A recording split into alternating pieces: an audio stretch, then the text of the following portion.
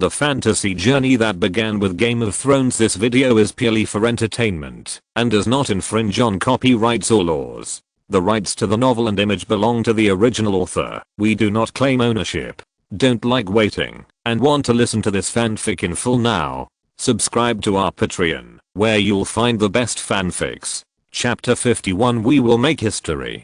As if sensing the noble's covetous eyes, the evil spirit suddenly blossomed in Xenon's mind, and 6 eyes began to glow red! Xenon opened his mouth and continued to roar at the nobles. The sharp sound made people's eardrums hurt, and the nobles had to plug their ears with their fingers. Some nobles were even scared to the ground. They knew that, when the white dragon was born, Garland lost an arm, and he was still lying in the high court unable to get up. Shut up! Robin frowned and turned to Xenon and shouted, "Do you want to be muzzled and shackled again?" Xenon closed his mouth, shook his head, and snorted at the nobles. Then he came to Robin, and his dragon head gently rubbed his palm, like a kitten eager to be touched. There was a cat-like purring sound in his throat, as if he was acting coquettishly to Robin. Robin smiled and shook his head, and gently stroked Xenon's dragon nose with his hand. In the process of enjoying the touch, Xenon's heart was gradually soothed, and his crazy mental state gradually subsided. The red light in his eyes slowly faded, and his pupils returned to normal. "Your Majesty, the evil thought is a symbol of your majesty and power. Its appearance will surely make our kingdom stronger," a noble said loudly. "Yes, the evil thought will make our army stronger and invincible," another noble echoed. The nobles complimented Robin one after another, praising the benefits that the dragon would bring to the kingdom. Randall stepped forward, interrupted the flattery of those nobles, and told Robin that he could make a pre-war declaration. His eldest son had been adopted by Robin as his adopted son, and Robin began to delegate power to him in military planning and management. Although Randall did not have the position of deputy marshal, he was actually exercising the power of deputy marshal. In the past 2 days, Earl Tully no longer obeyed even the orders of the Golden Rose, showing his firm attitude of following Robin and going all the way to the end. "Okay, vassal states," Robin said with a smile, "I have received all your compliments. Let's not let the soldiers wait too long. Let's start the battle mobilization." The nobles obeyed the order respectfully. 4 attendants came up from the side, holding a large copper trumpet with a diameter of more than 1 meter.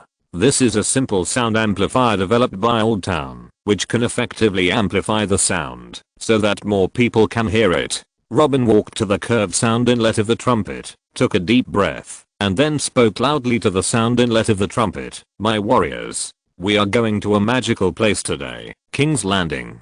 Do you know what we are going to do? To defeat the powerful Lannister? No, we are going to make history. We are going to conquer the whole of Westeros." Robin clenched his fists and raised them high above his head. The nobles also followed the king's actions and waved their fists above their heads. The soldiers were inspired by Robin's battle declaration. At this moment, their hearts were filled with blood and passion. Everyone raised their fists above their heads and waved them hard. Robin spread his palms and pressed down to quiet the soldiers. He continued to roar passionately, "Yes, we are the creators of history. We will be the heroes of the Targaryen kingdom and the Reach. When we return home, our neighbors will give us a thumbs up and say, 'Look, our great heroes have returned triumphantly.'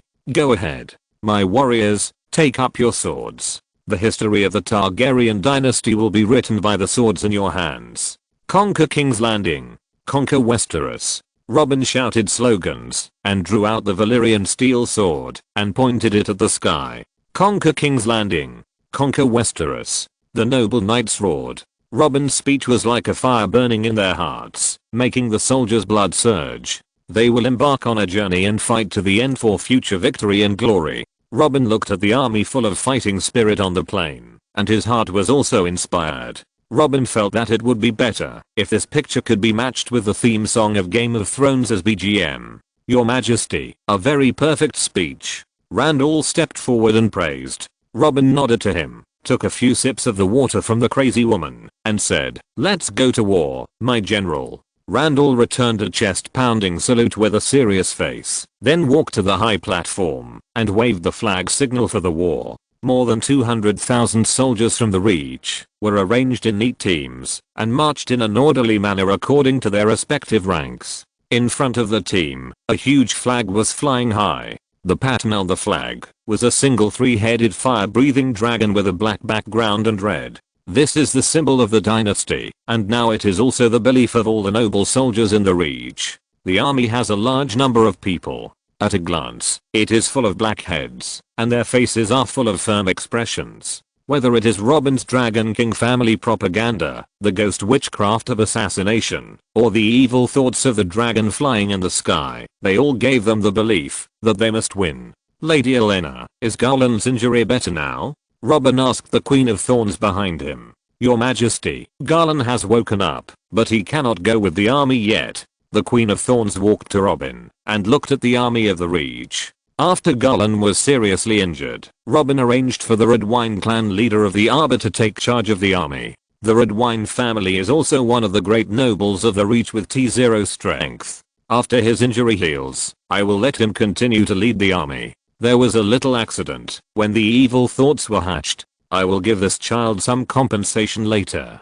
Robin and the Queen of Thorns looked at the army's camp. It doesn't matter, Your Majesty, he has also contributed to the kingdom. The Queen of Thorns said lightly. Robin nodded slightly, and he asked Randall, how long will it take us to march from Highgarden to King's Landing? If we march at a normal speed, it will take us 3.5 months. Randall replied. Robin frowned, and he felt helpless in the face of the reality of the medieval era.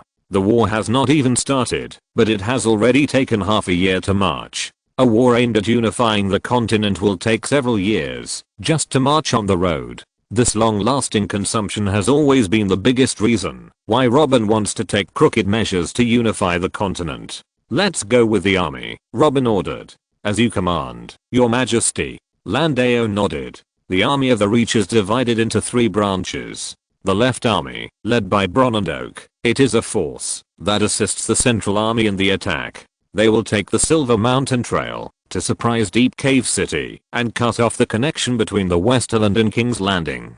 The Central Army, it is the command center of the Royal Conference and the main force. Robin personally leads Landeo to command the military. They take the Rose Avenue to King's Landing and undertake the main combat tasks. The Right Army, led by Chief Redwine of the King-Ting Island, they take the waterway and take a boat to King's Landing on the Manda River. They are also responsible for the important task of covering the Central Army and transporting logistical supplies. The next step is a boring and tedious forced march. Even on the spacious and flat Rose Avenue, Robin ordered the entire army to speed up, but they could only barely advance 50 miles a day, and the troops needed to eat and sleep.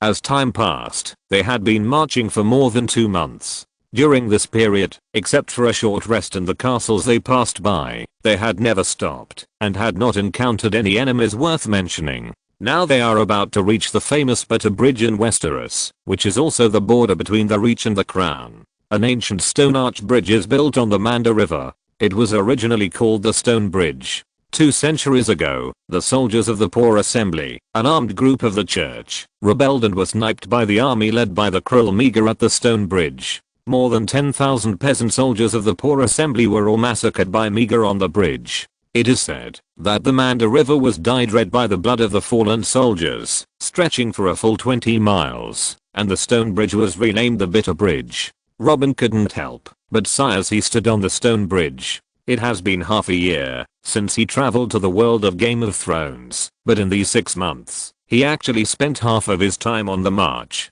Huge splashes and whirlpools suddenly rose on the surface of the Manda River, as if some huge creature was struggling in the river. Soon, a dragon head as big as a whale's head emerged from the river, holding a frantically struggling giant in its mouth. It turned out to be a fat lizard lion that was 10 meters long. The huge dragon head of Xenion stood firmly on the surface of the Manda River like a small island. There were several rows of sharp teeth on both sides of its dragon mouth, like sharp blades piercing the body of the lizard lion, and blood kept gushing out from the wound of the lizard lion. Cry. It wanted to throw its captured prey to Robin, as if to please him, but Robin stopped it with a dark face in High Valyrian. In the 3 months on the road, apart from the women's growing bellies, the biggest change was the white dragon Xenion. It took only 1 year for the black dragon of Longmar to grow to more than 30 meters, and Robin once complained that it was cheating. Now Robin knows what a real cheat is. Xenon. Xenon grew to more than 40 meters in length in just 2 months, and his wingspan reached a terrifying 50 meters. For more than 2 months, Ben and the scholars who accompanied the army have been researching the evil thoughts, and they have been feeding them life seeds all the time. As the life seed inventory is running low, the bandits, and wild people along the way are in trouble, and are caught by the army from the mountains as consumables. The criminals imprisoned in the castles along the way were not left out, and all were sent to the evil thoughts. Under Ben's grandmother-like feeding method, the growth rate of the evil thoughts is amazing, and its size increases by several meters almost every day. After careful research, Ben found that, although the evil thoughts devoured a large number of life seeds, and digested and absorbed most of them as nutrients, some life seeds still successfully parasitized in its body. The scholars found the existence of these life seeds near the chest of the evil thoughts. Finally, it was concluded that the evil thoughts were a giant dragon that had turned on active evolution. Originally, Randall wanted to use some surprise attack or trickery to seize King's Landing, but when he saw Evilmind, Randall was shocked and murmured, "Just push forward." Robin looked at Evilmind playing in the middle of the river and felt that he was like a mossy rolling happily in the mud. Evilmind threw the lizard lion, which was not yet dead, into the air, and then opened his bloody mouth and waited below. When the lizard lion fell, it suddenly bit down and cut the lizard lion in half in an instant. Blood splattered, and Evilmind's huge dragon head was bathed in blood. Its 6 eyes were half closed to enjoy the pleasure of blood. It didn't do this for food, it just simply enjoyed this cruel game. Next to the bitter bridge is the territory and home castle of the Castle family in the River Reach. Robin's troops camped outside the castle one after another. In this home castle, Robin met an unexpected person. Littlefinger, Petty Beelish. Chapter 52, King's Landing. Petty was short and of average build, but handsome. He had a pair of grey-green eyes, a small tuft of beard on his chin, and some grey in his dark hair. Robin's first impression of this man was that Littlefinger's expression was particularly unique, and his eyes sparkled with fox-like wit and sensitivity. He was very good at disguising his true intentions, and when he saw Robin, his face was full of friendly and kind smiles. "Sir Robin, you are as handsome, majestic, and elegant as the bards sing," Littlefinger praised respectfully. Robin did not respond to Littlefinger's flattery, but just sat upright in the main seat, glanced at Littlefinger with disdain, and then took a sip of his teacup. Littlefinger still stood there with a smile, and he was not embarrassed by Robin's cold reaction. He had expected this situation before coming to the Bay River camp as an envoy. "Your Majesty, please allow me to explain the purpose of my being sent by King's Landing to lead your army," Littlefinger said with a smile. Robin smiled disdainfully at Littlefinger's change to honorifics. "The false King Joffrey ordered me to come and make an alliance with His Majesty, and promised to marry his sister to you, and also to crown you the Prince of the Reach." Cold sweat began to break out on Littlefinger's back, and Robin's meaningless smile put great pressure on him. He began to think about the information about this person who claimed to be a Targaryen. He could summon invisible ghost assassins. He hatched dragons that had disappeared for hundreds of years. He liked to do live experiments, and did not spare any of his own nobles. He massacred civilians, and exterminated nobles for thousands of years. No matter which piece of information, it was enough to make normal people unbelievable. However, Varys, the intelligence chief of King's Landing, insisted that this was what his spy Little Bad saw with his own eyes, and it was absolutely correct. Haha. Robin laughed sarcastically. The vassals standing in the hall also shook their heads in contempt. They watched the evil thoughts grow wildly to this size all the way, and they didn't take Lannister seriously. Littlefinger quickly glanced at the nobles in the hall, and saw the mocking and sneerful expressions on their faces, and also noticed the firm confidence emanating from them. These signs all confirmed to him that the information provided by Varys was indeed credible. With Robin's brutality, he might not be able to leave this castle! Exclamation mark. He swallowed nervously, and his brain began to work rapidly, thinking about how to rephrase. "Saving your life is important. Just kneel down."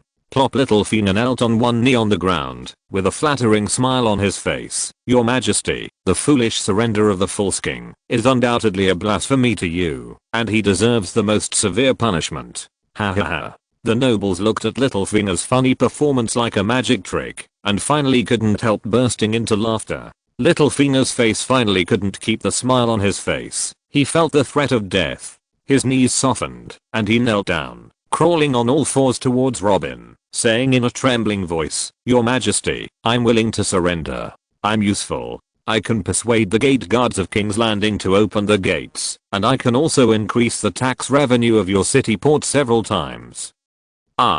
The ghost suddenly appeared in front of him, grabbed the back of his collar, and lifted Little Finger up as easily as a kitten. Robin stood up, and looked at him calmly. Do you know what I hate most? Betrayal. Robin walked out to the castle first, followed by the vassals, and the ghost followed by Little Finger. Little Finger, the sixth child, was sentenced to death by Robin from the moment he traveled to Game of Thrones. What he did in the original book, poisoned Jon Arryn, killed Lysa, provoked the War of the Five Kings, provoked Joffrey and Tyrion. He is so good at making trouble. This person's desire for power has reached an extreme point. He will do anything to achieve his goal, even if it means betrayal. There is no bottom line for his behavior, just to realize his ambitions and desires. He aims to establish an autocratic dynasty, so how can he tolerate him stirring up trouble and sowing discord in the court? As for the promises made by Little Fina to trick the city gates open, those gates are just paper.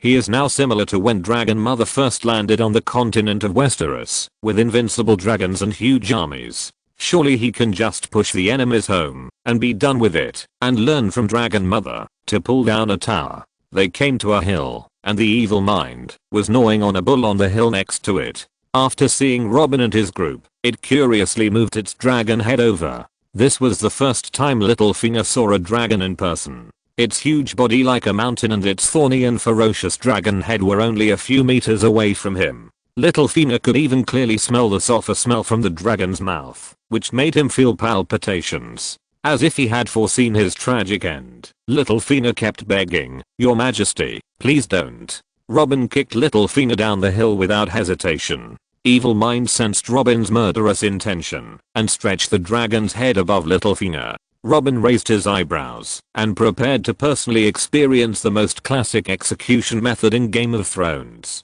He looked down at Little Fina and said in High Valyrian, Dracarys. Evil Mind slightly opened its huge dragon mouth, revealing its bright red tongue. A ball of blazing white flame gradually gathered in its throat and then spewed out with amazing momentum and power. The continuous blazing white flames poured down like a waterfall. In just a few seconds, Little Fina was completely burned to ashes by the dragon's breath. The vassal watched as Little Fina's ashes gradually disappeared cleanly in the breeze. They knew that this was a profound warning given to them by Robin. There can be no betrayal in my kingdom. After leaving this sentence, Robin turned away expressionlessly. The vassals knelt down and said in a solemn voice, Loyalty. Loyalty is beyond words. 10 days later, outside King's Landing, the army of the Reach was dark and boundless, tightly besieging the walls of King's Landing. Now the whole city was filled with a repressive atmosphere, and it seemed that even the air had become heavy. Chirp. The dragon roar echoed in the air, shocking people. As the evil thought grew, its voice also changed, and its voice became more powerful. Chirp. Chirp. Queen Cersei and her children King Joffrey, Tyrion the Imp, Grand Maester Pycelle, and others stood on the wall of King's Landing, looking up at the Overlord in the sky. Their sight followed Robin and the evil thought flying in the air, constantly changing angles and heights. After circling in the sky for a long time, Robin drove the evil thought and slowly landed behind the army of the Reach. Robin rode on evil thought and slowly passed through the gap left by the army. 10 days later, Evil Thought's body grew again, reaching more than 50 meters long. Evil Thought's two dragon horns curved from its head and extended backwards, shining silver in the sun, like two huge sharp blades, as if they were about to pierce the sky. Its huge body was covered with fine dragon scales, which wrapped the entire dragon body tightly like a silver shield. In the gaps between the scales, you can vaguely see traces of red lines, as if the fire in the dragon's body is burning fiercely. Bang bang. When evil thought crawled on the ground, its strong and powerful legs were like two huge pillars, supporting its huge body effortless. Its steps were steady and powerful, and every step made the ground tremble. As the dragon's steps rose and fell, everyone felt the power and majesty of this ancient creature. Robin sat steadily on the dragon's back, looking at the capital of the Seven Kingdoms. In ancient times, before the establishment of King's Landing, the area around the mouth of the Blackwater River was just a forest with a small number of fishermen living there. King's Landing was just a small fishing village. Egan the Conqueror landed at the mouth of the Blackwater River and built his fortress on the top of the highest hill with mud and wood.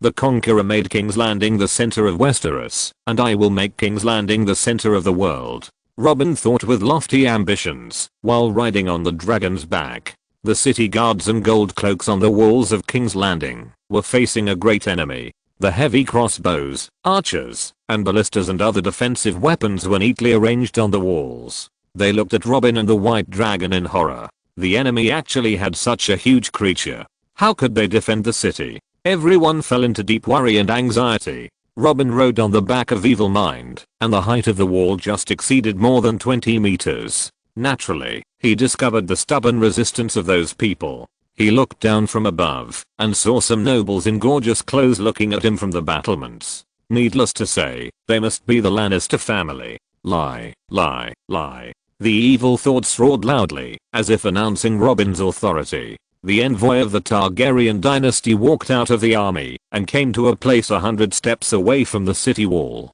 The military envoy took a deep breath, then shouted with all his strength, "In front of you is the legitimate heir to the Iron Throne, the legitimate king of the Andals and the First Men, the Dragon King of the Valyrian Freehold, the Guardian of the Seven Kingdoms, the Father of Dragons, the Lord of Witchcraft, the Unburnt, the Green Hand, the Innovator of Civilization, His Majesty Robin, the King of the World."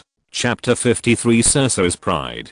The emissary sang Robin's name loudly, and the sound echoed under the city wall, but no one answered. Randy frowned, waved forward in dissatisfaction, and signaled the emissary to move closer to the city wall. The emissary had no choice but to bite the bullet and continue to move forward. He knew that once he crossed a distance of 100 steps, he would be exposed to the arrows of the defenders on the city wall and could be shot at any time. The emissary continued to shout, "Lannister and people in the city, I'm an emissary of the Targaryen dynasty. On behalf of the king and his army, I come to convey the final ultimatum to you. Surrender now, and you and your family's lives can be saved. Otherwise, what awaits you will be destruction and death." On the wall of King's Landing, the little devil was too short, and his height was not even as high as the battlements. He could only stand on a stool and look at the white dragon in the distance. The core members of the Lion Dynasty witnessed the emissary shouting under the city wall, and their faces showed a thoughtful expression.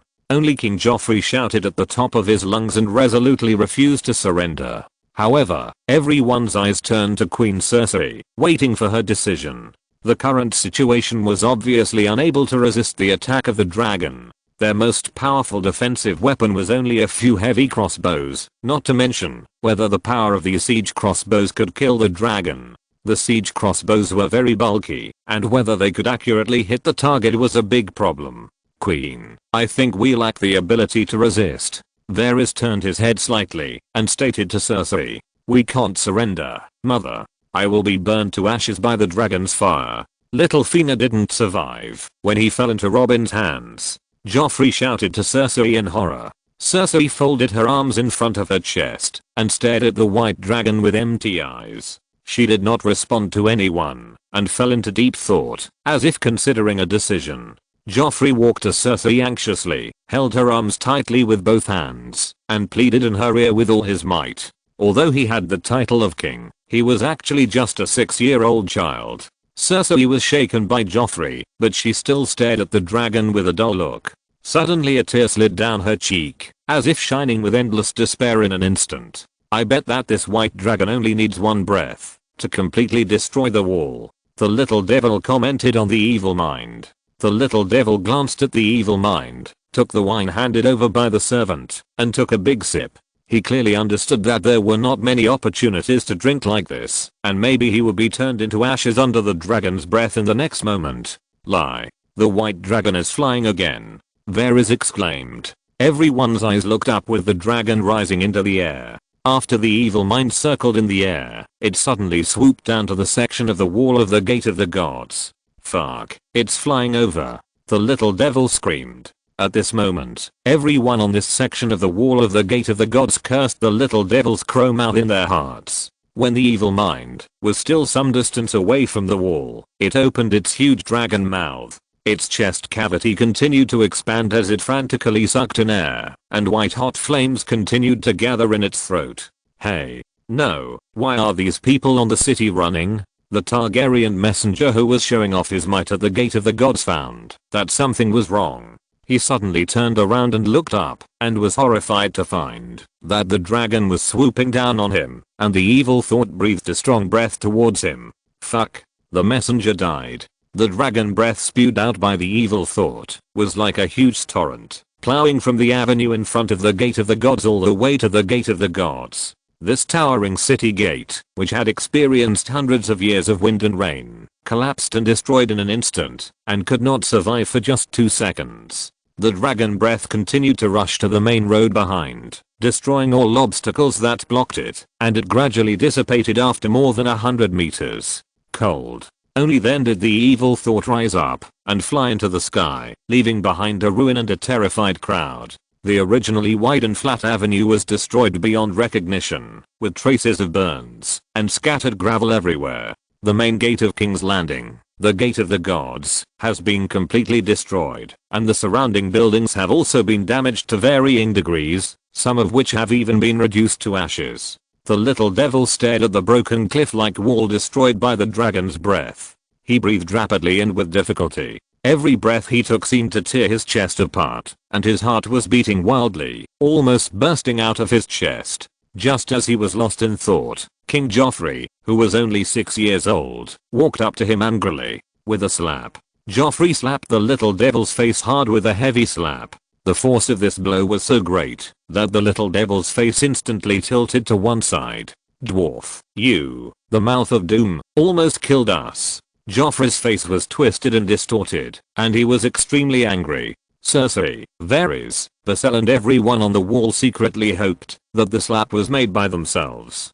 Queen, we must evacuate as soon as possible. The city wall is gone. The enemy troops outside are dozens of times more than ours. We can't resist them at all. Varys reminded everyone. Why are you still running? The entire King's Landing is surrounded by water and even the port is blocked. Cersei said with a dead look on her face. Hearing that the Queen Mother, who used to be the most opinionated, was so desperate, the atmosphere on the city wall was suffocating for a while, as if it was as cold as winter. What should I do? What should I do? Grand Maester Pycelle kept whispering, and kept turning around on the city wall. For the first time, Pycelle regretted hiding the information about Robin White Dove. If he had known earlier, he would have joined forces with the Deer family, to wipe out the Lion family. Everything was too late, and his choice had proven to be stupid. Cersei wiped the tears from her face with her sleeves, stood up resolutely, and walked to the battlements. Her character clearly had the shadow of her father, firm and domineering. She also inherited the genes and talents of the Lannister family to manipulate power. In addition, she had an irrepressible pride deep in her heart. I'm the queen and queen mother of this continent. I cannot die under the blades of lowly soldiers. She stepped onto the battlement. Queen Mother, Mother, don't. Just as Cersei was about to jump into the air outside the wall, another Targaryen messenger ran to the wall and shouted, His Majesty Robin is still willing to accept surrender, but there is one condition. Queen Mother Cersei must lie on his bed tonight. The life and death of the Lannister family members will depend on the ability of Queen Mother Cersei. Cersei's legs were retracted in an instant. She held her face with both hands and tears welled up in her eyes. She cried with joy. Then she jumped off the wall and hugged Joffrey tightly, saying very confidently, we all don't have to die. Joffrey was stunned in his mother's arms. He was too young to understand what Cersei meant. Evil thoughts spread out huge dragon wings, hovering and gliding over King's Landing, making a shocking dragon roar. Robin rode on the evil thought and flew over the Gate of the Gods, passing the Shoemaker Square, overlooking the bustling city. As far as he could see, it was already a prosperous urban area, with mansions, pavilions, barns, brick warehouses, wooden inns and market stalls, taverns, cemeteries, and brothels, one after another. Even though it was still far away from the sky, he could still hear the noise of the fish market.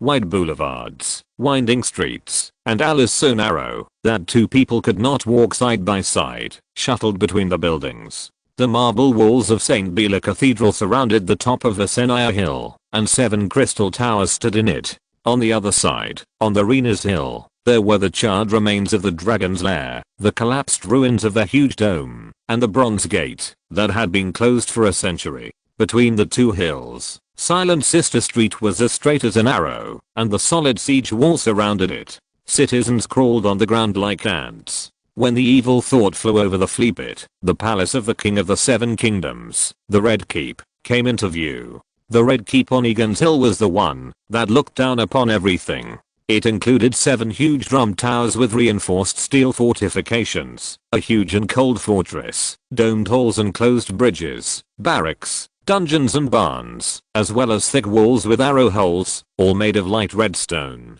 Egan the Conqueror ordered the construction of this castle, and his son Meager the Cruel completed it. After the completion of the construction, he beheaded every stonemason, carpenter and architect who participated in the construction of the city, and vowed that only the descendants of the true dragon could master the secrets of the Dragon King's fortress. Unexpectedly, the flags flying on the city walls are dark red instead of black. The place where the 3-headed dragon once spit flames has become the roaring lion of the Lannister family patrolling the high-spirited territory. After circling over the Red Keep for a week, the evil thought flew towards the dragon's lair on the top of Rena's Hill. Here he looked towards the gate and saw Targaryen soldiers pouring into King's Landing from the gap in the city wall. The defenders, Gold Cloaks, and Red Cloaks did not resist. When discussing the battle plan, Robin had told Randall to try to occupy King's Landing with gentle means. The notoriety of the past was only spread in the Reach, and had not yet spread to the whole of Westeros.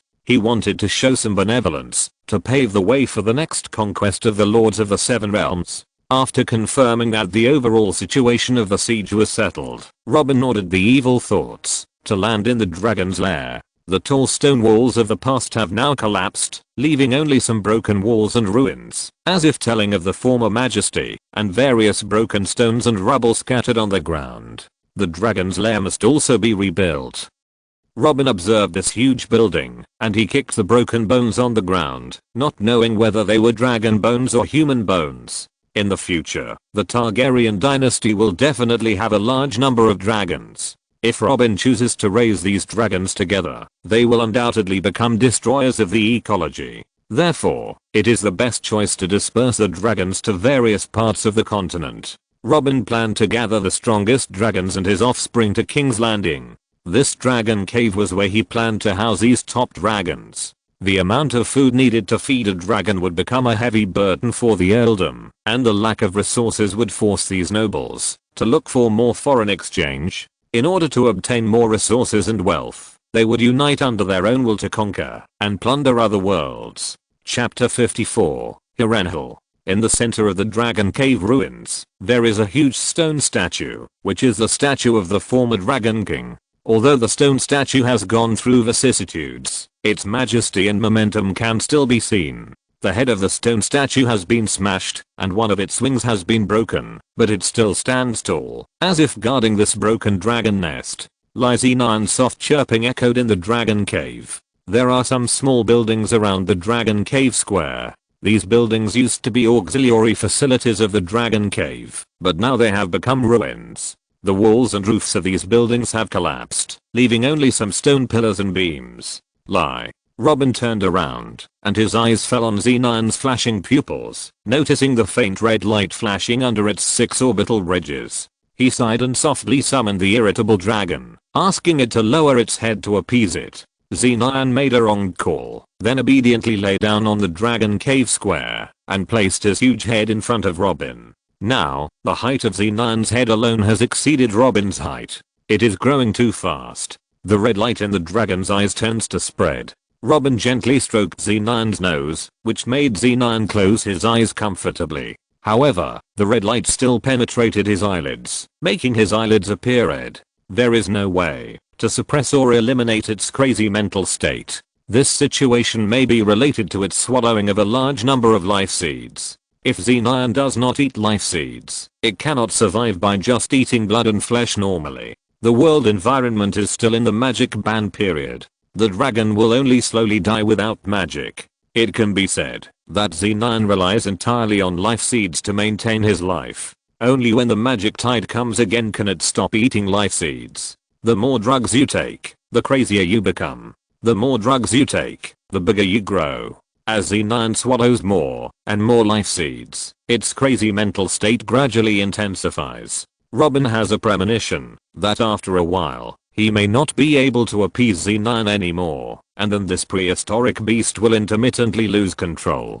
A war machine hundreds of meters long dancing and having fun in a big city is simply the most terrible disaster for mankind. The time from the flashing red light in the eyes of the evil thoughts to the complete madness is 15 minutes. It takes 30 minutes to recover from the completely crazy state. Considering these conditions, Robin plans to build a dragon prison for the evil thoughts. When the evil thoughts' eyes flash red light, they will be bound for a period of time with a solid fine steel chain, and then released when they return to normal. The main road of the original Gate of the Gods in King's Landing has been plowed by the dragon's breath into a charred-deep trench of 5 meters wide and about 100 meters long. There is also some hot magma piled up in the trench, making a hissing sound and emitting strong heat and smoke. From this, we can imagine the terrible high temperature of the white dragon's breath. After Randall initially ordered soldiers to arrest the members of the Lannister family, the soldiers no longer crossed this lava road, but turned west and entered King's Landing through the steel gate.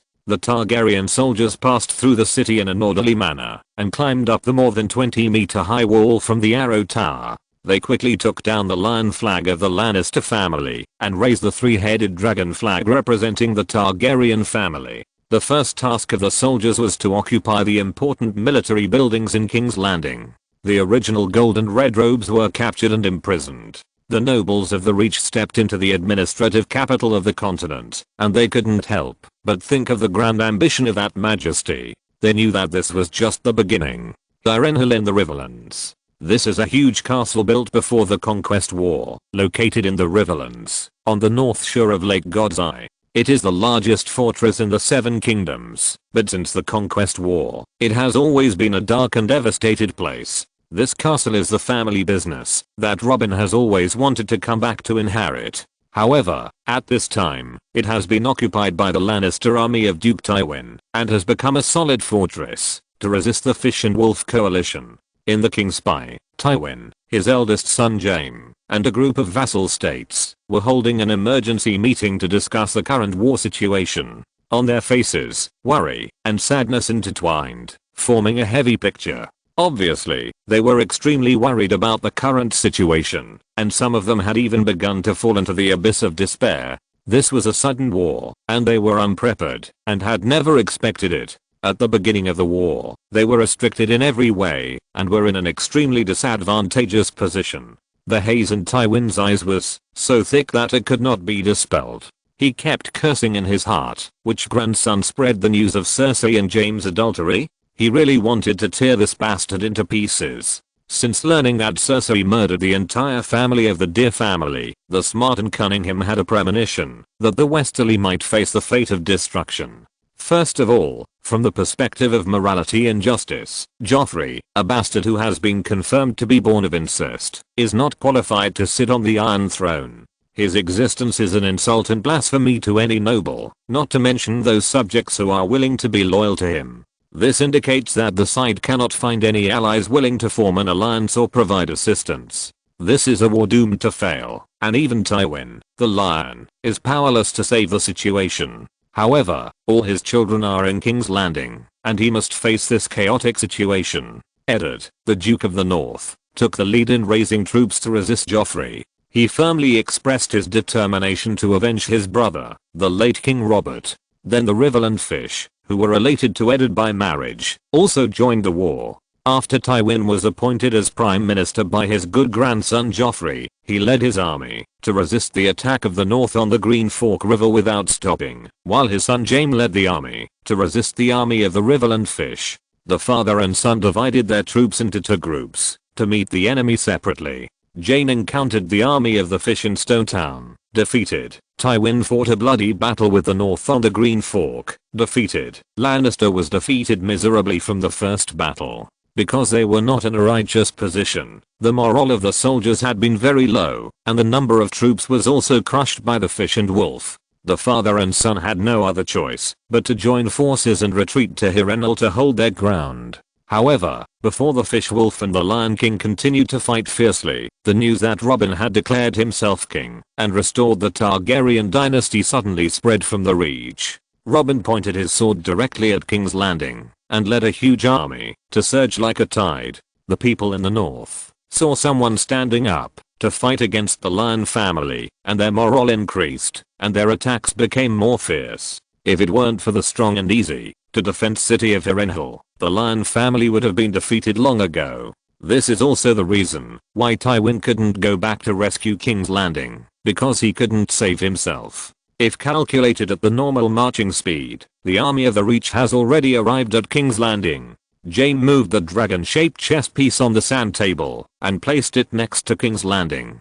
King's Landing must have been besieged. I heard that the guy who claimed to be the king of the Reach hatched a dragon and also knew a kind of assassination shadow binding technique. The Duke's younger brother Kevin said, "Is Robin from the House of Harrenhal?" Jaime said, "The dragon has disappeared for hundreds of years. How could it appear again?" The Mountain said in a rough voice, with an evil smile on his face, "So Lady Harrenhal of Harrenhal is the mother of that man. I'm going to chop her off right now." After saying that, the Mountain turned around and strode out of the room. "She's not my biological mother. Let's keep Lady Harrenhal. Maybe she can be of some use." Kevin shouted at the Mountain, trying to stop him with his hand, but failed.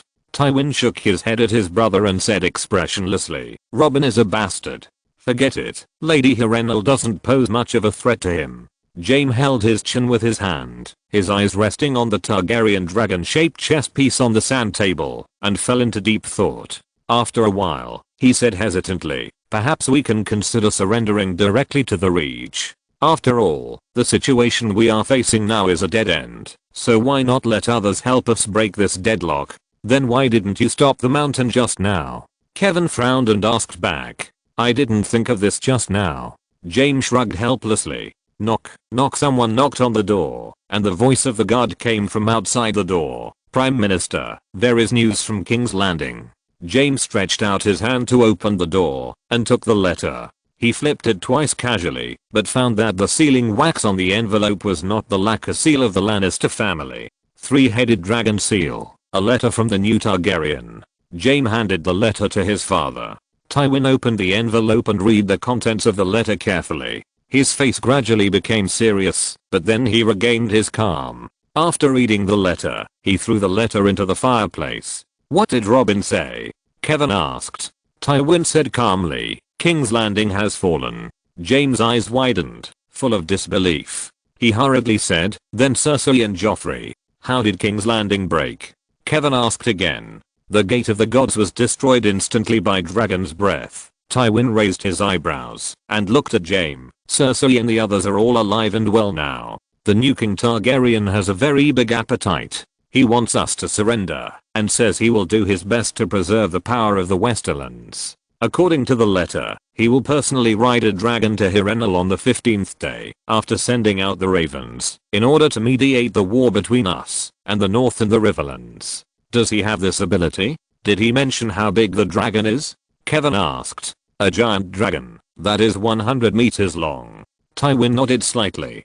Jaime was playing with the three-headed dragon chess piece in his hand. "This may be a good thing. After all, we have been besieged in Harrenhal for more than 2 months, and we can hardly hold on." Tywin stood up from the main seat. "From Robin's letter, we can see that he did not explicitly express his support for us. Instead, he used the word mediation, which means that he will only serve as a neutral middleman. The war between us and the North may be transferred to the negotiation table." Tywin calculated the time and said, "It is January 5th, 293. He will be here in 3 days." Click. The mountain rushed in recklessly.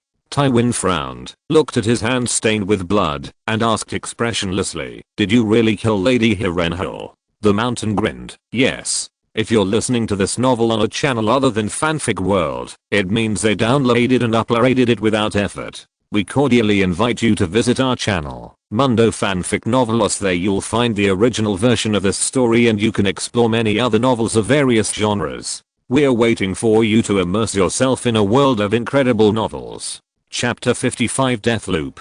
King's Landing, Dragon Cave of Rhaenys Hill.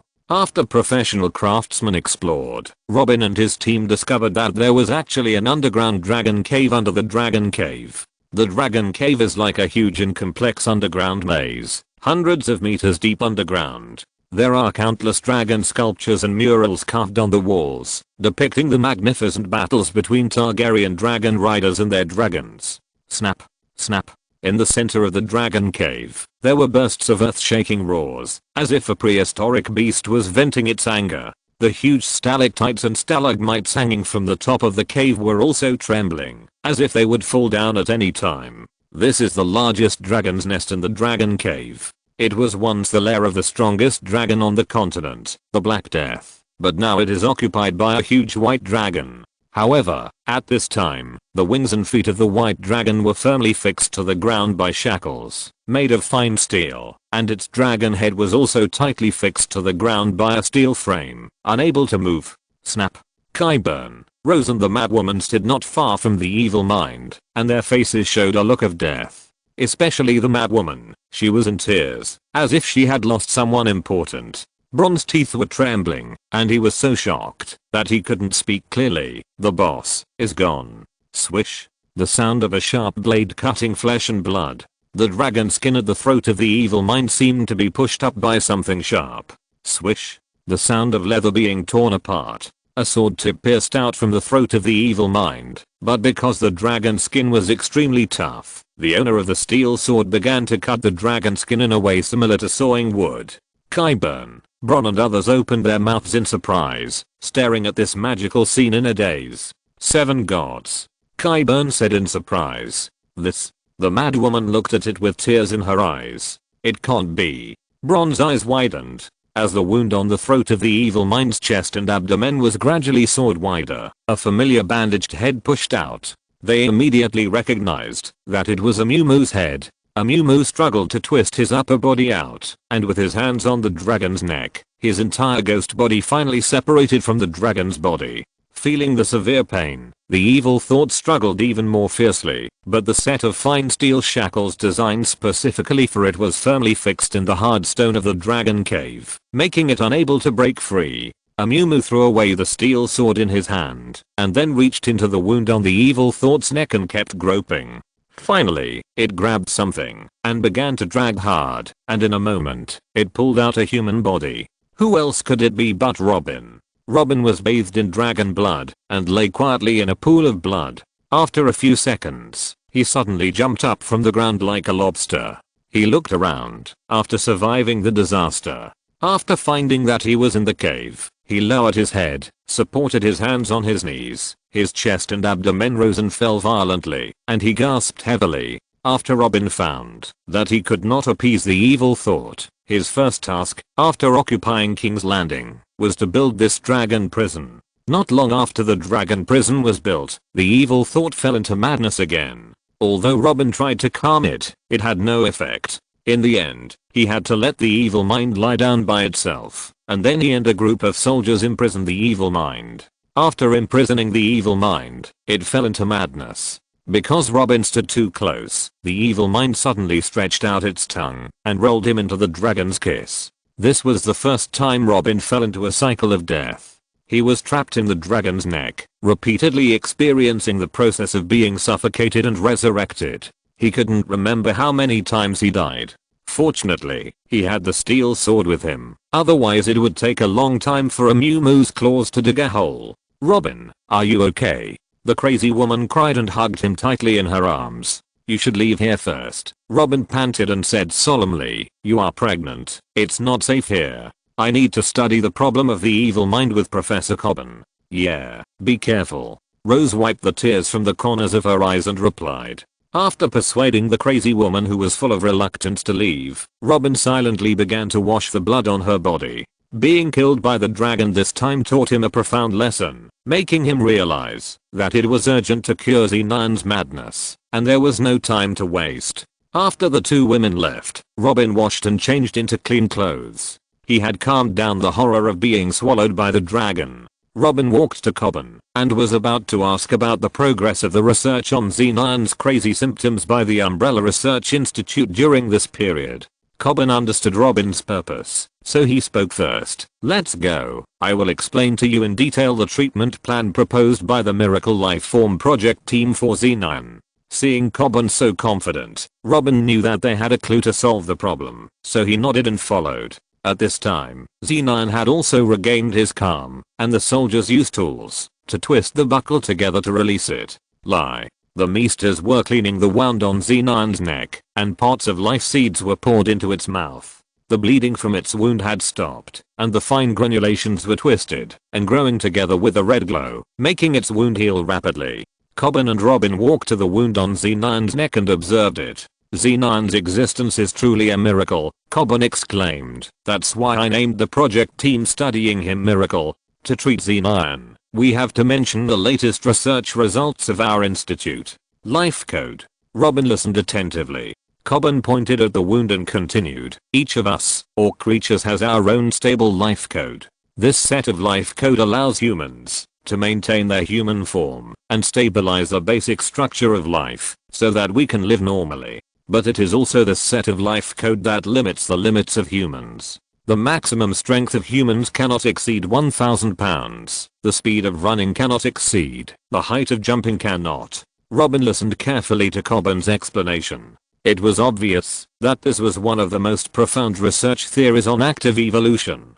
Dragons are creatures that cannot do without magic. Cobbin drew in the air with his hands. When the evil thought was hatched, there was no magic power to provide complete nourishment for it, which led to its incomplete development after birth. Its life code is incomplete, unstable, and very incomplete. It should have died, but by chance, the life code was supplemented by the life seed. However, this supplement is only temporary. When the energy of the life seed is exhausted, the life code of the evil thought will collapse. As long as the magic power is not infused into its body to complete the system development of its original species, it can't do without the life seed. So this is the fundamental reason why the evil thought can grow infinitely. Robin continued. Robin has always known that the evil thought can only rely on the life seed to survive, but it was not until now that he learned the reason and the root cause from Cobbin's mouth. I just got the information too.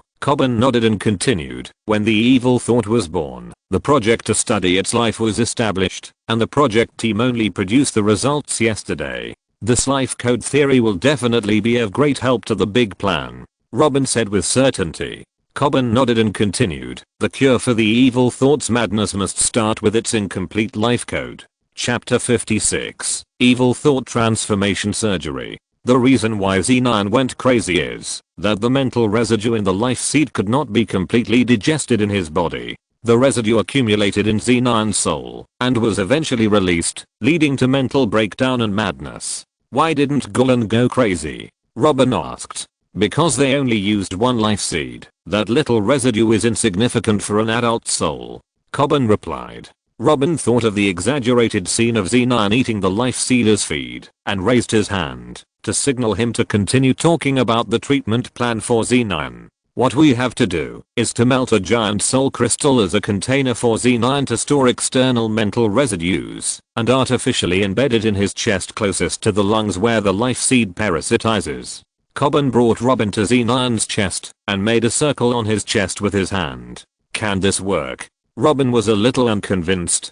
Cobbin said seriously, Z9's incomplete life code gives the dragon body infinite possibilities, and the soul crystal is also compatible with the flesh. In theory, it can be successfully embedded and run stably. It's reasonable in theory. Robin nodded, but he was complaining in his heart. Look here. Cobbin pointed at Z9's right chest. There are 12 life seeds in its lungs. So we need to melt 12 steel tubes to connect the life seeds with the giant soul crystal embedded in its chest. We have artificially created a circulation system for the metabolism of life seeds and the discharge of spiritual residues. Lie? Z9 opened his 6 big eyes in confusion, tilted his head, and looked at the old man who often fed it, gesturing at its chest. It couldn't understand what humans were saying. In the future, if we can make a breakthrough in brain research, we can even connect the control of the giant soul crystal to Z9's brain. Z9 can use the massive spiritual residue stored in the giant crystal as an attack weapon, adding more powerful support to its combat ability.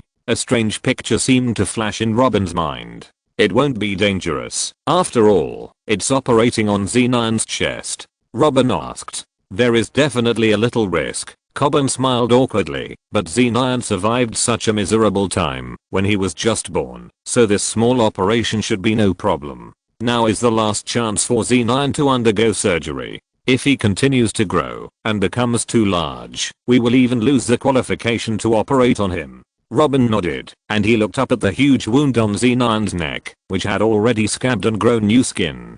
This abnormal ability to recover from injuries by taking drugs gave Robin some confidence in the upcoming major operation of Z9. Regardless of whether it succeeds or not, it will be difficult for him to die.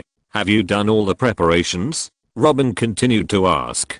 The production of the second generation life seed and the fusion of the philosopher's stone left a lot of crystal shells. The giant soul crystal shell has been fused. Coben called on his assistant to move the giant crystal shell over. Now we still need a catheter made of Valyrian steel. You have to smelt it yourself. Coben glanced at the Valyrian steel sword on Robin's waist. He took out a drawing from his pocket, which showed the design drawings of 9 pipes and data such as the curvature. Robin took it and looked at it, then put it in his arms. I will send the catheter tonight and complete the operation as soon as possible. The day after tomorrow I will go to the Riverlands to serve as an arbitrator. Remember to get Lando's family sword Broken Heart. If your sword is melted, there will be no scalpel. Coben reminded. Robin nodded silently, then left to prepare to smelt the additives of the steel to cast the catheter. At night, Robin came to the dragon cave with 9 slender steel catheters in his hand. Coben and a group of meesters were gathered in front of a large vat, stirring the black viscous substance inside vigorously. What is this? Robin asked, looking at the black paste, and handed the steel catheter to the surgical assistant. Concentrated and refined poppy milk. This amount is enough to stun an army of 1,000 people. Coben said. Is this thing useful? Robin looked at the evil thought sleeping with its eyes closed. It has now grown to nearly 90 meters. He couldn't help but wonder how this legendary creature could be stun. Of course, we can't charm the evil mind, but we can reduce its pain. Kaiban replied. Let the evil mind lie on its back with shackles and steel frame. Kaiban nodded to Robin. Okay. Kaiban picked up the vast steel conduit made by Robin and began to carve necromancy-like patterns on the vast steel to reduce the rejection of flesh and blood by the vast steel. Robin walked to the side of the evil mind and gently stroked its dragon horn.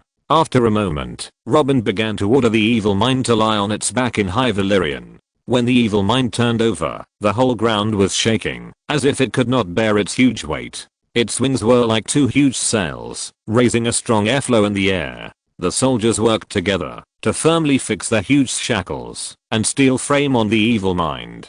Then they used a rack to lift the poppy milk to the dragon kiss of the evil mind. Under Robin's command, the evil mind obediently drank the unpalatable poppy milk essence. It then waited for a while for the essence of poppy milk to take effect and ordered the meester to cover Z9's eyes with a black cloth. He told Robin that the operation could be performed. Robin nodded and pulled out the Talian's clan sword Broken Heart. This kind of delicate operation does not need to be replaced by a ghost. If he possesses the ghost's body, he will not be able to control such a tiny power, which will easily lead to the failure of the operation. First pry off the chest thorn horn at this position. Ben stood on Z9's chest and directed him. Robin used Broken Heart to do it, and the huge horns like spikes were picked out one by one. Z9's body just trembled slightly. The essence of poppy milk seemed to work. Z9's skin was covered with dark red spots after he lost his dragon scales. There was no need to stop the bleeding of the scale wounds now. The dragon's self-healing ability was enough to stop the bleeding of small wounds. After clearing a blank area as big as a foot basin on Xenion's chest, Beng compared the information in his hand again and accurately pointed out several positions. Robin carefully removed the scales at these positions one by one. These places are where life seeds are parasitic, Coben said. From the shape of the blank dragon skin that was cleaned, it can be seen that Xenion has 6 life seeds in each of his left and right lungs. The blank skin of these life seeds was shoveled out with connecting lines, connecting to the blank position in the middle of Xenion's chest. Coben placed the V-steel catheter on Xenion's chest and carefully compared it with the skin with scales removed to ensure that the position of the V-steel catheter was completely consistent with the part where the scales were removed. The next step is to open the chest. Coben wiped the sweat from his face and felt that the temperature on the dragon's body was much higher than the normal environment. It was as if he was standing next to a huge fireplace. This high temperature made him feel a little hot and unbearable. "Let's open the right lung first," Robin said. Coben nodded. He had already taken a jar full of nightmare bloodworms from his assistant. This kind of worm has the same habit as moths flying into fire. When they smell blood, they will pounce on it and coagulate into blood scabs, which can prevent heavy bleeding in the body. The corpses of the worms can also naturally dissolve into biomass and be digested and absorbed by the flesh. Seeing that Coben had done a good job of preventing bleeding, Robin gritted his teeth and inserted the broken heart into the first life seed position of Xenion's right lung, digging a circle to make a big hole, and dragon blood gushed out and sprayed Robin's face. Coben immediately poured the nightmare bloodworm into it, and the blood was condensed into scabs by the nightmare bloodworm in a moment. Xenion began to tremble violently. It felt the pain and was struggling, making the people standing on the dragon's body feel a little unstable. They held onto the dragon's body tightly and tried to keep their balance. Chapter 57 The True Dragon is Coming. Robin focused on scraping the flesh on Xenion's chest. The muscles on his hands were tense, and sweat dripped from his forehead. After a period of effort, he finally saw the trace of the seed of life. He carefully cleaned the flesh around the seed of life, and a plump flesh and blood gradually appeared. The dark red flesh tentacles of the seed of life took root in Xenion's lungs, constantly transporting some mysterious liquid into its lungs. Coben showed a happy smile on his face. He stepped forward and sprinkled some nightmare bloodworms, and then took the scalpel handed over by the assistant next to him. He held the handle tightly, cut off a tentacle of the seed of life with force, and then quickly stuffed the tentacle into the steel tube. His movement seemed decisive and skillful. The assistant handed over some black hair again. Coben wrapped the hair around the intersection of the steel tube and the life seed tentacles, and then inserted the other end of the steel tube into the empty shell of the giant soul crystal. The steel tube sprayed a faint red gas in the transparent soul crystal shell, dyeing the giant soul crystal light red. Connected successfully. Coben's face showed a tired but satisfied expression. His forehead and face were covered with sweat, but he didn't care. He just focused on watching the steel tube steadily transporting the spiritual residue into the crystal. Robin had dug out the flesh and blood track where the steel tube was placed during this time. Robin, first dig out the position where the giant soul crystal is embedded, and then connect other life seeds, Coben said excitedly. Robin nodded. His brows were furrowed, but his eyes were firm. He held the heartbreaking sword with both hands again, and he suddenly inserted it into the middle of Xenion's chest, and then twisted the hilt hard to pull out a circular wound with a diameter of 1 meter. Then he worked hard to dig deep down along the wound, and every time he swung the hilt, he seemed determined and powerful. Lie! Exclamation mark. Lie. Xenion began to become a little violent at this time. It hurt too much. The people on the dragon's chest could no longer stand steadily, so they had to lie on Xenion's chest to continue the thoracotomy. Enough. Enough. Coben grabbed Robin's hand, turned around and ordered the 4 assistants who were carrying the crystal, put the empty shell of the crystal in quickly. The soul crystal, as bright as a diamond, was gently placed in the bloody pit, with only 1/3 of it exposed on the surface of the skin. It was flashing a mysterious light red light there. Robin did not stop, and continued to dig out other seeds of life. He dug repeatedly, and Coben was responsible for connecting. The 11 steel tubes behind were successfully connected, forming a complete circulation system. The empty shell of the soul crystal on Z9's chest was now infused with spiritual residue and turned bright red, like a beating heart, flashing blood red light with a beat. Robin was exhausted at this time, feeling that all his strength had been drained away. His clothes were soaked with sweat and stuck to his body. His hands trembled uncontrollably, as if telling of his exhaustion. Quickly feed the seeds of life to Z9 and let it recover from its wounds as soon as possible. Cobbin shouted loudly to the bachelor in the direction of the dragon head, his voice full of eagerness and expectation. Basins of life seeds were poured into Z9's mouth. The hideous wound on his chest began to heal rapidly. The flesh and blood track where the wagon condit was placed also healed perfectly and became intact after being covered by the dragon skin and then firmly covered and protected by the scales. Then the 12 flesh and blood pits that exposed the life seeds began to slowly wriggle and close, and the blood red crystal in the center of the chest was tightly wrapped by the blood, leaving only the diamond-shaped surface of the crystal protruding outside. Some of the flesh and blood had even grown into the crystal, truly merging with the blood red crystal. Cold. As the wound healed, Z9 stopped struggling, and the chest of the dragon body began to rise and fall steadily. Robin lay quietly on Z9's chest, feeling that Z9's emotions had calmed and tranquilized, and a faint smile appeared on his face. January 18th, 294 of the Conquest calendar. This day was the day when Robin asked the wolf, fish, and lion families to mediate. The place of mediation was set in the God's Eye Lake next to Hirenhal, where there is a sacred island called the Thousand Faces Island. Its holiness comes from the end of the Dawn Age, when the first men and the children of the forest fought a war that lasted for hundreds of years. In the end, the wise men on both sides signed an oath on the Thousand Faces Island to end the war. In order to celebrate the hard-won peace, a face was carved on each fish beam wood on the island, to let the old gods witness the signing of the oath. This is also the origin of the name of the Thousand Faces Island. Robin chose this special place to mediate the dispute between the three families, but there is actually no special meaning. Hoping for world peace is just a lie to children. He just rode a dragon to show his absolute strength and his invincible hegemony. I ask you to cease fire, and you must cease fire. Anyone who does not abide by this rule will be baptized by the dragon's breath. The world must run according to my rules, and there must be no exceptions. The place for the alliance was chosen on a hill with a wide view on the Thousand Faces Island. The terrain here is higher and you can overlook the surrounding environment without worrying about ambushes. The Queen of Thorns arrived ahead of time and had ordered her men to build a solid platform here, providing a solemn and formal place for the meeting. She glanced at the time and found that the meeting was almost over. There was no movement in the northern army camps stationed in Hirenhal or outside the castle. The Queen of Thorns could not help but frown. The inflatable fish next to her whispered, when the Demon King arrives, if he finds that someone is later than him, he will be furious. Stark and Lannister will be in trouble. The Queen of Thorns did not reply, but looked up at the sky. Lie. The deafening roar of the dragon came from far away. As the sound approached, a 100-meter long prehistoric beast gradually appeared in sight, flying from afar with a suffocating sense of oppression. The Stark and Tully camps were in turmoil at the same time, and the soldiers rushed out of the tents and looked up at the sky in panic. The Lannister soldiers of Hirenhal also quickly climbed up the wall and looked up at the dragon flying in the sky.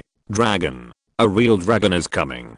The soldiers exclaimed. The old lion witnessed this terrifying beast, and he dared not neglect Robin's orders anymore. He immediately ordered his men to prepare a fast ship and couldn't wait to go to the Thousand Faces Island. Does father need to bring soldiers? Jaime asked. A few personal guards will be enough. Hurry up. The old lion's tone revealed a clear sense of urgency. Chapter 58. The northern and western riverlands are annihilated. The evil thoughts soared over the lake. The lake water was clear and transparent, and the tips of the wings gently touched the water surface, stirring up layers of ripples. Dozens of small boats heading towards the Thousand Faces Island met with misfortune. Those ripples caused by the evil thoughts were actually not small, but set off huge waves. The small boats capsized one after another in the surging waves, and the soldiers and dignitaries fell into the water in horror. Robin rode on the dragon's back, with a sneer on his lips. These nobles actually didn't take his words seriously. How could he not teach them a lesson? This time, letting them fall into the water is a light punishment, and next time they may have to face the blazing dragon flames.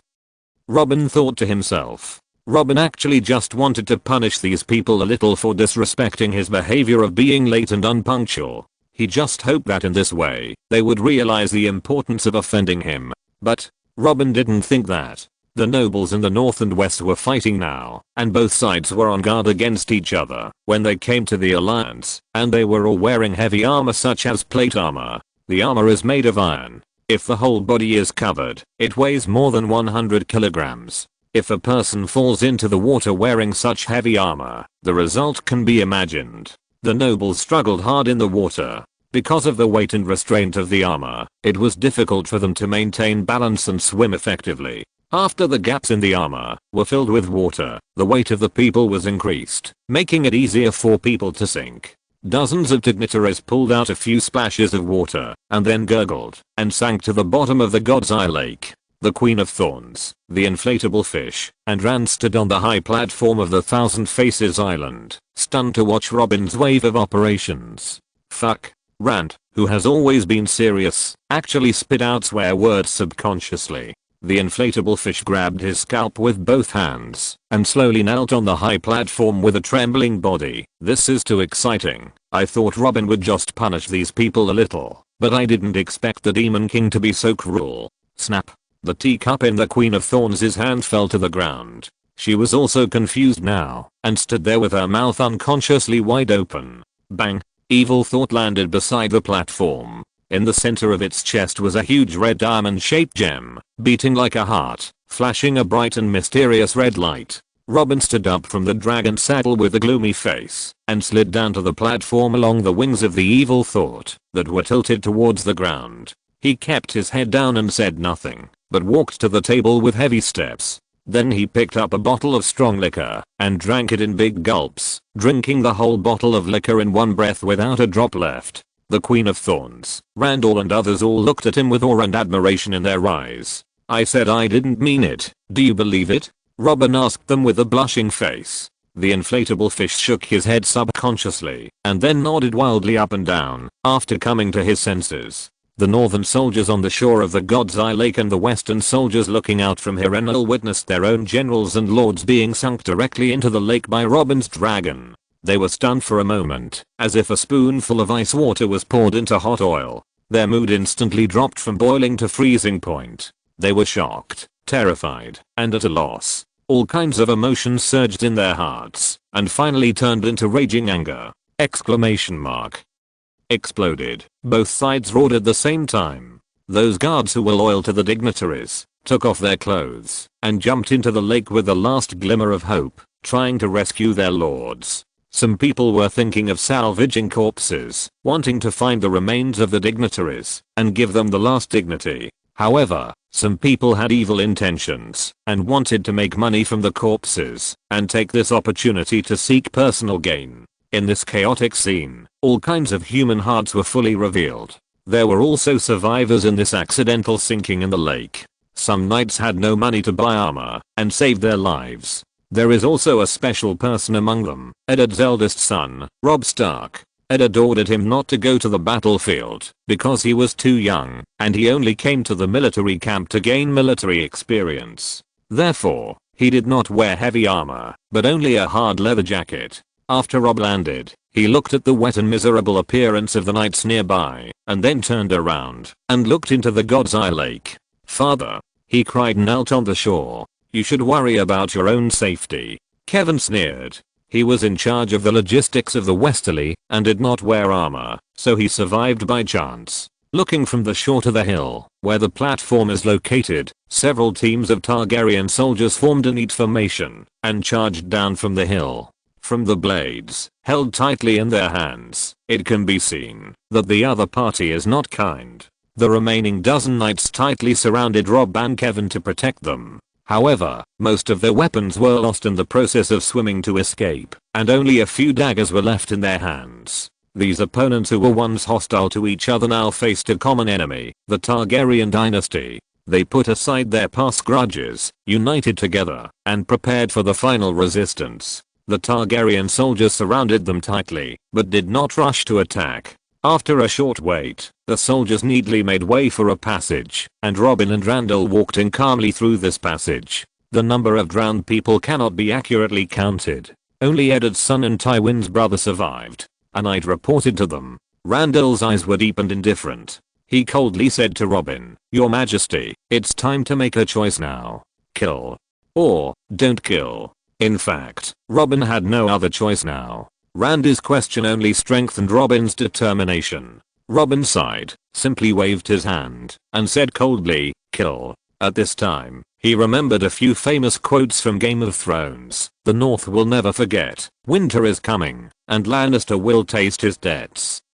He has now memorized all these famous quotes. The soldiers received the order and mercilessly hacked the remaining nobles of the North and West to death on the riverbank. The soldiers gathered by the lakeside witnessed this tragedy, and the shock and anger burned even more fiercely in their hearts. More violent noise and roars came from the crowd, as if to overturn the entire cloud. Robin raised his head at this moment, ignoring the soldiers on the shore with an expressionless face. Puff puff. This is the sound of violent airflow caused by the flapping of the wings of the evil mind. Its strong wind blew the branches of the heart tree on the shore of the Thousand Faces Lake to one side. These branches swayed in the wind, as if they were succumbing to this power. The airflow raised by the wings of the evil mind stirred the entire lake, making the water turbulent and the waves splashing. Lie. The 100-meter long beast leaped over Robin's head and rushed towards the group of soldiers on the other side. Robin murmured in his heart in High Valyrian, "Kill them all, evil mind."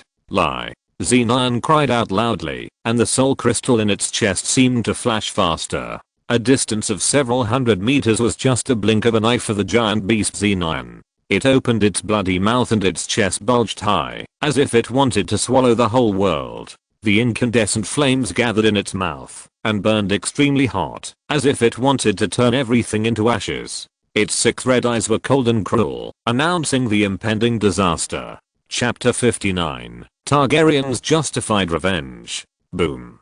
Blazing white dragon breath gushed out from Evil Thought's throat, spreading to the ground for more than 10 meters. The scorching flames seemed to set the whole world on fire.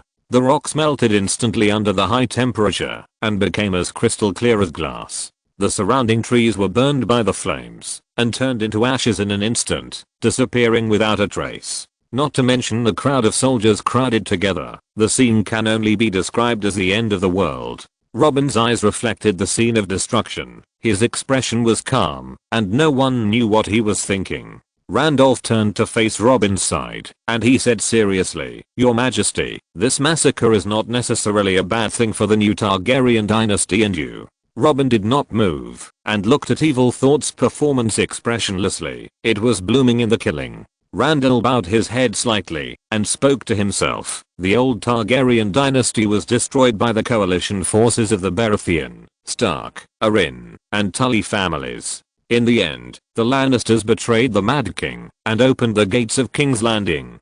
Tywin's son killed the king, and Tywin's vassal raped Rhaegar's wife. Robin certainly knew the history that Randall was talking about, the War of the Usurper. Deer plus wolf plus eagle plus fish versus dragon. After defeating the dragon's army, the coalition forces advanced all the way to the capital King's Landing. When the old Lion Tywin saw that the situation was hopeless, he turned against the coalition forces and stabbed the king in the back. When the wall fell, everyone pushed it, and the old Targaryen dynasty was destroyed. The last 2 descendants of Targaryen wandered overseas. Randall bowed his head and continued, "Since you have rebuilt the Targaryen dynasty, these families are actually your enemies, and you are using the identity of Prince Rhaegar's son. The Lannisters are the biggest enemies you are least likely to forgive. They must be destroyed and killed. Now that you have accidentally killed Stark, Lannister, and Tully by drowning them in the lake, isn't that just revenge for the old Targaryen dynasty and Prince Rhaegar? This is an act that echoes your background, your personality, the Targaryen family and the history of the dynasty. This is a just act. Not only will you not bear too much infamy, but you will also gain great prestige." Robin thought about it, and thought that the social environment in Westeros supported Randall's statement of repaying blood with blood. The coldness on Robin's face finally dissipated a lot, his eyes became softer, and he turned his eyes to the vassal.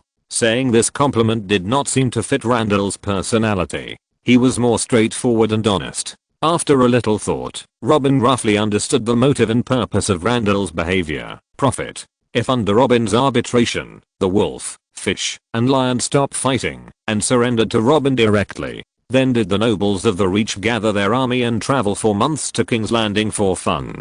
They agreed to conquer the continent together and eat meat together, but in the end, the continent was conquered, but they didn't eat a single bite of meat, and they still had to bear huge military expenses. Randall spoke for the interests of the Reach army and the interests of the Tully. And what about the Guardian of the Vale that Robin promised to Randall? The former leader of the Vale, Jon Arryn, still has a son alive. Eddard Stark is Jon Arryn's adopted son, and it is impossible for him to allow Robin to kill his adoptive father's son. There are too many interests involved. To sum up, Your Majesty, you don't have to worry too much. Randolph looked up at him, then lowered his head and continued, the task you ordered last time, to recruit the private soldiers of the nobles in the Reach, has been progressing slowly. If there is a long-term war, it will be an excuse to complete the incorporation of the army. Robin shook his head slightly and turned to look at the other side of the lake. The evil thoughts had burned the northern army camp to ashes and were chasing the small units that were fleeing. What do you think we should do next? Robin asked lightly. After carefully weighing various factors, Randolph said, Your Majesty, please allow me to arrange combat operations for you. Go ahead.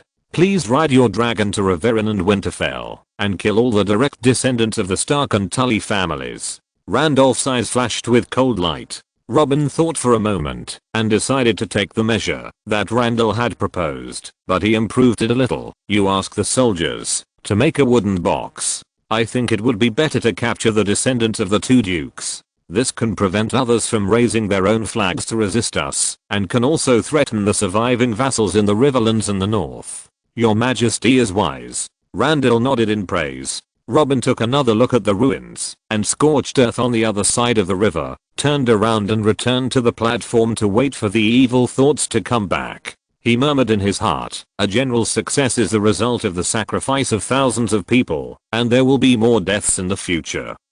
Returning to the original platform of the Alliance, the inflatable fish poured a glass of strong liquor with a smile on his face and handed it to him. Robin raised his hand to take it. His eyes fell on the Queen of Thorns and asked with a smile, What do you think of this matter? Your Majesty, this is a very decisive thing to do, and it is beneficial to the Targaryen kingdom. The Queen of Thorns replied against her will. Of course, she could also think of what Randall said. And they in the north and west did not accept the bread and salt you provided, so the guest rights did not take effect. Thorns continued to speak calmly. Guest rights, it is a tradition passed down in Westeros for thousands of years, and it is a sacred law that the hospitable Seven Kingdoms abide by. Whether commoners or nobles, when a guest comes to the host serves as a guest and accepts the bread and salt provided by the host, the guest rights come into effect. During the subsequent guest period, neither party shall harm the other. Violators will violate the sacred law and are believed to be unacceptable to the new and old gods. This is true in the teachings of the old gods and the seven gods. Olenna, your thinking is much clearer than when I first met you. Haha. Robin laughed, raising his glass to the Queen of Thorns. Ding. The two clinked their glasses lightly and drank them all. I will ride the evil mind to Riverrun to capture the direct descendants of the Tully family. You and Randall will discuss a battle plan for the kingdom against the Riverlands in the north. I will see it when I come back. Robin ordered. Your will, Your Majesty. The Queen of Thorns nodded solemnly. Another half hour later, Xenon flew back, and the strong wind raised by its wings made the soldiers on guard on the platform unable to stand steadily. The soldiers looked at the giant beast nervously, waiting for its next move. After its huge body circled in the air, it fell heavily to the ground with a bang. Xenon extended its dragon head to the platform affectionately, asking Robin for a touch, like a docile pet. Robin smiled and stretched out his hand, gently stroking Xenon's dragon head. After a short rest, a knight walked to the platform and reported, Your Majesty, General, the wooden prison is ready. Robin and Lando walked to the wooden prison together. The prison was the size of a container and was made of fish beam wood from the Thousand Faces Island. There were 4 thick iron chains on the top of the wooden box, which were made into large handles for Xenion's claws to hold firmly. There were several roadblocks in the prison that could fix people to the walls or floors of the wooden box, and it was no problem to use it to temporarily imprison a few people. No problem. Let's go. Robin called Evil Mind and prepared to set sail. Evil Mind's body was already 30 meters tall, and it would take some effort to ride on the dragon saddle. Even if he climbed up by himself, it would take a lot of time and energy. Robin sat on the tip of Evil Mind's nose, and Evil Mind used his head to move Robin directly to the dragon saddle on his back. Convenient and fast. Lando arranged 2 knights to enter the wooden box, and they would act as temporary guards inside the wooden box. Kai. A huge gust of wind blew, and Evil Mind flapped its wings a few times and took off. It circled in the air and then swooped down, its huge claws tightly grasping the iron chain handle on the wooden box and lifting it up. It carried Robin and disappeared into the sky. Chapter 60 Black Angel. The Tully family is the ruler of the Trident River Basin and the guardian family of the Riverlands.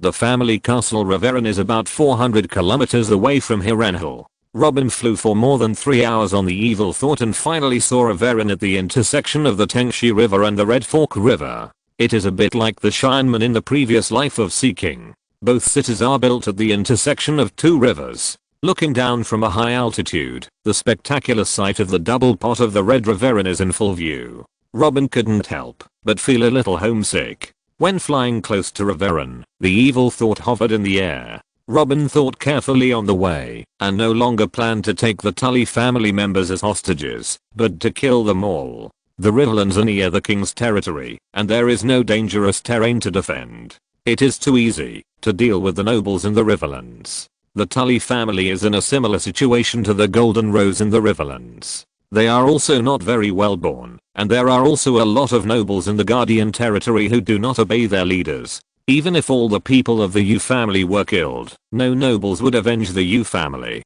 Instead, many traitors would come to welcome the king with food and drink. Black particles began to surge in Robin's body, and a Mu Mu condensed and formed beside him in an instant. He closed his eyes and his consciousness merged with a Mu Mu's body. A black color suddenly appeared on a Mu Mu's back, and a pair of huge wings with a wingspan of more than 9 meters instantly spread out. Robin tried to wave his wings a few times, and a Mu Mu's figure instantly stabilized in the air, like an eagle flying high. The more times the demi-humans die, the more miserable their deaths, and the greater their extreme emotions, the stronger the IBM particles, black ghosts, will be. Robin died repeatedly in the throat of the Evil Mind countless times. Since he left the Evil Mind, he felt that the black particles had become much stronger.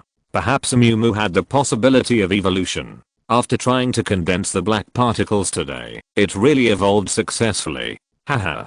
A strange grinding sound sounded on the dragon's back. Robin leaped into the air, folded his wings close to his side, and fell to the ground at a nearly vertical angle. The air around him rushed past, making people feel a thrilling tension and excitement. They had never tried skydiving in their previous lives, but now they experienced it. As a Mu Mu's distance from the ground shortened, the scene on the ground gradually became clearer, and Robin's heartbeat also accelerated. Just before falling to the ground, crash. The folded black wings were fully unfolded. The feathers were as black as ink, soft and smooth, and the tips of the wings flashed a deep black light in the daytime. A dark angel slowly descended over Riveran. It can be described as spectacular, sacred, and beautiful. Unfortunately, no one appreciated this mysterious and beautiful moment. The people in Riveran were attracted by the evil thoughts hovering in the sky. Although they were a little excited, they were not yet able to see the ghost. The angel ghost flapped its wings and flew a long distance over the red castle.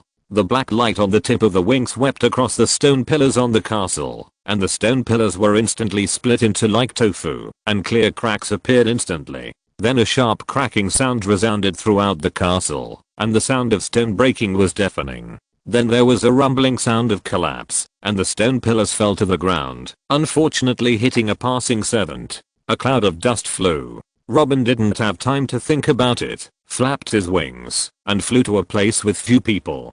He stretched the tip of his wing in front of him to observe the black light carefully. He picked up a pebble on the ground and carefully placed it in the black light on the tip of the wing. In just a moment of contact with the black light, a small half of the pebble was swallowed up and disappeared without a trace. These black lights seemed to be constantly collapsing inwards, like a hungry black hole, and any object touched would be swallowed up in a short time. This black light is quite similar to the swallowing ability of the subhuman when it was resurrected, but it is obviously not yet at the level of rule level swallowing. It takes a certain amount of time to cut things, which is also a remarkable ability. Robin couldn't help but sigh in his heart. Puff Robin flapped his black wings and began to look for targets in Reveron.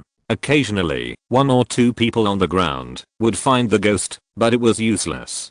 Finally, Robin found Edgemuir's father, Duke Hoster Tully, in the bedroom of the main castle of Reveron. After pinching him to death, Robin disbanded the ghost consciousness and returned to his body. Edgemuir Tully had no offspring and the mission of this trip was completed. When the servants of Reveron found that the old duke had died in the bedroom, Robin had already driven the evil dragon and disappeared into the skyline. This incident plunged Reveron into panic and chaos. People talked about the mysterious black angel that appeared by chance in horror. Some people thought it was the messenger of Mock, and some people directly pointed out that the angel was Robin's ghost because Robin's dragon appeared over Reveron. Whenever night fell, the people of Reveron would close the doors and windows, fearing the arrival of the Black Angel. The evil thought returned empty. When Robin returned to the Thousand Faces Island, he was told by the soldiers stationed on the Alliance platform that Randall and others had entered Hirenhal. Robin rode on the evil thought and flew to Hirenhal, letting the evil thought hunt him into this ancient castle. He didn't have much impression of this castle that once belonged to the Riveron family. His custom achievement was just the inculcation of knowledge, without the memory of the life experience of a toolman.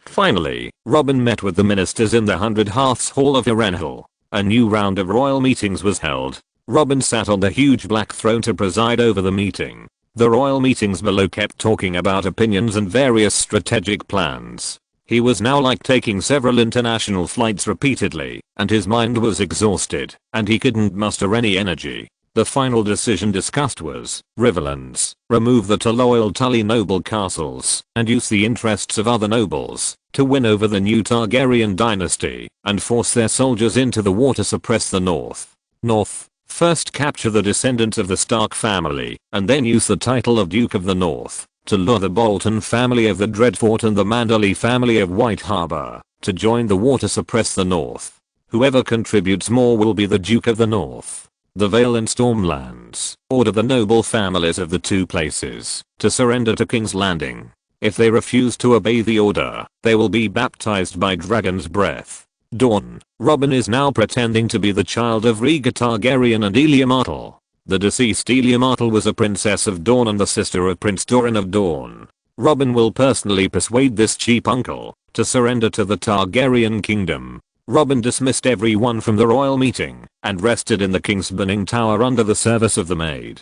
The next morning, Robin ordered people to fix the wooden prison on the back of the evil mind. Then he ordered people to move a comfortable velvet bed into the wooden box and add various travel necessities. He wanted to ride the evil mind from Hirenhal to Winterfell. It needs to cross half of the Westeros continent, a distance of nearly 2,000 kilometers, and it takes nearly a day to fly one way. The weather in the north is extremely cold. Imagine a cold wind blowing on Xenon's back for a whole day. It would be an unbearable torture. Robin didn't want to suffer such a crime. The wooden prison could no longer be called a prison. It had become a VIP cabin. Robin lay comfortably on the soft and comfortable velvet bed. More importantly, there were two beautiful women with excellent figures accompanying him on the left and right, adding some wonderful fun to the journey. 2 tables were installed next to the bed. These tables and beds were fixed to the floor, so there was no need to worry about Xenon moving during the bumpy flight. There were all kinds of delicious snacks and wine and meat on the table, so that he could eat at any time and enjoy this long flight. Lie. Accompanied by the cry of Xenon, this long-distance flight began to take off. Your Majesty, would you like something to drink? One of the beauties smiled and stood by the bed, bending down to ask Robin. Give me a glass of 280 to King Ting Island wine. Robin replied softly. Okay, we are now. Winterfell is the ancestral castle and power center of the Stark family. It is considered the capital of the North. It is located in the center of the northern region of the Seven Kingdoms. The King's Road connects it with King's Landing and the Wall. Lie. Evil thoughts roared in the sky. Meester, is this the legendary dragon? Little Sansa looked at the evil thoughts hovering over the castle excitedly. Yes, it seems that the rumors in the River Bay are true. Another real dragon has appeared in the Targaryen family. Meester Luwin said in a deep voice. Unlike the curious Sansa, he immediately thought of the War of the Usurper in which Eddard and Robert overthrew the old Targaryen dynasty. At this moment, Meester Luwin knew that the visitor was not kind. A deep worry and uneasiness surrounded his heart. His expression became solemn, thinking about how to deal with this terrible crisis. Aunt Catelyn Tully trotted from the Scepter Hall of the first castle to the balcony of the first castle. She was praying to the seven gods as usual, and was suddenly startled by a huge dragon roar. Meester, what's going on? Catelyn's face was full of doubt. Meester Luwin shook his head and pointed to the sky. Seven gods. Catelyn covered her mouth and exclaimed. Puff puff. Evil thought flapped its huge wings and lowered its flying altitude. Gradually, evil thought's body was on the same level as the first keep of Winterfell. The wolf family on the platform of the first keep now clearly saw the full picture of the giant dragon. The streamlined dragon head has a unique beauty, and the four horns on the head of the white dragon, that are winding straight into the sky, add a bit of majesty to it. The six strange red eyes under the orbital ridge emit an evil light. A huge crystal on the chest of the white dragon beats like a heart, and with every pulse, the crystal will flash red light. Mother, there is someone on the dragon head. Little Sansa shouted with her eyes wide open. Aunt Wolf stared at the figure with a frosty face, her eyes full of vigilance and doubt. As the evil thoughts gradually got closer to them, Robin's figure and appearance became clearer and clearer. His silver hair was a little messy, and looked a little unruly. His face was like a sculpture with clear features and sharp and handsome. He looked unrestrained, but the brilliance in his eyes made people dare not underestimate him. Robin stood on the huge dragon head with a calm demeanor, leaning on the Valyrian steel sword Broken Heart with both hands, and smiling at them. A huge white dragon, a towering castle, a handsome king on the dragon head, and a beautiful noble lady on the castle platform. Under the sunlight, the clouds and mist exuded a soft glow, and the frost was lingering, forming a stunningly beautiful and fantastic picture. Chapter 61. Until Death. Amid the dragon's heavy breathing, Aunt Wolf was silent for a moment and asked, Your Excellency has come to Winterfell. What is the important matter to discuss? Robin's face was normal, with a soft luster in his eyes, but at this moment, such gentleness gave people a cold chill. My husband is not in Winterfell now. If you are a guest, I will provide you with bread and salt. Aunt Wolf said calmly. Let me introduce myself. I'm Robin Targaryen, the king of the new Targaryen dynasty. Robin said. I have heard of your name. Aunt Wolf nodded. Robin was too lazy to hide anything. For Eddard Stark's crimes against the old Targaryen dynasty, I will judge you as the heir. Madam, please bring the descendants of the Stark family back to King's Landing with me. After all, you don't want Winterfell to be reduced to scorched earth in the dragon's breath. Aunt Wolf heard Robin's request and threat, and her pupils shrank. The horror in her heart was like a turbulent wave. She immediately thought of her husband who was fighting outside. At this moment, she still pretended to be calm, and said to Robin, Where is my husband Eddard? If you want to know, come back to King's Landing with me. My patience is limited. Don't force me to use force. Robin shook his head and sneered, without answering her. Your Excellency, why don't you rest in Winterfell for a day? I will discuss with my wife, and make a decision. Meester Luwin tried to delay Robin's actions, because there was really no effective way to deal with Robin now. Lie. Evil Thought opened his dragon mouth with understanding, and spewed out flaming dragon breath at a spire of the first castle. A loud bang was heard, and the stone spire was burned into a molten state by the dragon breath in just 2 or 3 breaths, and then collapsed. Aunt Wolf pursed her lips, her face was pale, and her eyes flickered, as if she was looking for a way to escape. Fear made her body tremble uncontrollably, and her eyes were full of panic and helplessness. Even if she was the wife of the Duke who protected a place, power and the army had no effect in front of a war beast like Evil Thought. This was a disaster she could not resist. Robin shook his head and sighed, and returned to the cabin along the dragon's neck from the dragon's head. When the Starks were wondering why Robin suddenly gave up the action of catching them, one of the black bandage claws wrapped around Aunt Wolf's waist, and the other picked up little Sansa. Crash. The ghost's huge and broad wings spread out, cutting all the Stark soldiers who were about to rescue into two halves. The soldiers on the walls of Winterfell saw the mistress being attacked, and they shot arrows at the Evil Thought. However, their attacks failed to cause any damage to the dragon, and even the scales were not scratched. Not to be outdone, the soldiers tried javelins, throwing axes, siege crossbows and other weapons in succession, but still could not hurt the Evil Thought's flesh. The Evil Thought's scales were as hard as iron, and resisted all attacks. After Robin threw the mother and daughter into the cabin, he controlled the ghost to fly back to Mr. Luwin again, threatening him to find the remaining two children of Eddard and the illegitimate son Jon Snow. Cold. As if being annoyed by the harassment of this group of soldiers, Xenon turned his head and flew over, rewarding them with a big breath of dragon's breath. The blazing flames instantly gushed out of the dragon's mouth, clearing a circle along the city wall. The soldiers fled in panic, but they could not escape the cleansing of the dragon's breath. The strong fire burned fiercely in the city, dyeing the entire Winterfell into a sea of fire. The heat of the flames and the thick smoke caused serious damage to the buildings and facilities in the city. In the wooden cabin, Auntie Wolf glanced at Robin who was sitting on the bed with his eyes closed, and without saying a word, she drew out the dagger from her waist. At this time, Robin's consciousness was still controlling the ghost. As soon as he captured Eryr and Bran, he felt something was happening in the wooden cabin, and immediately controlled the ghost to speed back. When the ghost carried Eryr and Bran back to the wooden cabin, he immediately saw that the two beauties who served Robin had turned into corpses lying on the ground, and Robin's body was pressed on the bed by Auntie Wolf with his eyes closed, and was about to stab with the dagger in his hand. The ghost stepped forward and grabbed the dagger, and a frosted voice sounded, "You killed the maid who served me, so you have to serve me on the road yourself." The dagger and the body of the maid were thrown out of the wooden cabin by the ghost. Robin opened his eyes and turned around to press Aunt Wolf under him. Aunt Wolf was quite beautiful. She had auburn hair, blue eyes, and a particularly full chest that exuded a faint fragrance. It seemed that Bran, who was born this year, had not been weaned yet. Greenhand. Aunt Wolf stared at him hatefully. "How did you know that I have a nickname called Greenhand?" Haha. Robin smiled and tied Aunt Wolf to the bed. "Don't worry, I would never do anything in front of a child." In High Valyrian, he called the Evil Thought to set sail. His journey was not over yet. The next destination was the wall. Lie. The Evil Thought spread its wings and flew high. As it flew higher and higher, in the eyes of the residents of Winterfell, it gradually disappeared on the blue skyline, leaving only a faint shadow.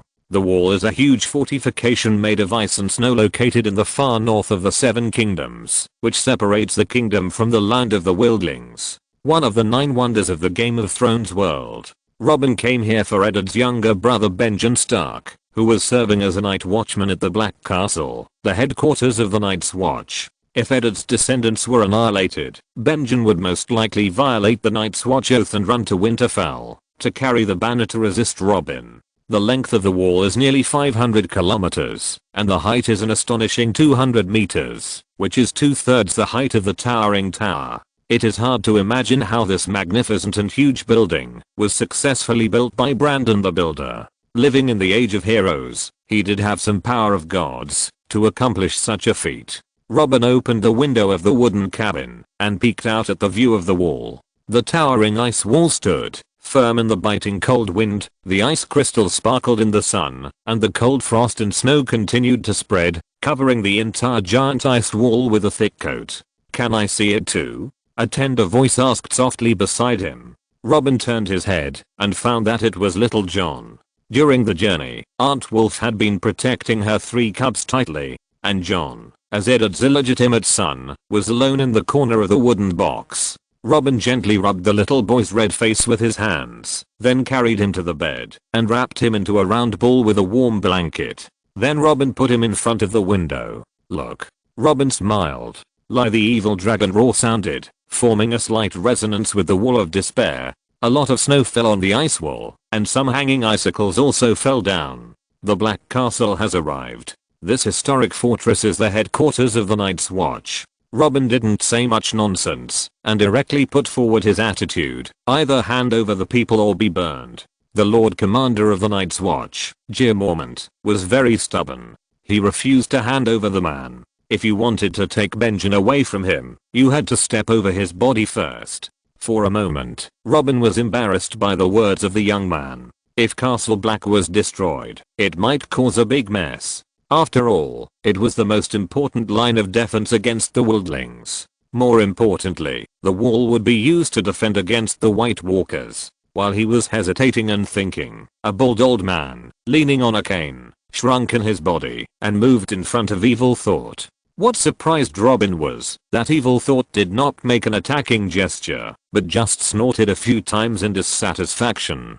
This was in sharp contrast to Evil Thought's previous fearsome image. Dragon, you finally came back to our family again. The old man knelt in front of Evil Thought tremblingly. Who are you? Robin asked. The old man threw away his crutches and stood up on his knees. My name is Aemon Targaryen, Rhaegar's child. I'm your great uncle. Robin knew the old man's identity. He was the 100-year-old Maester of the Night's Watch who was too old to see his eyes in the original book. He was also the brother of Dragon Mother's great-grandfather. He can also be called Robin's second uncle in name. Quack quack, a snow white crow flapped its wings and flew lightly to Aemon's shoulder. It tilted its head and stared at Robin motionlessly with human eyes. Robin's pupils shrank slightly and his expression tightened.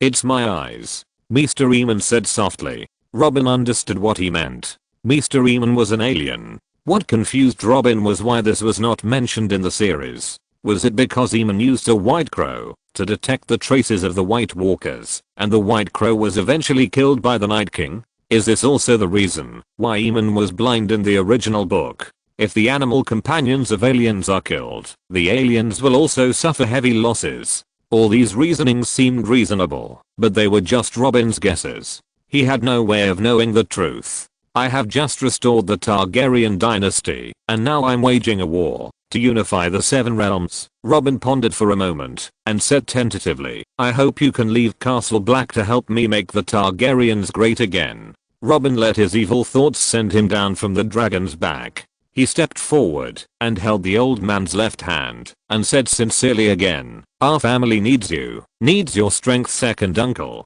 Uncle. Maester Aemon raised his wrinkled face, looked at Robin and said softly, every man of the Night's Watch has been tested for their loyalty to their oath at least once, and I have been tested 3 times. The most difficult one was when I heard the news that the Targaryen family was destroyed in the War of the Usurper. Night's Watch oath, the long night is coming, and I will start watching from now on until I die. I will not marry, give land, or have children.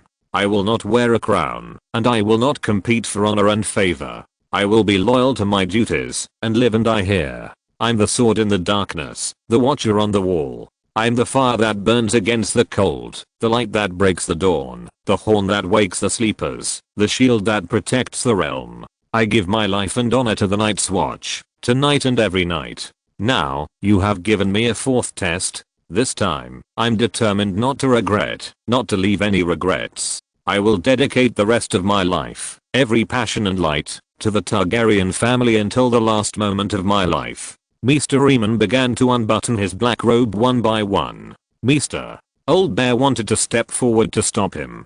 Robin glanced at Old Bear, and the evil thought had already moved the dragon kiss to the top of his head.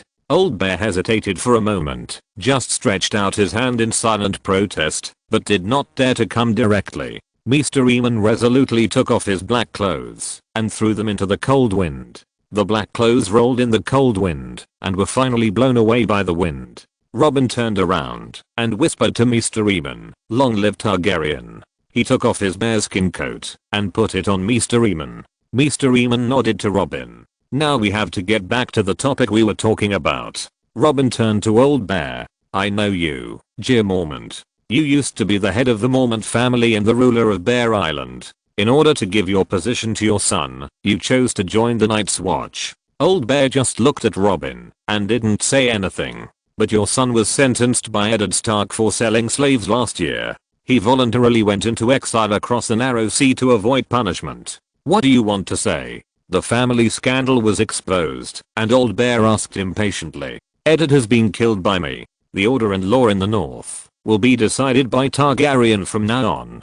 I pardon your son's crime and allow him to return to Bear Island and continue to hold the title of Earl. Robin stared at him and said. Old Bear was obviously very excited to hear that his son could be exonerated. However, he still gritted his teeth and stood there without giving in to Robin. Don't embarrass Jeer. I know where Benjen is. Let your ghost follow my white crow. Eamon walked up to Robin and said, and then the white crow on his shoulder flapped its wings and flew up. Robin nodded gently. He didn't expect Eamon to know his ghost witchcraft. It seems that the Meester is well informed. A Mumu condensed into shape beside Robin and followed the white crow to fly into Castle Black. After a Mumu successfully executed Benjen, Robin and Eamon were sent to the dragon's back by evil thoughts. Robin turned his head and looked down at the old bear and said, my promise to you is still valid. Your son can come back to inherit the Mormont family. Defend the wall for me. When I come to Castle Black next time, there will be a shocking event. Goodbye, Night's Watcher Jeer. Lie. The sound of the dragon gradually faded away. If you're listening to this novel on a channel other than Fanfic World, it means they downloaded and uploaded it without effort. We cordially invite you to visit our channel, Mundo Fanfic Novelos. There you'll find the original version of this story and you can explore many other novels of various genres. We're waiting for you to immerse yourself in a world of incredible novels. Chapter 62, Hardworking Eamon. In the cabin, Meester Eamon and Robin sat cross-legged on the carpet facing each other, constantly communicating in low voices. Aunt Wolf was tied up and had a cloth stuffed in her mouth. Several children curled up beside her. John was carefully wrapped up by Robin like a dumpling, standing at the head of the bed, looking lonely and silent. Robin held a bottle of wine in his left hand and gently placed it on his right hand. In his right palm, a blazing fire was burning to warm the wine. Eamon watched Robin's palm fire trick with great interest, and he became very interested. Then Robin skillfully poured a glass of wine for each of them, and the green wine rolled in the glass. The two raised their glasses and said at the same time, for Targaryen ***2. Ding. After Robin took a sip of the wine, he was about to put the glass down and inadvertently saw John swallowing his throat at the head of the bed. He suddenly laughed. Haha, little John, come over too, just in time to introduce our uncle to you. John pursed his lips and shook his head. Eamon looked at Robin in confusion and then turned his gaze to John. Eamon knew that Eddard was a bastard, but he obviously didn't understand the meaning of Robin's words. The wolf aunt who had been secretly observing them was also puzzled. This has to start with the life story of little John. Robin stood up and took John out of the blanket and sat the little guy on the blanket again. He put the wine to John's mouth.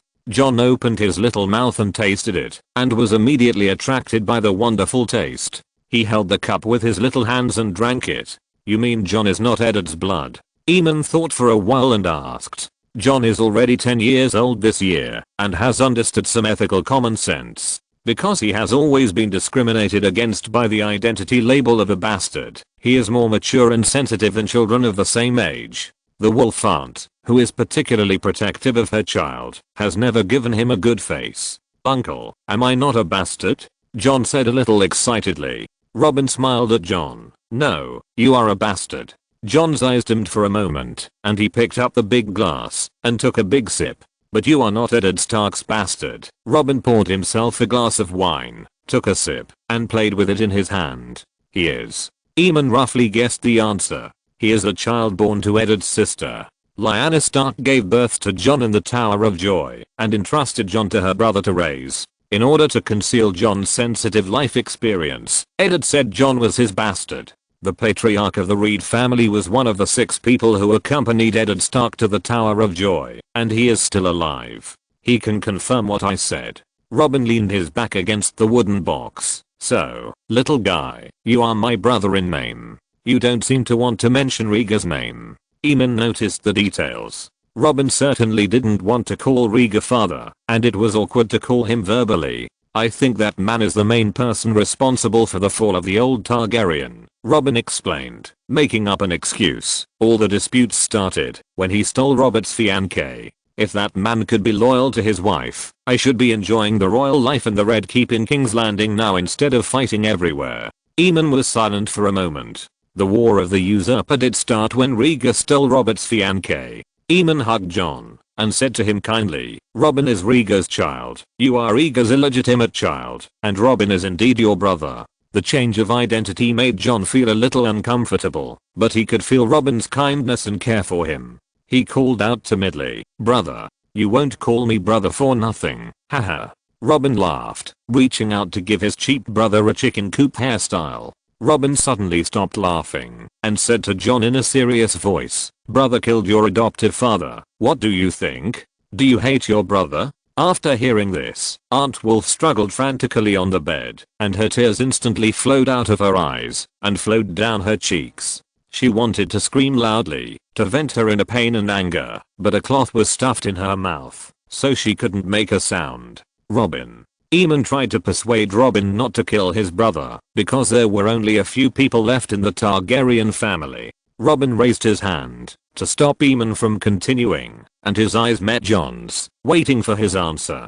Jon was stunned for a moment, his heart full of contradictions and confusion. On one side was Uncle Eddard, who treated him like his own son, and on the other side was his blood brother, both of whom loved him very much. However, his brother killed his best adoptive father, which made him fall into deep entanglement. He was full of pain and struggle in his heart, and he didn't know how to face this cruel reality. Robin shook his head in disappointment, and Jon's tangled reaction was also expected. But if Jon showed hatred when he asked questions, the boy's fate would end here. While straightening Jon's hair that was messed up by Robin, Aemon said kindly, little Jon, you have to have a basic understanding that you are a descendant of the Targaryen family, and Eddard Stark is the main culprit for the destruction of the Targaryen family. No matter what, you should be wary of Eddard. His motives for raising you are not pure. Robin and I are your real people and family. His tone was gentle and kind, full of love and care for Jon. Jon looked up at this kind uncle, who nodded and said to Robin seriously, I won't hate you, big brother. Haha, you are sensible. Robin nodded slightly to Jon and said to him with a smile, I said I won't let you call me brother in vain. In the name of the king of the Targaryen dynasty and the protector of the realm, I grant you the title of legitimate bastard. Reveron in the Riverlands will be your fiefdom and home castle from now on. Wait until you come of age before thinking of a family name. I'm no longer a bastard. Jon laughed excitedly. He turned his head to look at Aemon, but found that Aemon seemed to be in deep thought. What Aemon was thinking now was, Jon is now the Lord of Reveron, whereas the Tully family of Catelyn's mother's family. He turned his head to look at Aunt Wolf on the bed. Aunt Wolf looked at Aemon in confusion at first, but after a moment, she understood the meaning of Robin's words, rolled her eyes and fainted. Okay, Jon, go to bed and rest for a while. I still have something to talk to Uncle. Robin took Jon out of Aemon's arms and put him on the bed. Yes, brother. Jon replied obediently and sat at the head of the bed and wrapped himself up like a dumpling. Robin filled his glass with wine again, and Aemon pushed his hand away to show that he couldn't hold his liquor. He was already 98 years old, his body was almost at its limit, and his tolerance for alcohol was also very limited. Uncle, let me know about the aliens. Robin looked at the white crow on Aemon's shoulder and asked seriously, why can you aliens communicate with animal companions, now that the magic tide has receded, and the world is in the magic ban period? Aemon raised his palm, and the white crow flapped its wings a few times, and flew lightly to his hand. Both of them looked at the white crow, and the white crow tilted its head cutely at this time. He began to explain, we, the aliens, don't use magic to contract animal companions. It has nothing to do with the magic plane and the magic tide. It's that simple. Robin asked another question. I'm curious about the magic plane. Is this the space where Allah and the god of cold are? Yes, the kingdoms of the red god and the god of cold are both in the magic plane. This has been confirmed by the mages. Aemon answered affirmatively. Robin was already certain in his heart that the magic plane Eamon was talking about was 100% referring to the subspace. This scholar of the Long family who has lived for a century, his words are extremely credible, and it is impossible not to believe. Robin first told Eamon about the prophecy of the return of the magic tide, and then said to Eamon, I plan to establish a magic academy to systematically name and regulate the extraordinary world. Why don't we call the magical plane the warp? Eamon hesitated, but still nodded in approval. I didn't expect you to be a dragon dreamer. You are indeed the strongest true dragon blood of this generation of Targaryen. Robin didn't expect Eamon to be so imaginative. Calling himself a dragon dreamer is not bad. Such a title can well explain Robin's predictive ability and the authenticity of what he experienced. Dragon dream specifically refers to those dreams with predictive power possessed by true dragon blood. These dreams are often related to dragons, but not all of them are. Uncle, please continue to talk about the principles of the alien. Robin planned to get to the bottom of it, and he was sure that he could squeeze out some dry goods from Eamon. Eamon continued, the world we live in is not only coupled with the warp, between the warp and the physical world. Beyond, there is also an endless void and absurd place, like seawater, like gas, which permeates and wraps everything. I call this endless void the dimensional gap. And we aliens use the power of the mind in the dimensional gap. Robin was a little confused and had to ask again. Is there any difference between the dimensional gap and the warp? Why do they feel like the same thing? Eamon smiled and explained. Warp. It is constructed and born by the soul of life. It represents the sum of the spirit, emotions, feelings, of life. Therefore, various gods are born in the warp. Dimensional gap. It is the activity of the mind of life and it constantly exists and disappears. This virtual world is more absurd, terrifying and unpredictable than the warp. There are countless indescribable monsters in it. Robin roughly understood what Eamon meant when he heard this. In summary, the dimensional gap is the product of human consciousness, thinking and spiritual activities. Robin nodded and signaled Eamon to continue. We, the aliens, rely on the psychic power of the dimensional gap to form an invisible contract with animals, so the aliens can still possess animals in a magic-free environment and accomplish such extraordinary things. We are with the hearts of animals. Eamon gently stroked the white crow with one hand, and the smile on his face gradually became ambiguous, looking like a blooming chrysanthemum. Robin watched Eamon staring at the white crow obsessively, and the look in his eyes was like looking at a stunning beauty, which made him shiver all over. He picked up the wine glass and took a big sip to warm himself up. I have always thought that the aliens are the blessings of the old gods, so it is strange that the old gods are isolated in the subspace, and why the aliens continue to appear on the mainland. Robin thought of the remnant of the Green Hand under his command, the Red Lake family. They also have the ability of the aliens to turn into cranes. The aliens, the forest witches, some witchcraft, all use the power in the gaps between dimensions, or the laws of physics like the flame on your palm just now. These are the few extraordinary abilities in Westeros. Eamon put the white crow back on his shoulder. He looked at Robin and continued, but you got one thing wrong. The old gods are not gods of the warp. He was originally the vague will of the natural world. At the Dawn Age, because of the war between the first men and the children of the forest, the children of the forest frequently used his power, which led to the personification of natural will. After the end of the Dawn Age, natural will gave birth to its own body, Garth the Green-Handed. Robin did not expect that the old gods had such a secret. This may be the reason why Highgarden worships the old gods and the seven gods at the same time, but puts the statue of the Green-Handed on a par with the statues of the seven gods.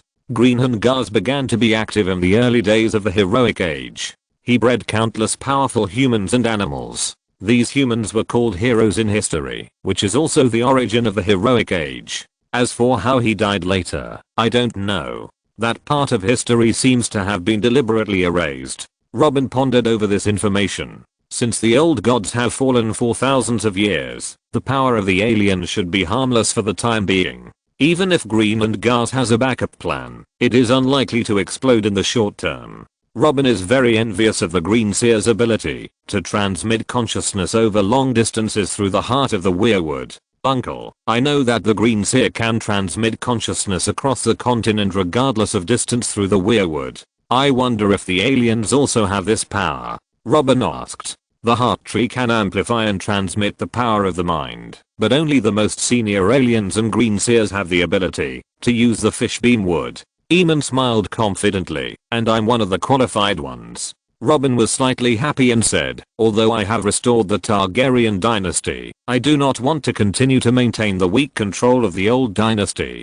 I hope to strengthen the rule of the dynasty through the centralization of the royal court. However, the biggest obstacle is that the transmission of the royal court's orders is too long, and it is impossible to achieve effective control over the vassals. So I wonder if I can use the heart tree to transmit information to strengthen the cohesion and control of the dynasty. Eamon rubbed his eyebrows and fell into deep thought. Robin hopes to improve the efficiency of the dynasty's rule through the heart tree. This idea makes him feel very wonderful. Your idea is feasible. I can serve as the information receiving and transmission hub of the dynasty, allowing senior vassals in the dynasty to transmit information in real time. But it should be noted that the number of people and the amount of information transmitted cannot be too large, otherwise my brain may be burst. Eamon nodded and gave a feasible plan. Robin was overjoyed. Isn't this heart tree a landline? Although the number of people who can use it and the number of communications are limited, it is enough for the Targaryen dynasty to centralize power. Uncle, there is one more thing. Robin continued. Another? Eamon's eyes widened. Why did he feel that, after returning to the family, he was dragged by Robin to do hard labor? Robin nodded embarrassedly. There is a three-eyed raven, Green Prophet, hidden in the land of eternal winter outside the wall. He is also the blood of our Targaryen and the illegitimate son of our family, Duke of Bloodraven Bryndon Rivers. You try to contact him with the heart tree to see if he is willing to return to the family to serve. Eamon didn't expect Robin to know such a secret. He nodded and said, I will search, but don't have any hope in the short term. Because the wildlings worship the old gods, there are many heart tree nodes in the land of eternal winter, and it may not be found. Please, uncle. Robin smiled. For the Targaryens. Eamon smiled and raised his glass. To the Targaryens. Robin understood. Cheers! Quote asterisk 2. Ding. Chapter 63 Fire Dragon Life Seed. After more than a day of flying, they finally returned to the Riverlands. Robin ordered the evil to land at Harrenhal, and then he took Eamon to visit the Targaryen army, so that he could experience the morale and combat effectiveness of this army. In Harrenhal, Robin gave morale-boosting speech to the nobles of the Reach, encouraging them to fight for the honor and interests of the kingdom. Randall was appointed field marshal, and Garland had recovered from his injuries and resumed his position as army general. At present, the three major army generals in the kingdom are Bronn, Garland, and the Earl of Greencourt Island. Robin checked the war merit register and canonized several great nobles on the spot. Soldiers from all the legions of the kingdom were destroying the remnants of the wolf, fish and lion families near Harrenhal, mainly adopting the strategy of surrender. Robin told all the vassals the news that the wolf family was captured by the whole family, hoping that this news would help them complete the task of surrendering deserters and suppressing the rebellious nobles more smoothly. Robin was not ready to return to King's Landing with Eamon until everyone's morale was full. Before leaving, Eamon handed a mask made of the heart of a weirwood tree to Randall. Sir, every time the blood eyes on the mask open, you need to immediately go to the nearby weirwood, put on the mask, and listen to the will of the royal court. Eamon smiled and instructed. Randall weighed the mask and nodded to Mr. Eamon to show that he understood. Come on, my marshal. Robin patted Randall on the shoulder and encouraged him seriously. When you return to King's Landing again, it will be the day I fulfill my promise. My king, I'm your most loyal and brave warrior. Randall bowed his head in salute. After completing the necessary supplies and adjustments at the transfer station, the evil version of the flight continued to set sail, with its destination directly pointing to King's Landing. After an hour of flight, Robin and his party finally arrived at King's Landing. Aunt Wolf and several children were properly placed.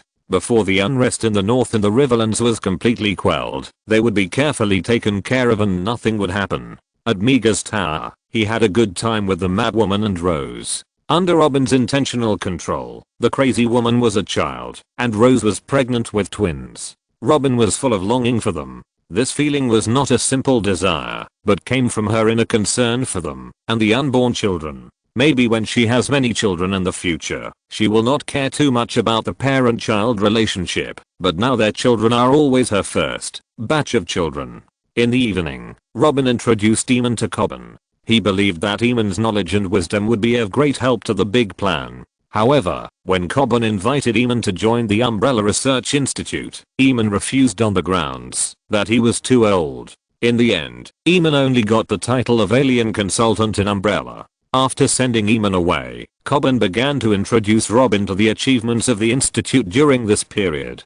Cobbin stood in front of the blackboard and drew 3 arcs. This was the line chart that Robin taught them, which was used to reflect the experimental data. He said, although the second generation life seeds have many advantages, easy parasitism, high survival rate of receptors, and enhanced controllable breathing, we have also discovered a huge flaw. All receptors of the second generation life species are at risk of going crazy and out of control. The current probability of going out of control is approximately 10%. But humans do not have the magical life code of evil thoughts and cannot be inlaid with soul crystal shells. Robin supported his chin with his hand, looking intently at the chart, which recorded the life seed receptors and various fine and detailed data. To solve this problem, the third generation of life seeds was launched and developed. At this time, Cobbin shook his head and sighed. This may also be the last generation of life seeds. The potential of this technology has almost been exhausted by us. Or in other words, our current technology can only support the development of life seeds to this extent. If we continue to advance the life seeds project, the manpower required will increase exponentially. At present, our project has more than 1,000 bachelors participating, but if we want to deduce the 4th generation of life seeds, at least tens of thousands of bachelors will be needed to work together to succeed. Robin understood what Cobbin meant, that even if tens of thousands of people were used to study the 4th generation of life seeds, it might be a waste of time. It's useless to continue to invest huge resources. Robin rubbed his eyebrows with his hand. He thought the big plan was too simple, and he thought the extraordinary technology in the Game of Thrones world was too profound. If you want to achieve the goal of immortality, you can't just rely on quantity. If the technology does not change qualitatively, everything is empty talk. Tell me about the 3rd generation of life seeds first. Robin sighed and said to Cobbin, I'll think about whether there are other ways to advance the grand plan later. Cobbin heard the helplessness in Robin's tone, but he also knew that the institute had tried its best. They had searched through the books in the citadel and the tower, but still had not found a suitable way to advance the grand plan. The reason why the 2nd generation of life seeds went out of control is that the human souls and flesh and blood we used would produce mental residues. Humans have active minds and strong hearts, so they produce a lot of mental residues. When we were developing the 3rd generation of life seeds, we began to try the flesh and blood and souls of other lives, and found that the number and size of mental residues were significantly reduced. The lower the intelligence, the less mental residue, so the 3rd generation of life seeds were developed by us using the flesh and blood and souls of animals. Cobbin opened a cabinet with several locks, carefully took out a few samples from it, and gently placed them in front of Robin. It's a pity that the flesh and blood of dragons cannot be made into life seeds. Cobbin sighed. Robin did not pick up the bottles, but only propped up his head and stared at the samples, as if thinking about the meaning and value behind these samples. Seeing that Robin was not very interested, Cobbin continued to explain, these life seeds have different enhanced mutations due to the different strengths of the animals. For example, the life seeds of the Shadow Mountain cat will strengthen the muscles of the legs and enhance the agility of the recipient, while the life seeds of the snow bear will strengthen the whole body strength of the recipient, and the life seeds of the goat will strengthen the lower body of the recipient. Robin's eyes were already out of focus when he looked at the life seed samples. Life seeds were a project he had high hopes for. Although he had obtained a stable version, he had temporarily lost the possibility of continuing to deduce. It can only be said that the greater the expectations, the greater the despair. Cobbin pursed his lips and stopped talking. After a moment of silence, He walked to Robin and picked up the bottle of bright red among the 10 samples. He held the small red bottle in Robin's sight. This seed of life. It is made from the flesh and blood of the fireworms under the ruins of the Valyrian freehold. Fireworms are also called dragon worms. They are creatures with similar shapes to dragons. Their larvae are about the size of a child's thin arms, but they can grow to be extremely large, even larger than ordinary dragons. They are the most powerful creatures in the known world except for dragons, and their intelligence is not high, so they are very suitable for life and reproduction. In order to complete this mission issued by the Institute to the Keystone Chamber of Commerce, thousands of adventurers in Yasha died. The price we paid to obtain it was very huge. This seed of life is already the most perfect, most powerful, and least side effect work of the Institute. It can completely help humans break through the limits of the physical body. Cobbin put the small red bottle in front of Robin again. Consider whether you want to use it. Cobbin turned and left the conference room. Click. He gently closed the door and wanted Robin to think alone. Robin picked up a red bottle and looked at it carefully. The black and red cancerous cells floated up and down in the bottle. With the naked eye, the tiny tentacles on the surface of the core-shaped flesh ball could be seen wriggling and waving. Use it or not? Robin asked himself in his heart. It can be foreseen that, after parasitizing this dragon insect life seed, his main body strength will usher in a wave of improvement. But now he has a Mew Moo's close protection, so this thing feels a bit useless. A real man must be a little ruthless to himself. Anyway, you can be reborn. Robin was determined and made a decision in an instant. He held a red bottle tightly and twisted the lid hard. He raised his head and swallowed the life seed and nutrient solution in the red bottle. After the life seed encountered flesh and blood, it began to look for a target to parasitize. It followed Robin's lung main tube to Robin's left lung. The tentacles became sharp and quickly pierced into the lung, and the core-shaped flesh ball began to beat like a heart. Thump! Exclamation mark. Robin's body began to twitch. Thump! Exclamation mark. Robin's body trembled violently. He was shaking. He was shaking like crazy. Bang! Robin fell to the ground. His head hit the corner of the table and broke his head. Ah! The earthworms seemed to have a strong self-healing ability, and they could survive, even if they were cut into several pieces. He couldn't help but start to guess whether the fire earthworms were also a kind of earthworm family. The double vision in his eyes seemed to gradually disappear. Robin found that his vision was now able to clearly see the tiny dust on the table. His sight became sharper and his visual clarity was significantly improved. After stretching his body, Robin began to check the condition of his body. After being parasitized by the dragon worm life seed, he found that his body had been improved in all aspects. It was already the peak physique of humans before, and now all the attributes have climbed to an extraordinary level. The body has become stronger, more agile and more endurant, surpassing the limits of humans. The last test. Robin pulled out the dagger on his ankle, cut a knife on his wrist, and then calmly sat in a chair waiting for the poison to take effect and die. 1 minute passed. The venom did not take effect, and blood kept dripping from his wrist. 5 minutes passed. He began to feel dizzy due to insufficient blood supply to his brain, but he did not die. Robin raised his eyebrows and looked down at the wound on his wrist. The artery was flowing with red blood. It seems that the resistance to the toxin has reached an inhuman level. He thought to himself. With a trembling right hand, Robin grabbed the dagger again and slowly pressed the dagger into his heart. He gritted his teeth and used all his strength.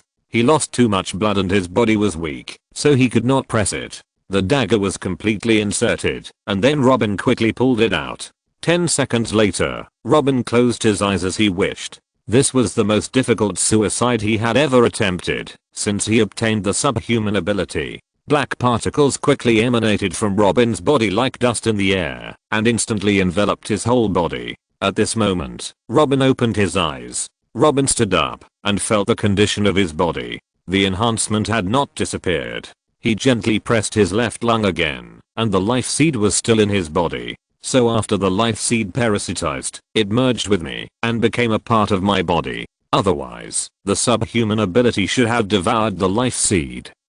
Robin thought to himself. Then can I parasitize multiple life seeds like the evil thought?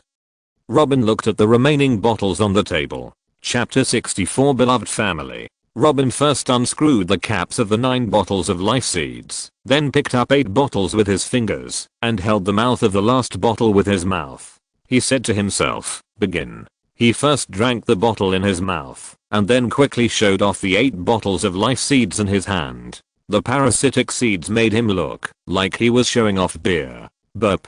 After drinking all of them, Robin burped, and he couldn't taste any difference between the tastes of different life seeds. If you have to say the taste, it tastes a bit like a cocktail with a few quail eggs. Then Robin felt a familiar pain coming, as if countless ants were biting his lungs. His chest swelled rapidly, and his clothes were stretched like a balloon about to explode. He covered his chest tightly, and the expression on his face became painful and hideous. It was obvious that he was experiencing an unspeakable torture. If you don't commit suicide, you won't die. Robin thought of this sentence. The chest continued to swell, and there was a continuous cracking sound, which was the sound of his ribs being broken. At this time, the chest had occupied 2/3 of Robin's body. Finally, as the skin was torn apart, bang, with a loud bang, Robin's chest exploded, and the scattered broken bones and rotten flesh made the walls of the conference room bumpy, which shows how powerful the explosion was.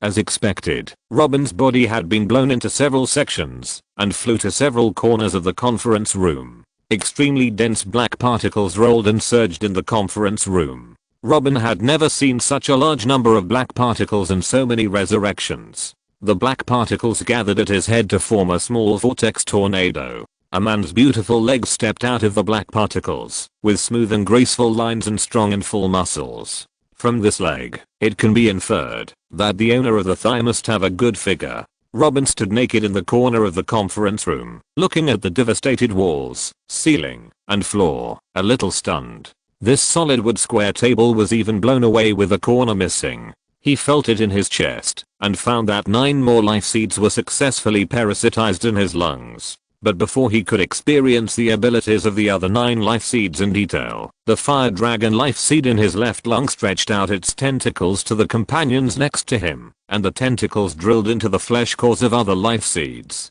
Robin felt as if someone had stabbed his left chest with a needle. A moment later, the same tingling sensation kept coming. The life seeds in his lungs were constantly being devoured by the fire dragon life seeds. As the fire dragon life seeds kept devouring, the flesh cores became flat and kept covering the lungs. Finally, the flesh cores of the fire dragon life seeds disappeared completely, and they completely merged into the surface of Robin's lungs. Robin's lungs were covered with a layer of blood-red blood film, which kept trembling with his heart. Robin felt that his body was no longer in pain, and he tried to swing his fist casually, and a bang, a sound of breaking through the air was heard. The power has at least doubled, and I haven't practiced the breathing method yet. What kind of muscle monster will I be when I fully develop it? Robin thought of the strong bodies and ghost backs of the Fanma clan in his mind. He licked his lips, and a hint of expectation appeared in his eyes. Robin opened the door of the conference room and walked out, but Cobbin was waiting for him not far away. This conference room was sealed and soundproofed, so Cobbin probably didn't notice the big noise Robin made inside. Cobbin was slightly stunned when he saw Robin naked, but he still took off his white bachelor's robe and threw it to him. Robin raised his hand to catch it and put it on. "Are you okay?" Cobbin stepped forward and asked with concern. "No problem, I've never felt so good." Robin smiled and praised, "I'm very satisfied with this seed of life. The institute did a good job." Cobbin's originally serious face finally showed a faint smile, and he nodded slightly. "Get ready. The core meesters of the institute will move to Hirenhal. All the core technical meesters who are researching the big plan in King's Landing, the Citadel, and the Tower of Heavens will have to work in Hirenhal." Robin was preparing to improve the organizational structure of the institute. He continued to say to Cobbin, "In the future, the meesters working in Hirenhal will be separately registered. They will be the established staff of our organization, enjoying the treatment of former Umbrella employees, and will receive old age allowances after the age of 50. Cobbin picked up a notebook for recording experiments and carefully recorded Robin's arrangements. With Robin's repeated emphasis, the habit of hand copying has been remembered by every Umbrella employee, and has become an important part of their work. The meesters in King's Landing, the Citadel, and the Tower will become reserve personnel for the Hirennal Research Institute. They will not enjoy any benefits, and can only do some of the repetitive work left in Hirennal. And in the Citadel, we will set up an organization called the Westeros Delivery Union to issue Hirennal subcontracted R&D tasks, so that the Meesters in the Citadel or the extraordinary people from other continents can spontaneously form teams or chambers of commerce to compete to complete the tasks. Delivery Union. Cobbin could barely understand what Robin said before, but he was a little confused about the Delivery Union in the back. Robin introduced the meaning and advantages of this organization to Cobbin in detail. Labor costs, global cooperation model, remote R&D. With the remote communication capability of Eamon's Heart Tree, remote collaborative R&D is possible. The institute only needs to urge the progress and acceptance of tasks regularly. Cobbin wrote down a lot of things Robin said in a notebook. He carefully recorded every detail and key point so that he could review and refer to it in the future. Robin finally summarized it to Cobbin again, the concepts and principles of offsite office, outsourcing chamber of commerce, and crowdsourcing organization. Awesome. After barely understanding the general idea, Cobbin roughly understood the ingenuity of building this complete R&D ecosystem. Please understand and digest what I said today. If you don't understand, ask me again. Robin walked out of the institute. I have to discuss the meeting between Dawn and me with the Prime Minister. I'm leaving first. Well, you go and do your work first. Cobbin waved his hand. Prime Minister's Tower, private meeting room. This room is not bigger than the King's room, but it has Mirish carpets, tapestries, and golden framed round windows, giving people a friendly feeling. After receiving the news that Robin was about to visit, the Queen of Thorns began to wait patiently for his arrival in the meeting room. While waiting, she also prepared rose tea. This tea is her favorite, and it tastes fresh and delicious, with a fragrant tea aroma. "Dong dong, come in," the Queen of Thorns shouted. Robin opened the door and found that the Queen of Thorns had already made tea for him. He walked over and picked up the teacup and drank a cup. "Your Majesty." The Queen of Thorns bowed and greeted. "What does Prince Doran of Dawn mean?" Robin sat down opposite her. "Doran knows for sure that you are not the child of her sister Andrika." The Queen of Thorns put down her teacup and said calmly, "But he will still come to King's Landing to see you.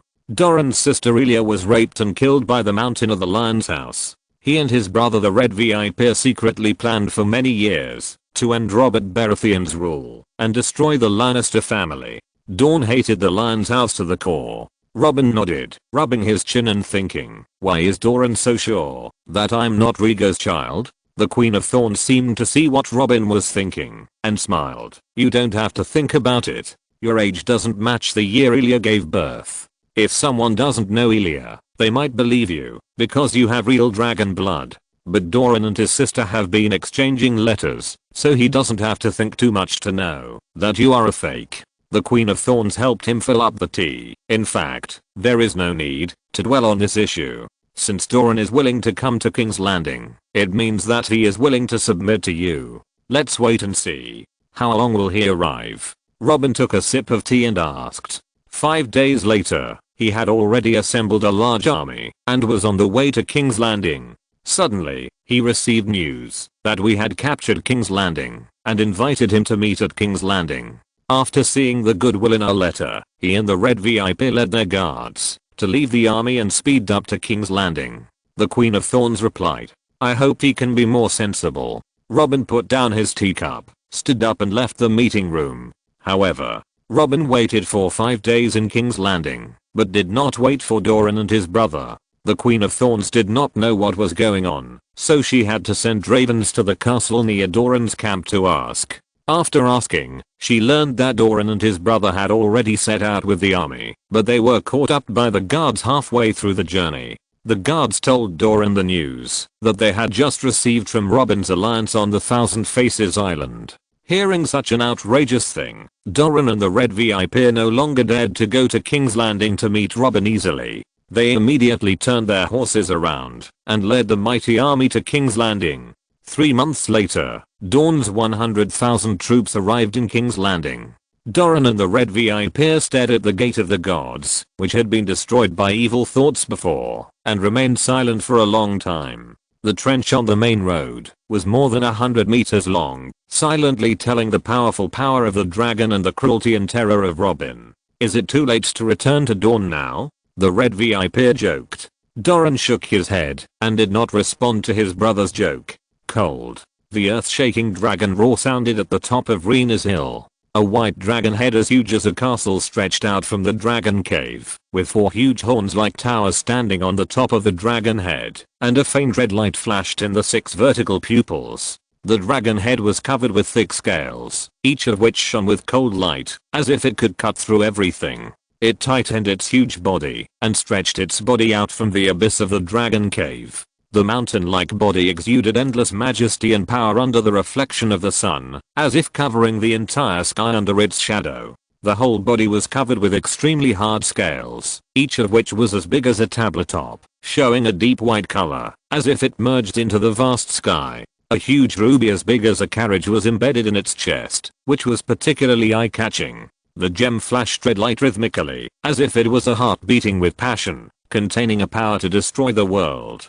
Cold. Evil thought roared to the sky, and the clouds in the sky were shaken apart by the huge sound waves. With such a terrifying momentum, this white dragon is more powerful than the Black Death. Red VIP's tone was full of surprise and disbelief. Darlan swallowed his saliva and shook his head. It's not as strong as the Black Death. This dragon is at most 200 meters long.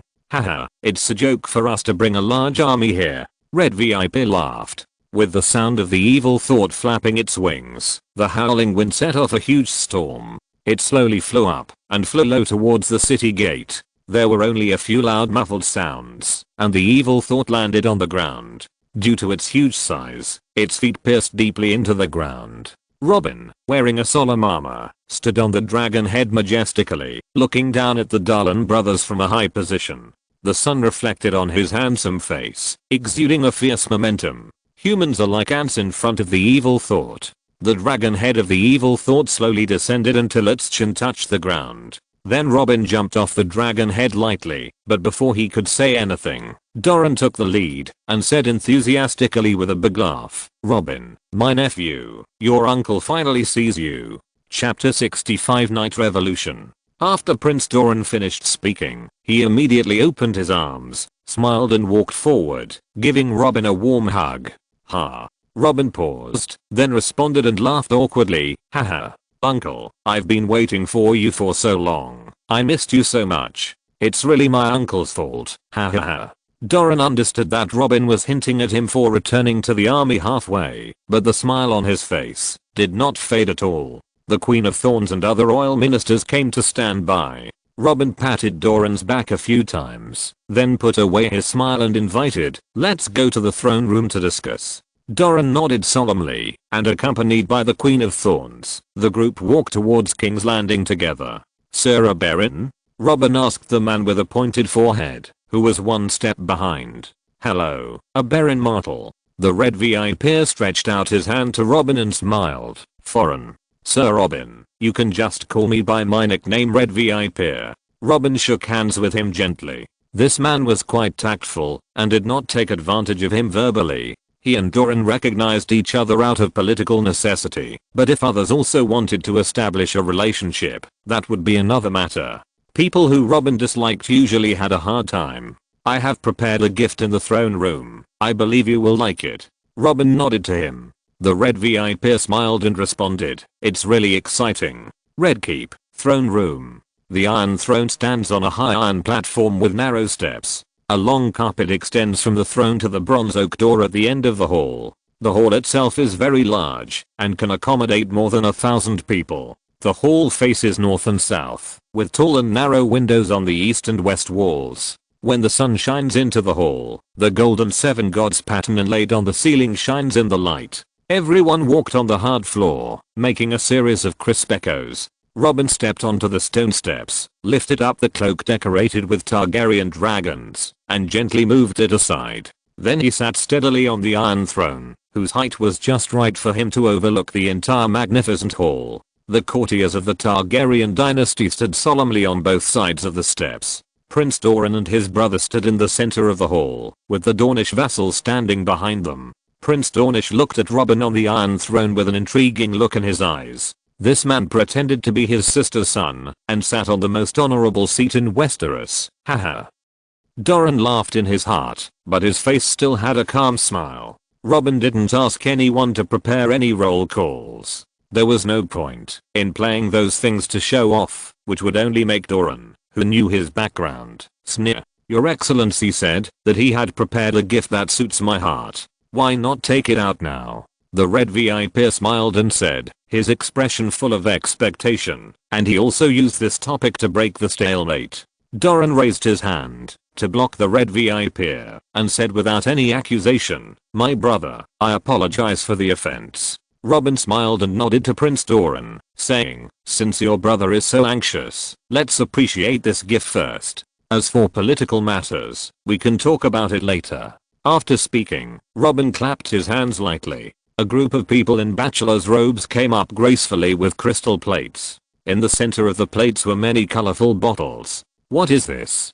Doran asked in confusion, but he thought of the Thousand Faces Island alliance in his heart. At this time, cold sweat began to break out on his back.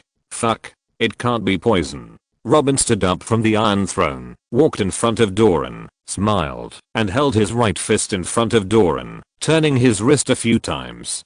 Doran felt that the abyss of despair was quietly approaching. His face was pale and bloodless, and his eyes were fixed on Robin's eyes. Red VIP walked forward fearlessly, shielding his brother behind him, and faced Robin's gaze. Puff, the air exploded, and Robin suddenly punched the golden robe standing guard next to him. Bang.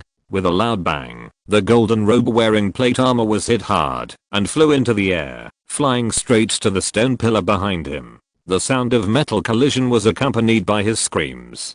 Doran was frightened, and took a big step back, staring at Robin in surprise with wide eyes. Why did you suddenly beat up your own people? Compared to Doran, Red VIP seemed calmer. He first stared at Robin's fist for a while, then quickly ran to the stone pillar and squatted next to the golden robe who was groaning in pain. He was checking the plate armor on the golden robe, and there was a fist-shaped indentation on the chest armor. Incredible. Red VIP put his fist into the concave mark, and he kept muttering, what kind of witchcraft is this? Robin walked over and squatted, smiling. This is not witchcraft, it is the ancient power in our body. This power is my gift to you. The ministers and the vassals of Dawn were all around, looking at the concave plate armor with surprise. Robin grabbed Red VIP's hand, led him to the meester, then picked up a small bottle and said, this item is called Life Seed. It can awaken the long-standing blood power in our body. There are basically no side effects. As long as you take it, all nobles can have extraordinary power. The Queen of Thorns stepped forward and confirmed. Now the vassals of the River Reach have basically taken the Life Seed and all have completed a combat power upgrade. The most powerful Earl Randall Tarly can now fight against 100 people alone and is invincible on the battlefield.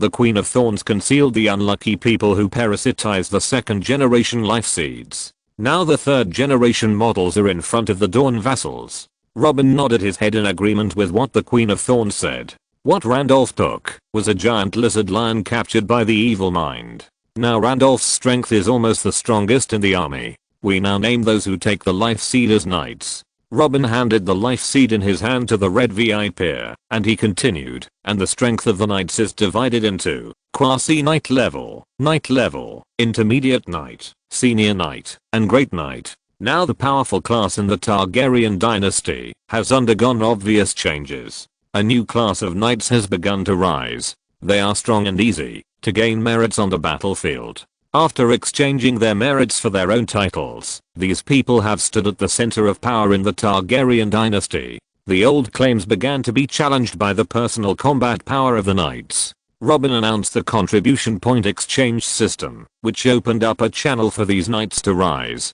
It turned out that some small nobles without fiefs or even illegitimate children began to rapidly improve their personal combat power after obtaining the Life Seed. They fought bravely on the battlefield, made great military exploits, and finally achieved a counterattack in life. Robin treats everyone equally. As long as you have made contributions, you will get contribution points. When the contribution points accumulate to a sufficient number, they can be exchanged for all the resources in the kingdom. He is completely transforming the Targaryen dynasty and plans to abolish the tradition of claiming to inherit the noble title in future plans. The kingdom is still in a transitional stage.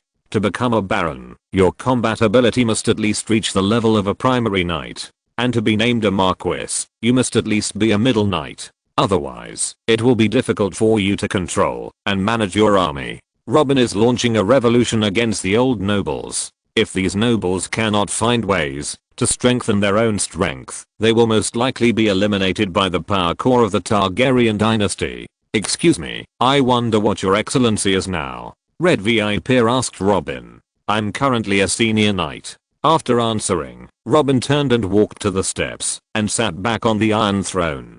The Queen of Thorns took over the conversation and began to negotiate with Doran and the Lord of Dawn. Robin supported his chin with his hand and waited for the result of their negotiations. He personally went out of the city to greet them and personally demonstrated the fighting power of the Seed of Life. For a king, this was already a gesture of goodwill to Dawn. If Dawn still refuses to obey, it would be equivalent to drinking the penalty wine by himself and being ungrateful. The Knights and Dragons have already pulled the strength of Dawn and the Targaryen dynasty to different latitudes. If Dawn continues to resist, they can only withstand the dimensionality reduction attack from the Targaryen dynasty. The Queen of Thorns stood in the middle of the Dawn nobles and explained to them in detail the institutional changes of the new Targaryen dynasty, the obligations to be observed after integrating into the new Targaryen dynasty, and the benefits they can enjoy. Our political system is, the king is absolutely authoritarian. The Queen of Thorns introduced. Yes, the king's orders are supreme, and no vassal can disobey them, not even the minister in front of the king.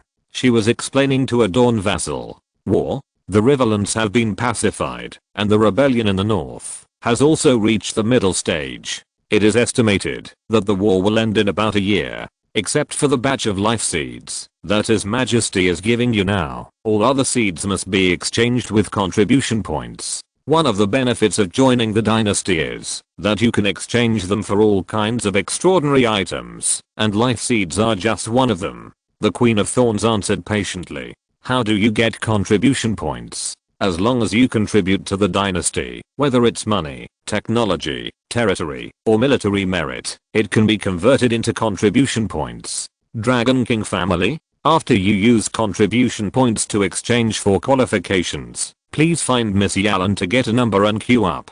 The royal family and the Prime Minister Regent after the abdication are like this. After His Majesty Robin abdicates, ask one by one, don't be anxious. The seeds of life are also different, just like the one that His Majesty gave to Lord Oberyn. The Queen of Thorns walked to the red VIP and took the small bottle in his hand. This bottle of life seeds was made from a giant lizard captured when the army attacked the swamp. The life seeds in this small bottle can be exchanged for a nice earldom on the contribution exchange list. The red VIP's eyes flashed with surprise. He had never thought that such a small bottle would be so valuable. Robin boredly observed the exclamations of the Dawn vassals again and again. He had seen these people's reactions countless times. Since he announced the seeds of life in the country 2 months ago, almost all the nobles have shown such expressions. At this moment, a maid rushed into the throne room breathlessly, knelt down in front of the steps, and shouted to Robin, "Your Majesty, Princess Moroya's water has broken, and the labor process has begun." Chapter 66 Baby Boom. Hearing the maid's report, Robin stood up suddenly. My first child is about to be born. He immediately showed a happy expression on his face. When the Targaryen vassals heard the news that the prince was about to be born, the whole hall was instantly boiling. They showed a look of surprise and joy on their faces and talked about it. The nobles of Dawn also showed surprised expressions. They had just heard the Queen of Thorns talk about Robin's Dragon King family birth plan, but they didn't expect to have the honor of witnessing the birth of the first Dragon Prince heir with their own eyes. If this child is a boy, he will become a member of the royal family of the Targaryen dynasty. Although this royal family does not have much power in politics, now that they have almost discussed with the Queen of Thorns, they are already half of the Targaryen dynasty, and they only need to wait for Prince Doran's final decision. Therefore, they are naturally very concerned about the inheritance of the royal family. Your Majesty, let's go and wait outside Meaga's tower first, the Queen of Thorns said to Robin with a smile. Okay, let's go together and witness the birth of my first child. Haha. Robin walked briskly towards Meaga's holdfast, followed by the vassals. Meaga's holdfast is a huge square fortress located in the center of the Red Castle. The royal bedroom is in Meaga's holdfast.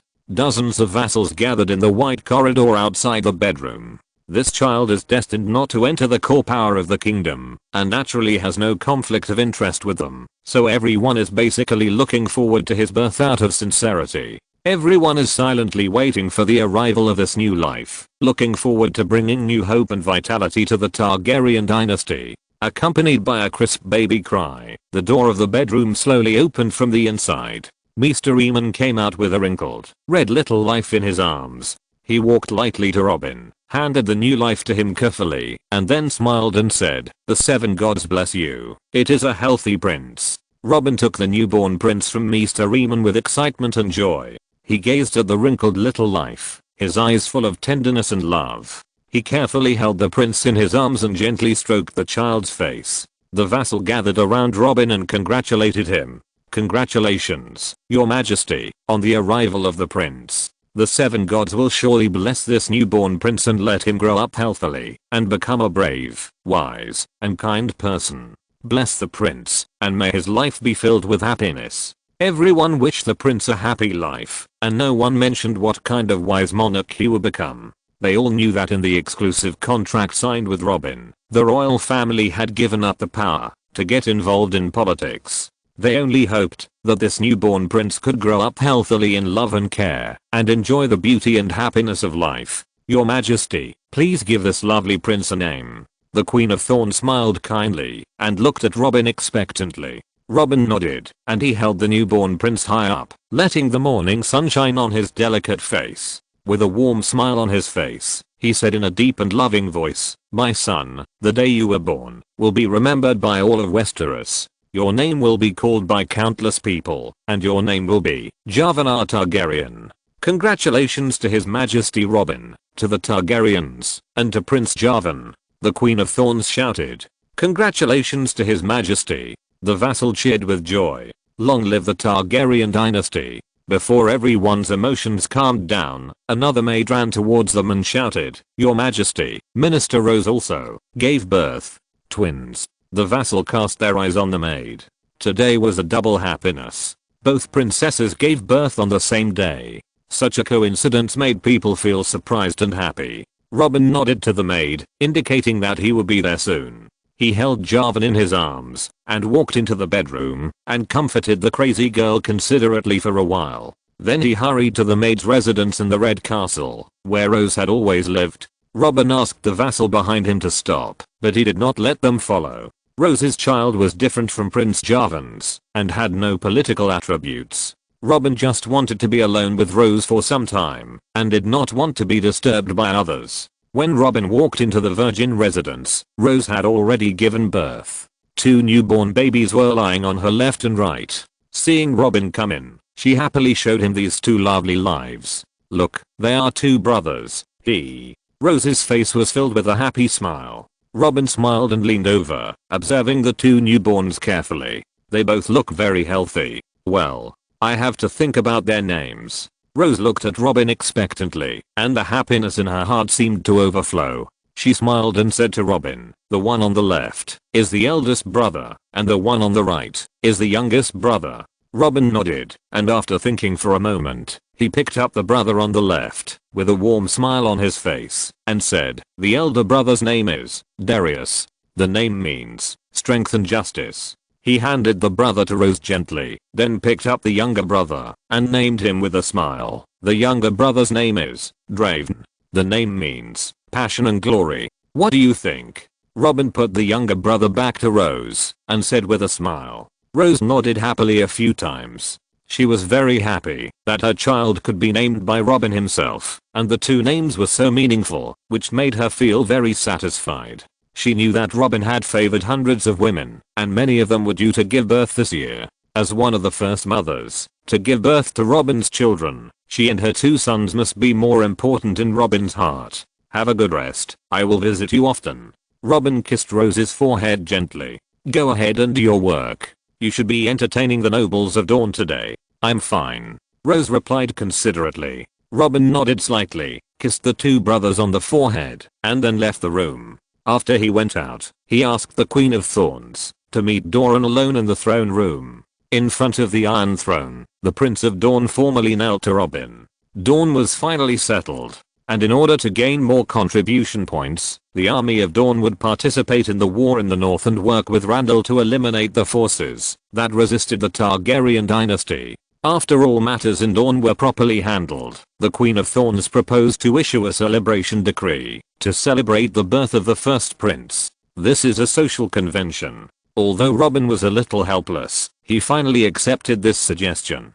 I felt sorry that a lot of legal supplies were missing. After the Madwoman and Rose gave birth, the women favored by Robin began to give birth to children one after another. May of the 294th year of the conquest, twin sisters in Golden Tree City gave birth to 2 children.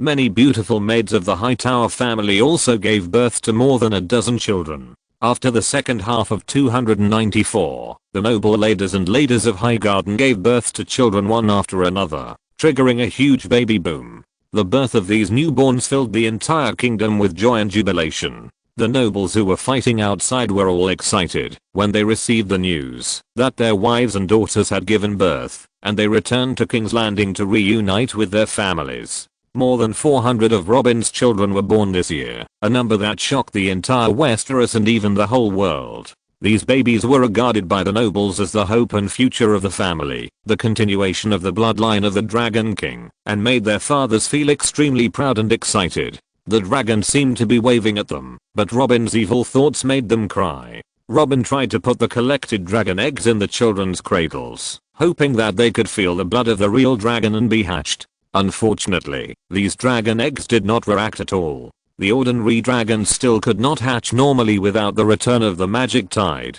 After all, evil thoughts are special miracles. The Targaryen nobles are all eager for the return of the magic tide. The evil thought continued to grow and grow during this year, and its length has reached an astonishing 600 meters, which amazed everyone. Since the dragon cave on the top of Rhaenys Hill could no longer accommodate its towering body, Robin had to place it on Dragonstone Island. Robin did not arrange to build a new dragon's nest, because the evil thought would grow more than 200 meters every 6 months, and the dragon's nest built would become too small in a short time. As the dragon's body continued to grow, its appetite also increased dramatically. The life seeds made from cattle and sheep could not meet its needs at all, and could not last for many days. The Research Institute came up with a way to extract the catch of small fish and shrimp in the ocean into life seeds to feed the evil thought. Although these life seeds are weak, the number is very large, which is easier to feed the evil thought.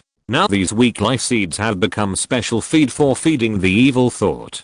The war on the Westeros continent also pressed the fast forward button. It was originally expected that the suppression war in the north, the Vale, the Stormlands, the Westerly, and the Iron Islands would last for more than a year. However, with the participation of the Dawn Army and the efforts of the emerging knights, the war officially ended at the end of 294. According to statistics, more than 30 castles were destroyed, and nobles were exterminated during this war. With the end of the war, more than a dozen senior knights were added to the kingdom. Robin issued a royal decree in King's Landing, announcing that in order to welcome the arrival of the new year of 295 and celebrate the restoration of peace in Westeros, he would hold an unprecedented tournament in Harrenhal. Not only all the nobles in Westeros were invited, but also the various kingdoms and city-states on the other side of the narrow sea in Essos. The Sea King of Bravos, the Governor of Mia, the Prince of Pentos, the Archon of Lantis, the Lord of Tarosh.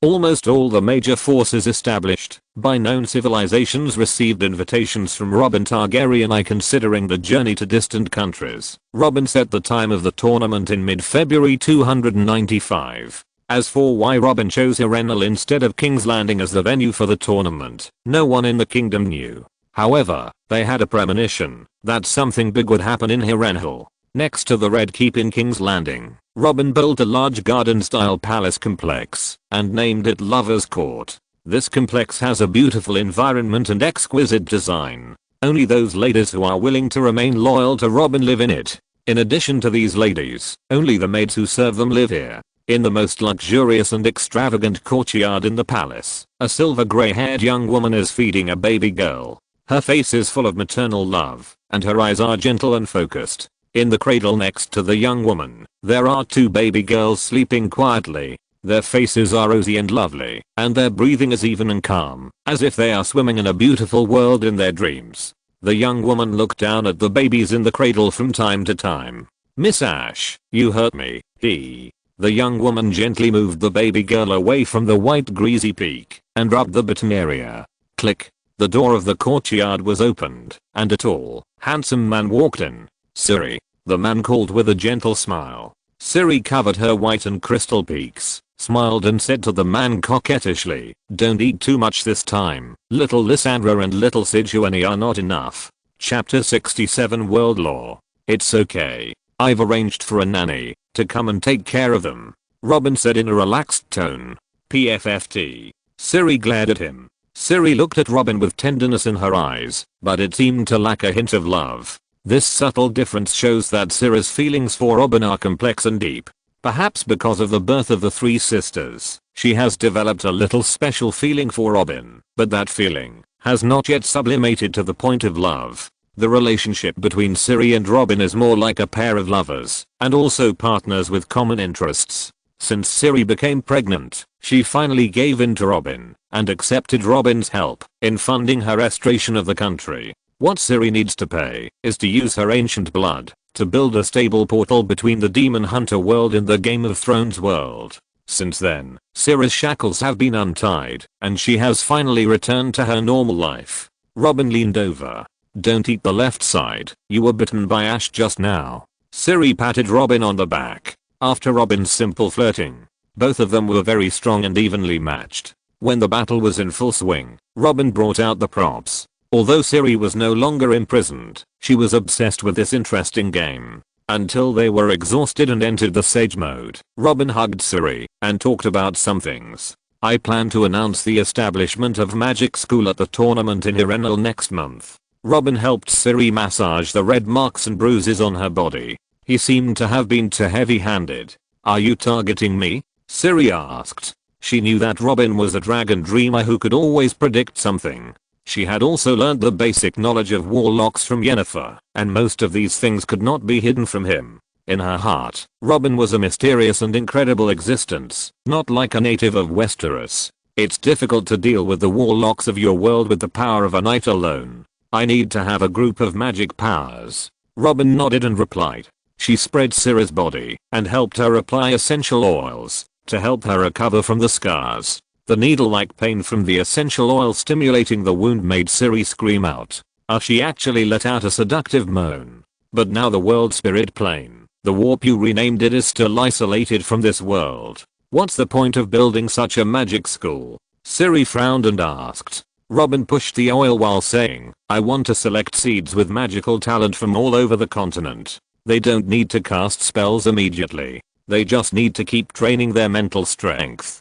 They will be useful when the magic tide comes in 4 years. It's okay for me to teach those children the basics, but you have to help the three sisters of Ash prepare 3 dragon eggs." Siri put forward a condition. She knew that the Targaryen dynasty didn't collect many dragon eggs this year, and she gave birth to 3 children at once. If the normal distribution was carried out, the 3 sisters would definitely not get the dragon. Now Robin has more than 400 children, so you can imagine how fierce the competition for dragon eggs is. Robin agreed without hesitation. Time passed to 1 month later. Hirennal. This largest castle in Westeros has 5 very huge towers and equally thick walls. The walls are incredibly thick, and the rooms inside are big enough for giants to live in. It has unique geographical conditions, and is located in the heart of Westeros, and its status in the Riverlands is very important. The Trident River next to the castle is connected to the estuary, making the potential for water transportation extremely huge. In the past, due to the curse of Hirennal, there has been no powerful lord to explore and develop its potential. Hall used to be the family castle of the Heen family. Robin used to be more envious of this giant castle. Now this castle has been renovated by Robin at a huge cost. It has ushered in a new life and is ready to shine with unparalleled brilliance and prestige throughout the world. In February of the year 295 of the Conquest era, the Targaryen dynasty's tournament was held in Harrenhal as scheduled. Nobles from all over Westeros and dignitaries from all over the world gathered together to participate in this grand tournament feast. Outside the castle, tens of thousands of servants were busy serving the event, and a scene of bustle, noise, and prosperity appeared before people's eyes. Aeoli. A deafening dragon roar sounded, and the dragon's body that covered the sky blocked the sky, and a large shadow instantly covered the crowd. The dignitaries below were amazed, and they all looked up at the majestic dragon, feeling the shock and majesty it brought. Robin stood on the dragon's forehead, which was as evil as a mountain, holding a sharp dragon horn like a giant pillar with one hand, overlooking the crowd below. The strong wind whistled non-stop, blowing his cloak fiercely. The stone bridge connecting the Widow Tower and the Burning King Tower was crowded with people, and they could see Robin's English from here. Two silver-haired children were particularly eye-catching, especially the girl, who had a pair of purple eyes, clear and transparent with a hint of coldness, like the purest purple gemstone, that made people intoxicated. He is the king who reigns over the world, His Majesty Robin. The blond fat man next to the two children exclaimed. His name is Illyrio, and he is the wealthy governor of the free trade city of Pentus. The silver-haired child is Daenerys Stormborn and her brother Visser is the dragon. As orphans of the old Targaryen dynasty, the two siblings have been wandering across the narrow sea. They used to drift between the free cities as guests of powerful people. However, the enthusiasm of these people soon faded, and they had to sell their belongings to make a living. When Viserys sold his mother's crown, people began to jokingly call him the Beggar King, until they came to Pentus and met Governor Illyrio. The fat governor was very interested in supporting Viserys to regain the Iron Throne, and hoped to exchange it for a higher reward after Viserys succeeded. It can be said that Illyrio is like the Lubuie of the Game of Thrones. Before Illyrio could build momentum for Viserys, the news of Robin's restoration of the Targaryen dynasty came from the continent of Westeros.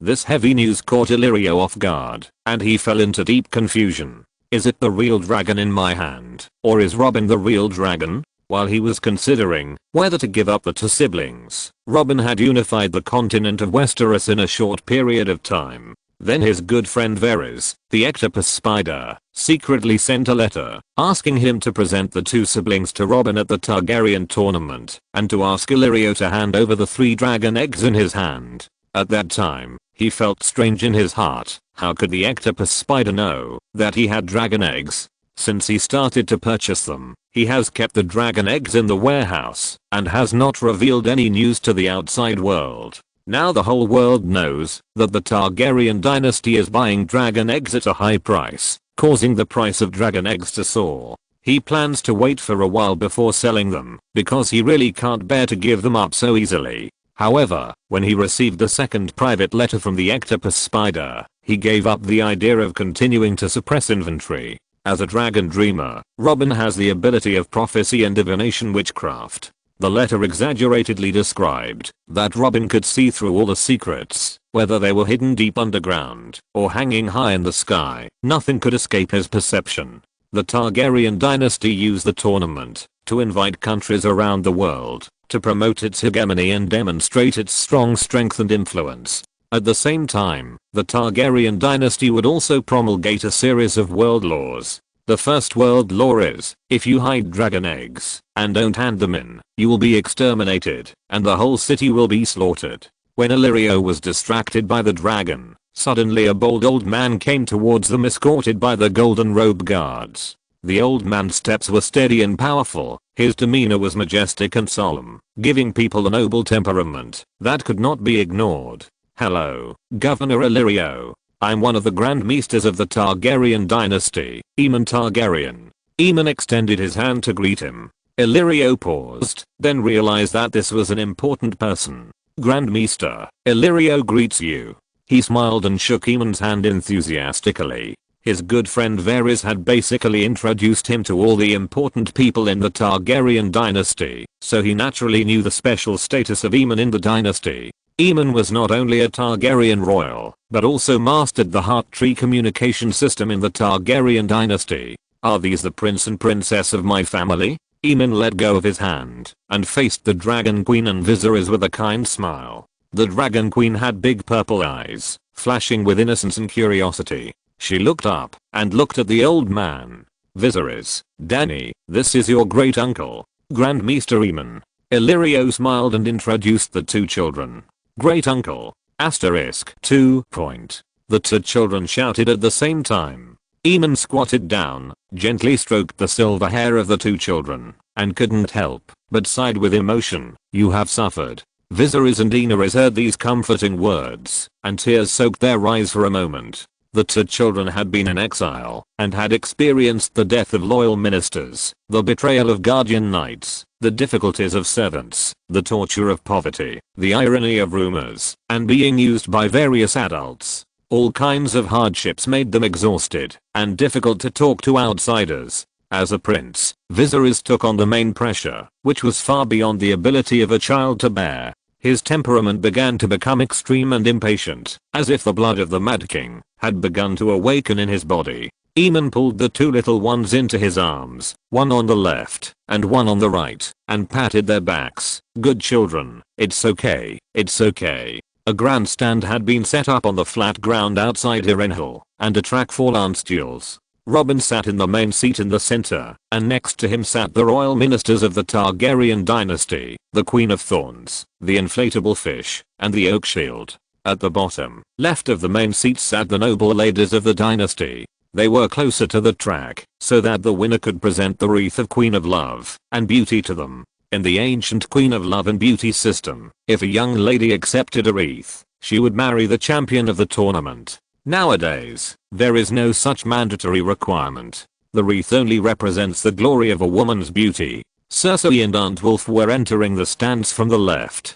Their abdomens were bulging, and they were obviously pregnant. This state made their movements quite inconvenient, and they seemed to be very cautious every step. After they came to the back of their own girls and sat down gently, they suddenly found that the person sitting next to them was actually an acquaintance. Lady Catelyn, you are also pregnant. How many months have you been pregnant? Cersei smiled awkwardly and greeted Aunt Wolf. Aunt Wolf glanced at Cersei's belly, which was more bulging than hers, and said awkwardly, it's been 7 months, ma'am. You're about to give birth. The Maester said it will be this month. Cersei stroked her belly and sighed. It's a pity that there are no more dragon eggs in stock. Otherwise, the contribution points my brother Tyrion earned in the research institute would be enough to exchange for a good dragon egg. Aunt Wolf's face darkened. Her whole family had died. Who would help the child in her arms earn contribution points, let alone dragon eggs? It's started. The competition has begun. Arya shouted excitedly in the front. Chapter 68 The Queens of Love and Beauty. Two knights rode on tall war horses, holding long lances, and rushed towards each other.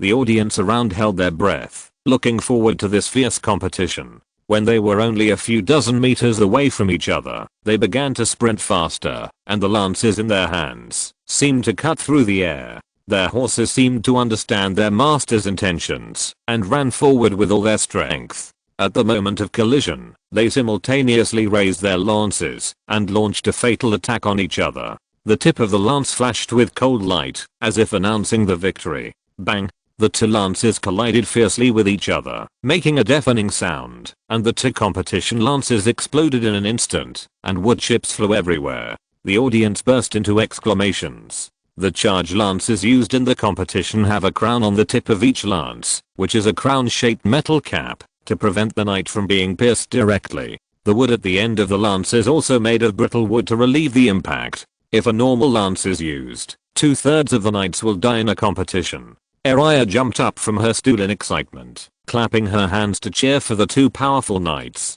Her sister Sansa smiled and clapped her hands like a lady. Aunt Wolf looked at her two innocent daughters, with a hint of melancholy in her eyes. Now their family lives in the Lover's Court, where only Robin's women live. When the two daughters grow up, they may not be able to escape the clutches of the devil. Alas. Aunt Wolf sighed deeply. Cersei saw Aunt Wolf being sentimental and felt a sense of sympathy for a moment. Lannister had been deprived of the title of Warden of the West, and Casterly Rock was now ownerless. Fortunately, Tyrion was invited to join the Institute and cooperated with Grand Maester Aemon to make a major breakthrough in a project of the alien. Last night, she and Tyrion discussed and planned to use the saved contribution points to exchange for Casterly Rock, because after the tournament, there will be a ceremony of enthronement. If Casterly Rock is enthroned by Robin, Lannister will never be able to return to the castle. Bang! The two knights changed direction, exchanged lanes and charged at each other again, but the result was that the lances exploded again. As the competition progressed, the people in the stands also found something wrong. These two were not famous warriors, and the repeated collisions had no result. 4 pairs of lances had been smashed, and even the horses' physical strength was exhausted. They could no longer charge, like they did at the beginning of the competition. However, the two knights were still in high spirits, as if they were not affected at all. Respected Majesty Robin, is this the famous knight-level warrior of your country? The envoy of Tyrosh saluted respectfully and asked Robin. Robin nodded slightly with a blank expression. These overseas countries basically did not send monarchs to come. The news of his Thousand Faces Island alliance had spread all over the world, and the place where the Targaryen dynasty invited the monarchs to was still the place where the Thousand Faces Island alliance took place. Robin could only sigh in his heart. It's understandable. Fortunately, these countries have sent their important ministers as envoys, such as the envoy who asked the question just now. His status in Tyrosh is equivalent to that of the Queen of Thorns. They are both important figures representing the dignity and authority of the country. Both warriors are intermediate knights. The Queen of Thorns explained to avoid embarrassment to the envoy. Almost all foreign envoys exclaimed, I see. The unification war of the Targaryen dynasty has lasted for nearly a year. They have already had considerable intelligence on the combat power of the knights. But now that they have seen their true appearance, they find that these knights are indeed worthy of their name. Robin frowned. He looked at the two war horses that were almost exhausted from spitting saliva at the mouth, while the two knights were still relaxed, as if they had just finished warming up. Remove the horse riding track and let the warriors fight directly on foot. Robin ordered Randall. Yes, your majesty. Randall stood up and responded. Garland interrupted and took over the work. Father, I'll do it. Robin glanced at Garland's newly installed huge right arm and nodded slightly. This huge arm made Garland's whole body look quite uncoordinated, and his right shoulder and right chest were 2 circles larger than the left. This was a difficult synthesis operation performed on Garland by Mr. Coburn himself. Although Garland's arm looked quite abrupt and not very coordinated with the rest of his body after the operation, the actual effect was quite outstanding. This arm gave Garland more powerful strength, allowing him to have an arm with the strength of a great knight, even though he was only a senior knight. The right arm came from a snow monster found by the army in the snowy mountains of the north. In order to destroy this powerful creature, 2 intermediate knights sacrificed their lives. This incident caused quite a stir in the Targaryen army. In the end, the body of the snow monster was given to Garland by Robin and became a part of his body. The completion of this operation cannot be overstated without mentioning the third eye that Robin pressed on Garland's forehead, the soul crystal embedded in his forehead. This crystal stone seemed to help Garland break through the life code, allowing him to accommodate the bodies of other lives. If you do too many experiments, there will always be mutants. Robin remembered that Mr. Coburn sighed like this.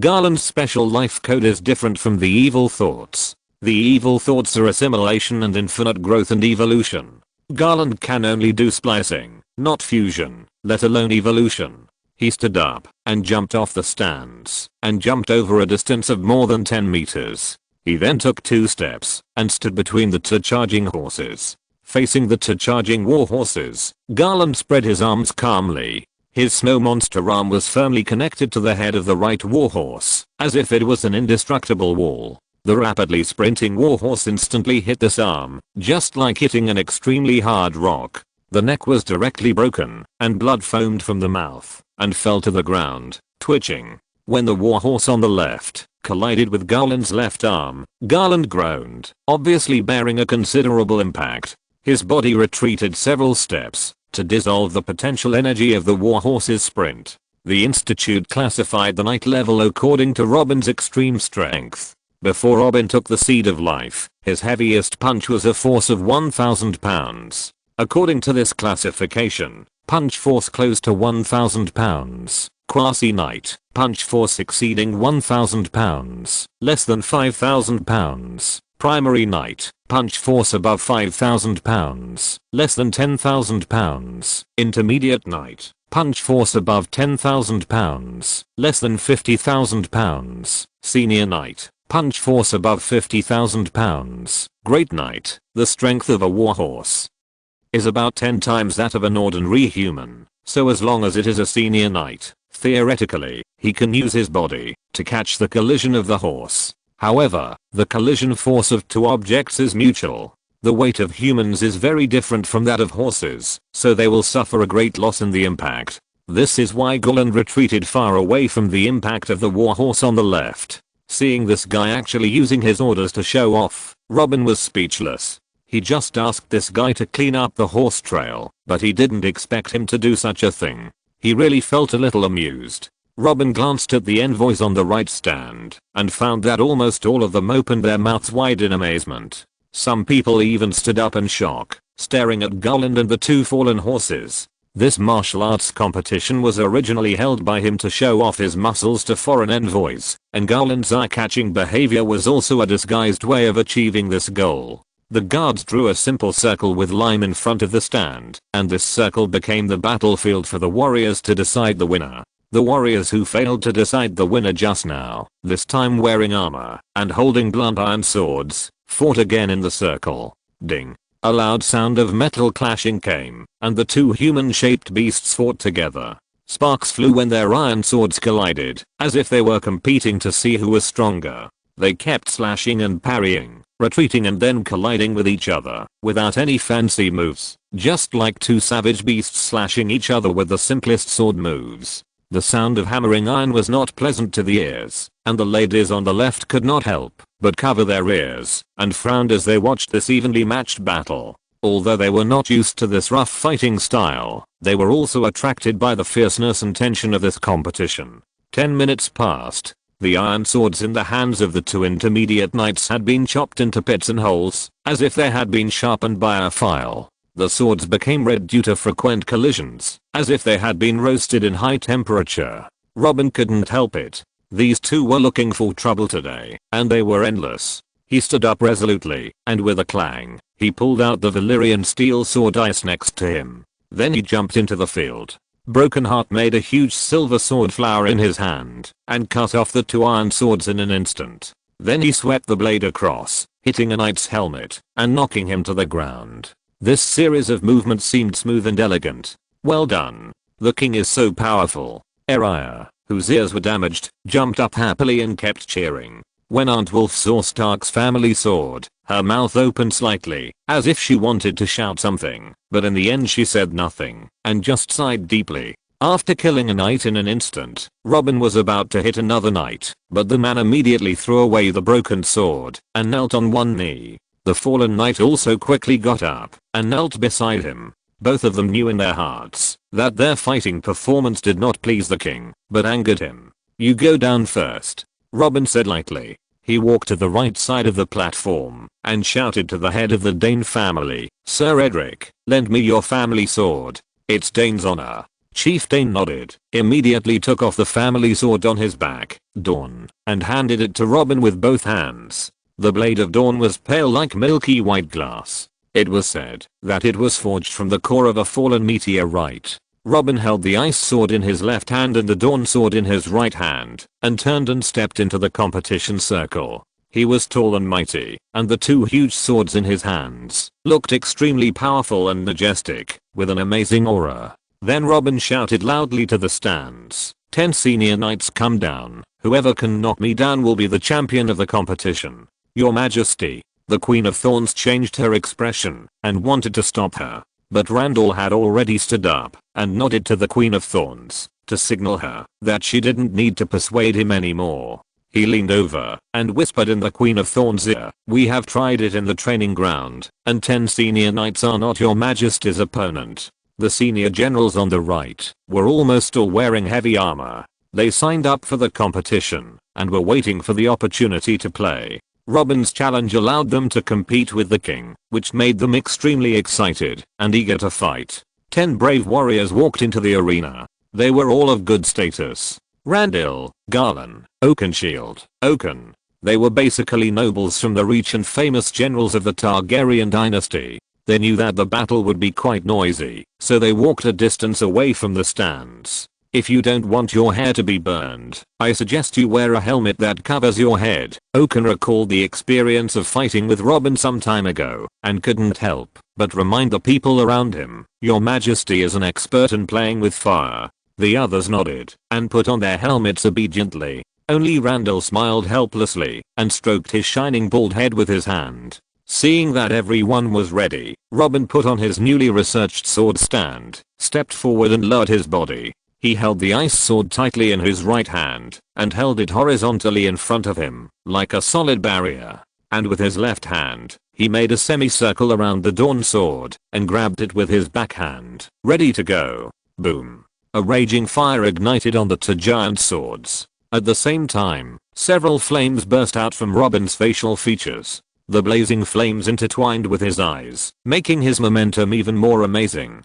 His entire image appeared more majestic and domineering against the background of the flames, as if he was a god of battle who walked out of the flames. At this moment, the atmosphere on the field was instantly ignited, and the audience was amazed. After the development of the fire earthworm's life seed, Robin gained a physique that was immune to fire, which made him extremely resistant to flames. Except for the evil dragon's breath, there was almost no flame that could burn him. Even when facing wildfires, he only felt a little hot and would not suffer any substantial damage. The fire earthworm's fire control ability combined with Robin's own physical fire control law made Robin the master of ordinary fire. The knights surrounding Robin were sweating profusely due to the blazing flames on the 2 giant swords. At this moment, they gathered their minds, got into fighting postures, and prepared to start a fierce battle. The competition begins, the referee shouted loudly. 10 senior knights jumped up almost at the same time.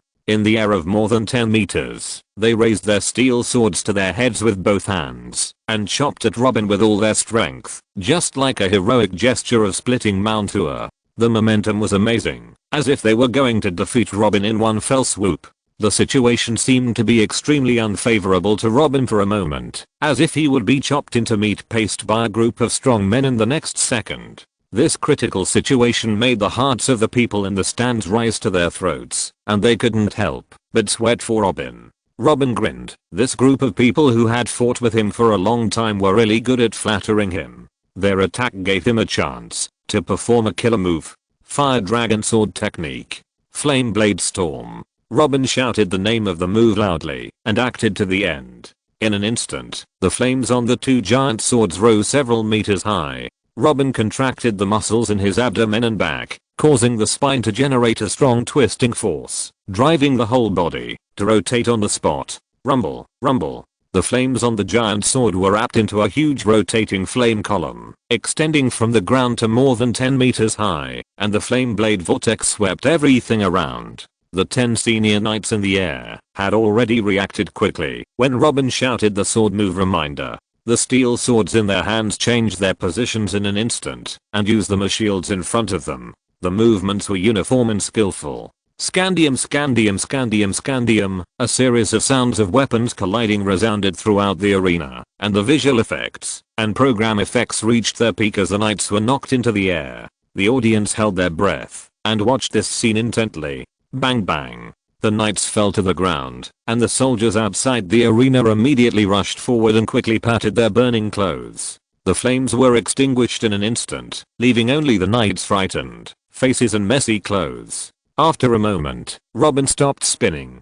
His body swayed in place. It was obvious that his brain was shrouded in dizziness and he couldn't keep his balance. He had to use the ice sword in his hand to support the ground to maintain his body's stability. His eyes were a little dazed, and there were double visions. Obviously, he had not fully recovered from the dizziness. However, 10 shouts of awe and admiration rang out around him. Your Majesty is brave. I'm no match for him. You have no power to fight back at all. Your Majesty is the strongest king in the world. Robin shook his head and tried to regain consciousness. He smiled modestly and waved his hand and walked out of the encirclement of the knights who were kneeling on one knee. He took the Queen of Love and Beauty wreath. The noble ladies on the left stand were so excited and ecstatic when they saw the king walking towards them with a smile on his face and holding the wreath in one hand. The ladies' stand was boiling instantly, with screams and cheers one after another.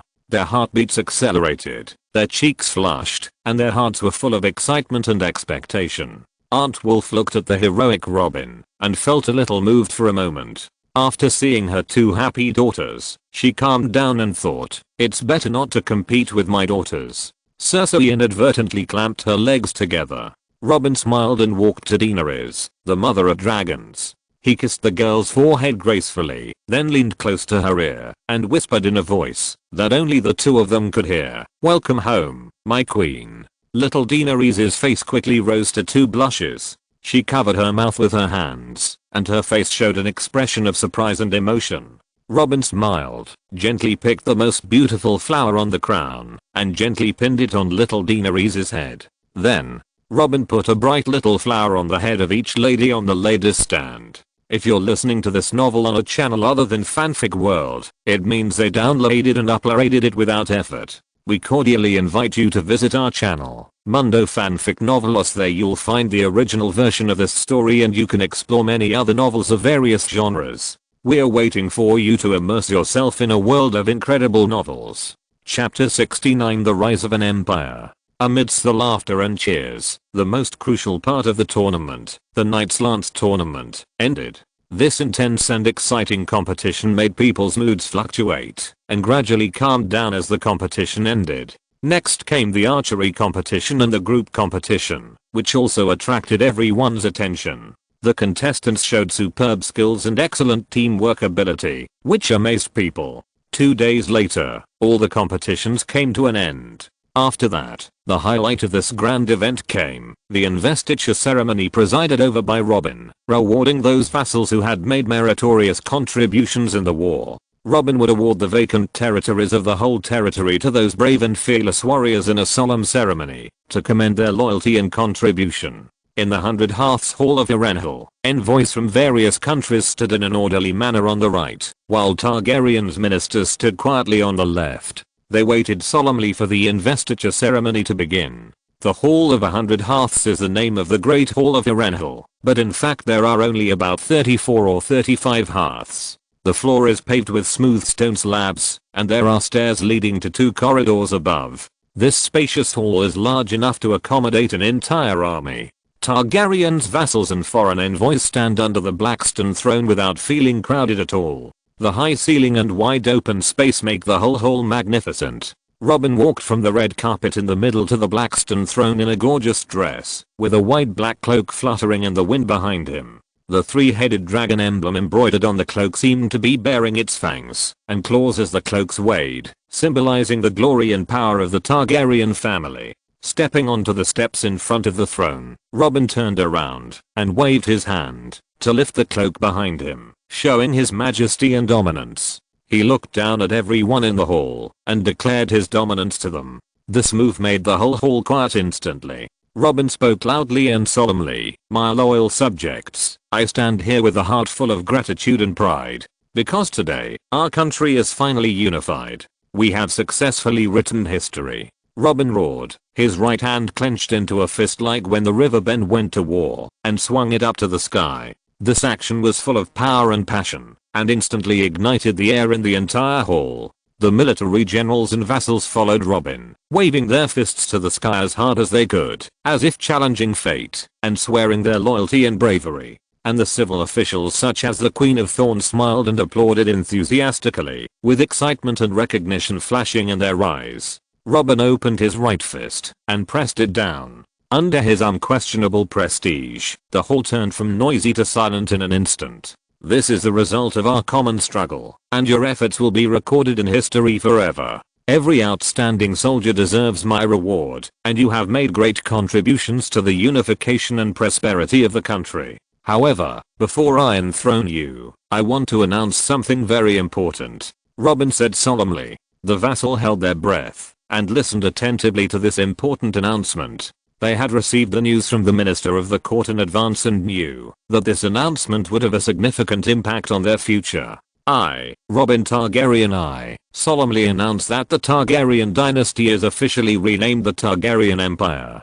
This decision symbolizes the prosperity and strength of our country, and also indicates that we will usher in a new era. Robin shouted loudly, "Long live the Empire!" The vassal roared excitedly in the hall, "Long live His Majesty the Emperor!" The voices came one after another. "The Emperor is here." Unlike the excited and enthusiastic Targaryen vassal, most of the foreign vassal on the right frowned and looked worried. Their expressions seemed a little worried.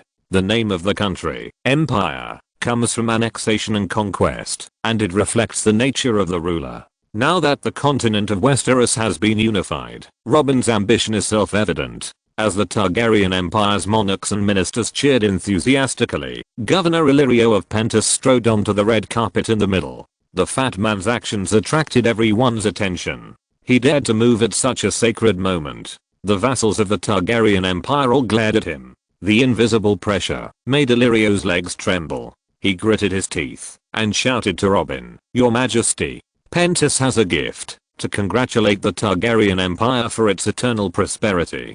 Two maids carefully carried a rectangular box and walked lightly to Illyrio's side. Illyrio opened the box slowly with a flattering smile on his face. 3 dragon eggs lay quietly side by side on the satin in the box, emitting an attractive colorless light. Suddenly, the whole hall seemed to fall into silence. Everyone was attracted by the 3 dragon eggs and couldn't look away. The Targaryen vassals swallowed their saliva together. Do they need the blood of the Dragon King now? Not bad. His wife and daughter are both pregnant with their second child. What's missing now is a dragon egg. Illyrio proudly admired the surprised expressions of the crowd. At this moment, he became the focus of the entire hall. Good, very good. Illyrio, you will gain the friendship of the Targaryen Empire. Robin smiled.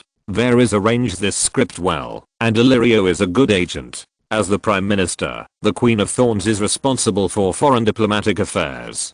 She considered it and said to Illyrio, "Governor Illyrio, at present, our country's contribution exchange list is not open to foreign countries. However, in order to express our gratitude for welcoming back Prince Viserys and Princess Daenerys, and to reward you for being the first to offer gifts to the Empire, we decided to make an exception and open this list for you." The Queen of Thorns said, "You will have the qualification to exchange 5 seeds of life in the Empire's contribution exchange list. Please cherish this opportunity." The Queen of Thorns said, "Any level of seeds of life." Illyrio's throat was a little dry, and his voice was a little hoarse. Although he knew he would get some rewards, he didn't expect such a big reward. The generosity of the Targaryen Empire surprised the foreign envoys. The Queen of Thorns nodded. "You can use your contribution points to exchange for 5 life seeds of higher level and below." Illyrio tried to suppress his excitement. He bowed respectfully and thanked them. "May the Targaryen Empire prosper, everyone." The Queen of Thorns turned to the envoys of various countries. "The biggest difference between the Targaryen Empire and the previous dynasties is that we will issue a world code. This code will regulate and constrain all forces and countries in the world, and explain what everyone can do, what they can't do, and how they should do it. And the first law of the world code, Dragon Egg Ban, strictly prohibits all national forces from privately storing dragon eggs. Please don't break the law. The dragon's breath of the evil dragon will punish anyone who challenges the existence of the world code. The lightest punishment is to massacre the city. Please remember this." The Queen of Thorns warned them. The foreign envoys were furious and shuddered at the hegemonic treaty. Each of them wanted to refute, but now, facing the Targaryen Empire with a dragon more than 700 meters long, they were shocked and speechless. There has never been such a huge dragon in the world. Its existence made them realize that it was easy for such a creature to massacre a city and destroy a country. This fear and awe intertwined, so they dared not have any objections and could only accept this humiliating treaty silently. Prime Minister, I think I have to go back to the country to listen to the will of the Sea King. An envoy mustered up the courage and made an excuse in a trembling voice. Although he was afraid, he still spoke his mind. Lord Kit of Bravus, you must understand that the Empire issued this code not to discuss with you, but to order it. The Queen of Thorns shouted coldly with full momentum. This is too domineering. Whoever wants to destroy the country can stand up now. Robin said sternly, directly slamming the ice giant sword in his hand to the ground, standing up and looking at the group of envoys with cold eyes. Are you kidding? Now that the Empire has nuclear weapons, it is still discussing with you politely. Is it you or me who is wrong? Robin sneered in his heart. The Dragon Egg ban is equivalent to the nuclear weapons ban treaty in the previous life, and it must be strictly enforced. Now that Robin has given birth to so many children, it is inevitable that some of their blood will flow outside the Empire in the future. If there are forces that resist the Empire and hold dragons, it will cause great chaos and crisis. The Empire ensures that the power of dragons will not be abused, which is to maintain the peace and stability of the entire world. The Targaryen Empire has good intentions. Robin thought to himself. After calming down the group of envoys, Robin continued to confer titles on the ministers. His voice was majestic and solemn, and he bestowed titles and territories on those outstanding military generals and civil officials one by one. Guardian of the Reach, Duke of Inflatable Fish, Guardian of Dawn, Prince Doran, Guardian of the Stormlands, House Tarth. Switch to the Empire in the middle of the war and help the Imperial army quickly pacify the Stormlands. Guardian of the Vale, Randall Tarley, Warden of the West, Rose Noxus, the family named by Robin. Rose exchanged all her contribution points for the Warden of the West. Warden of the North, House Bolton. Old Flade was the Warden of the North. Old Flade was really cruel to his former colleagues in the North, and played a very important role in suppressing the North. Robin gave him the North as promised. Warden of the Iron Islands, Clancar Greyjoy. The Iron Islands fleet was completely destroyed by evil thoughts. Old Balon died in battle, and Asher was captured. Clank is the son of Asher and Robin. Because his son was young, his mother Asher was awarded on his behalf.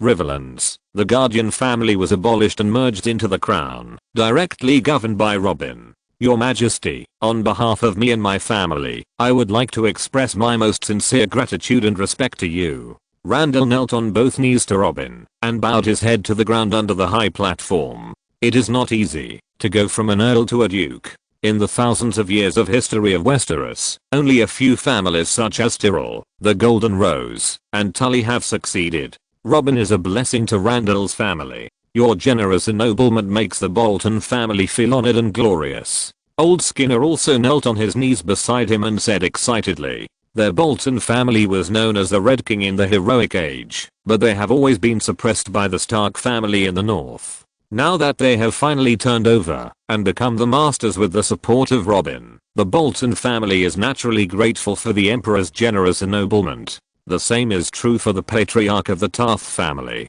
They are also a top family with T0 strength in the Stormland.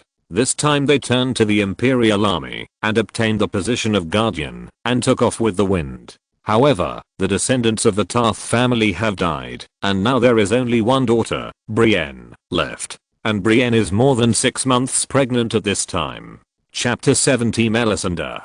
Brienne's pregnancy also made the Tarth family more determined in their loyalty and faith in the Empire. The grace of rebirth and the continuation of virtue. The grace of God is no greater than that of His Majesty the Emperor. The Tarth chief was so excited at this solemn moment that he lost his composure. His old tears were streaming down his face, and his voice was choked with sobs. His only daughter was nicknamed Brienne the Beauty, and her character was so strong that ordinary people could not conquer her. She looked down on ordinary men. The Tarth chief had arranged 3 marriages for Brienne, but all ended in failure. In the Tarth chief's heart, Robin was the savior of the Tarth family because he could successfully sleep with his daughter. Robin looked at the Tarth chief, who was more excited than all the recipients, and smiled speechlessly. Perhaps this world is an equal universe. Brienne is not as ugly as described in the original A Song of Ice and Fire, but a giant ocean horse with a 3-dimensional appearance, clear contours, a height of more than 2 meters, and a plump and healthy body.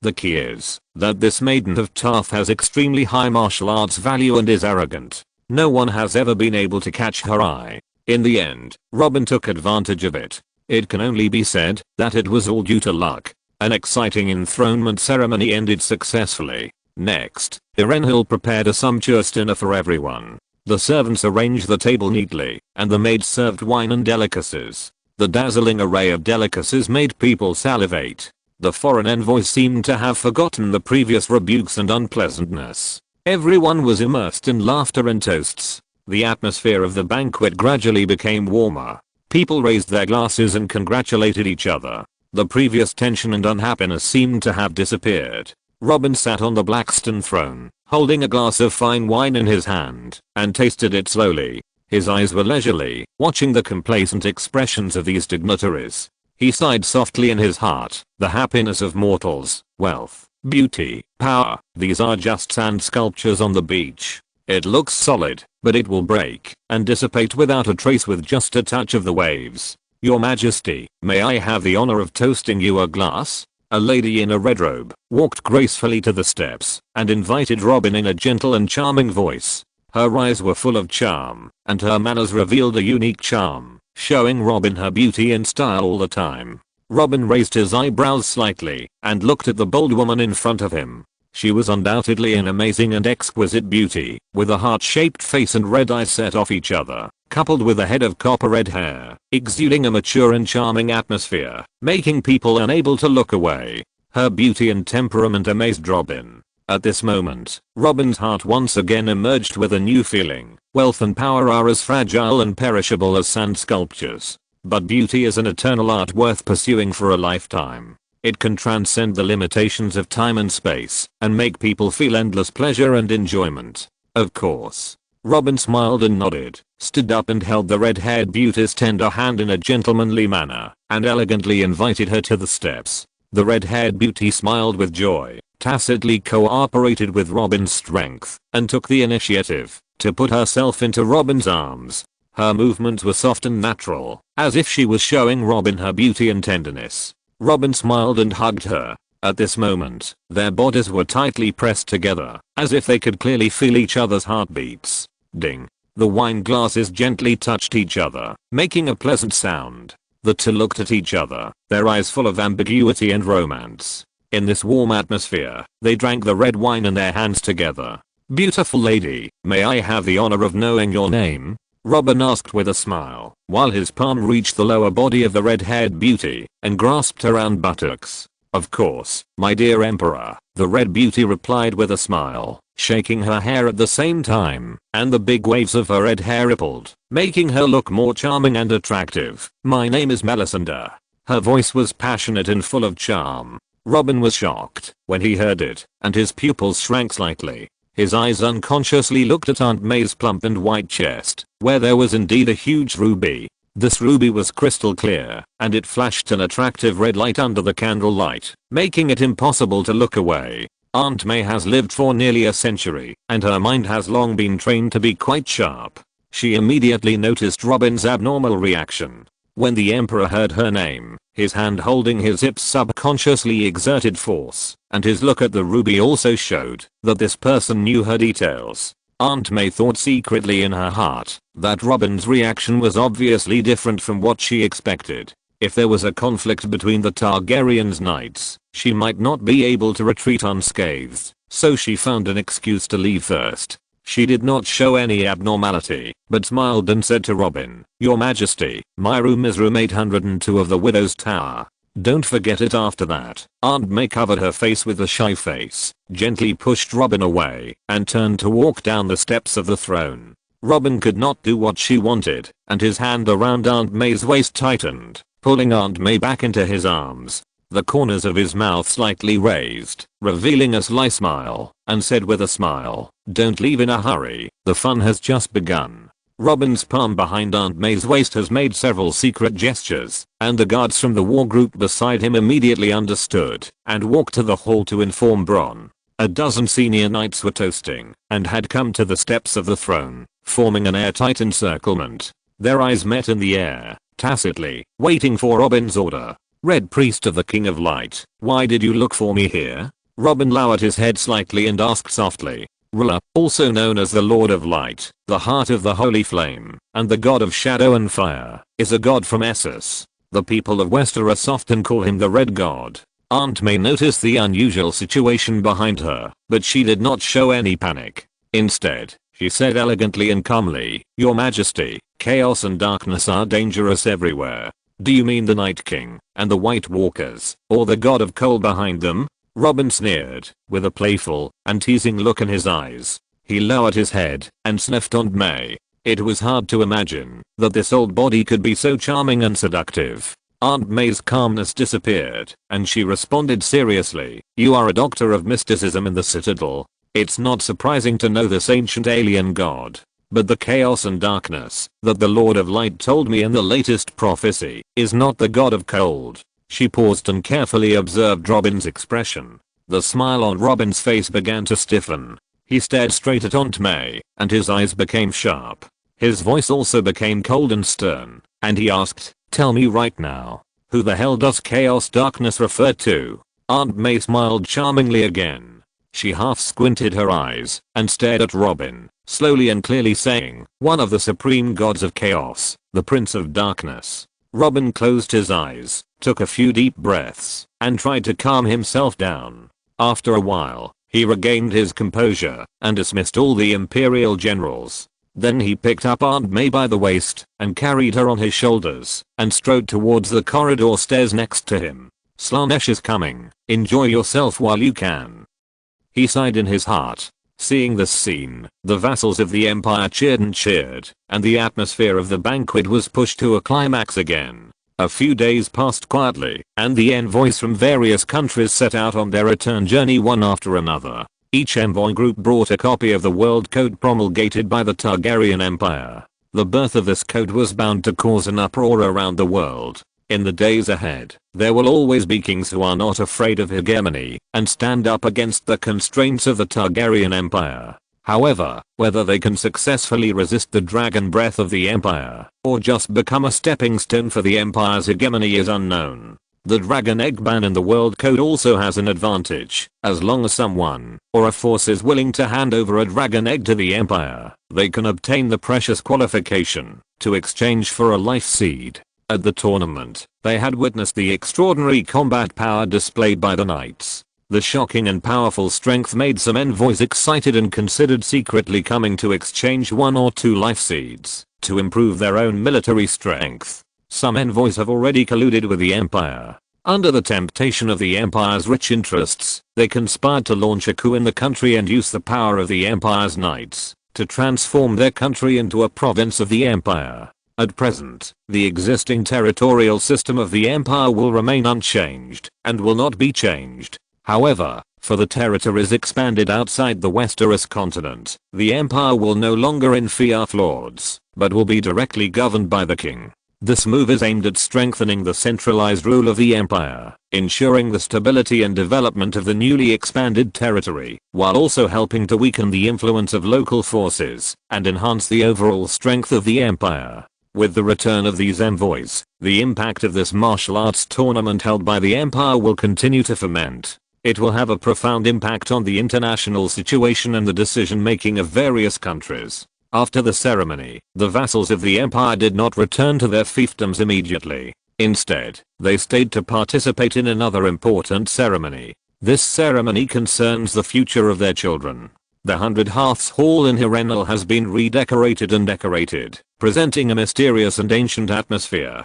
Black curtains are hung in the hall, which looks solemn and mysterious. There are many silver candlesticks on the wall, and the flickering candlelight casts a soft light and shadow on the entire hall. There are also ancient scroll portraits on the wall, which seem to tell the long history and legendary stories of Westeros. The decoration of the entire hall creates a mysterious and solemn atmosphere, making people feel as if they are in an ancient magical world. 7 huge wooden tables are placed in the center of the hall. The table was covered with a neat and elegant white tablecloth, which matched the silver tabler and crystal clear glass, showing luxury and nobility. On the seats beside the long table were placed several mysterious badges and symbols, which reflected the faint light in the candlelight, as if calling their owners. Chapter 71, Direnhill School of Magic. Robin and Ciri led the dignitaries of the Empire and slowly walked down the stairs on the left side of the hall. Robin walked up the steps to the throne and sat on the black stone throne.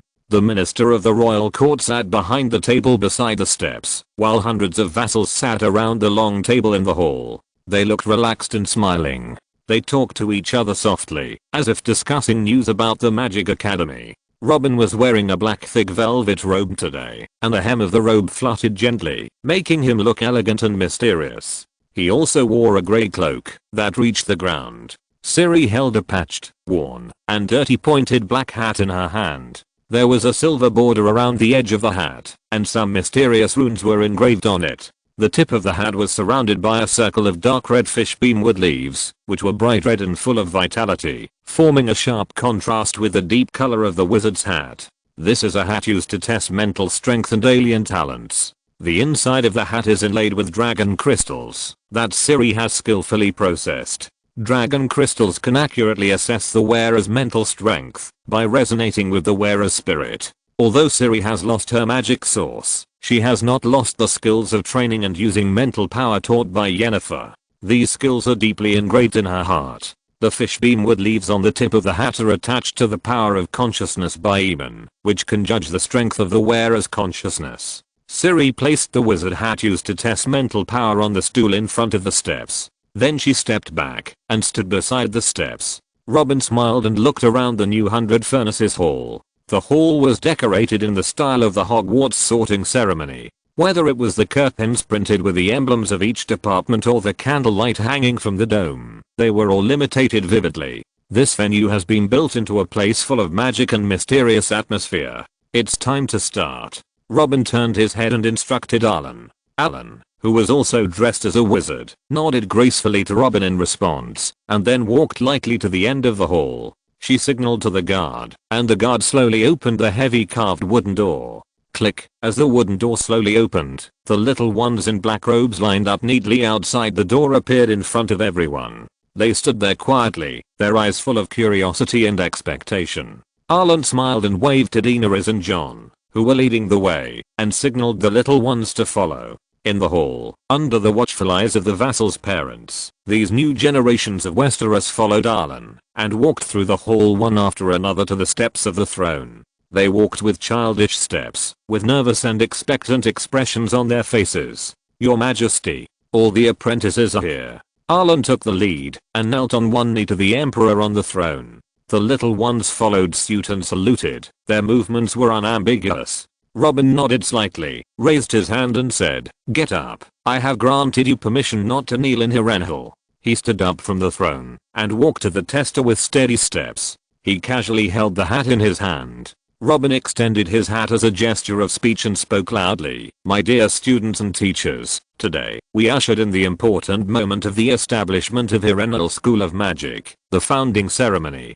It is also the entrance ceremony for the first generation of students. As your principal, let me introduce this magic school to you first. Direnhill School of Magic is the top extraordinary school in Westeros. You should feel honored and proud to be here today." Robin smiled and tapped the children with his hat. The magic school is divided into 3 colleges, namely, Magic College, Alien College, Night College. You will wear this magical wizard hat in a while. It will test your talent and qualifications. We will assign colleges according to your talent. Robin held the wizard hat in front of him and shook it gently at the children. He turned it over gently and looked at the inside of the hat to confirm that there was no problem. Robin put the hat on his head. After the dragon crystal transformed by Ciri sensed Robin's spiritual power, it activated the Valyrian steel on the brim of the hat through hidden circuits. Then the silver flakes on the edge of the hat began to light up with a blue glow one by one. The 20 silver flakes were activated at the same time within a few seconds, emitting a brilliant and mysterious light.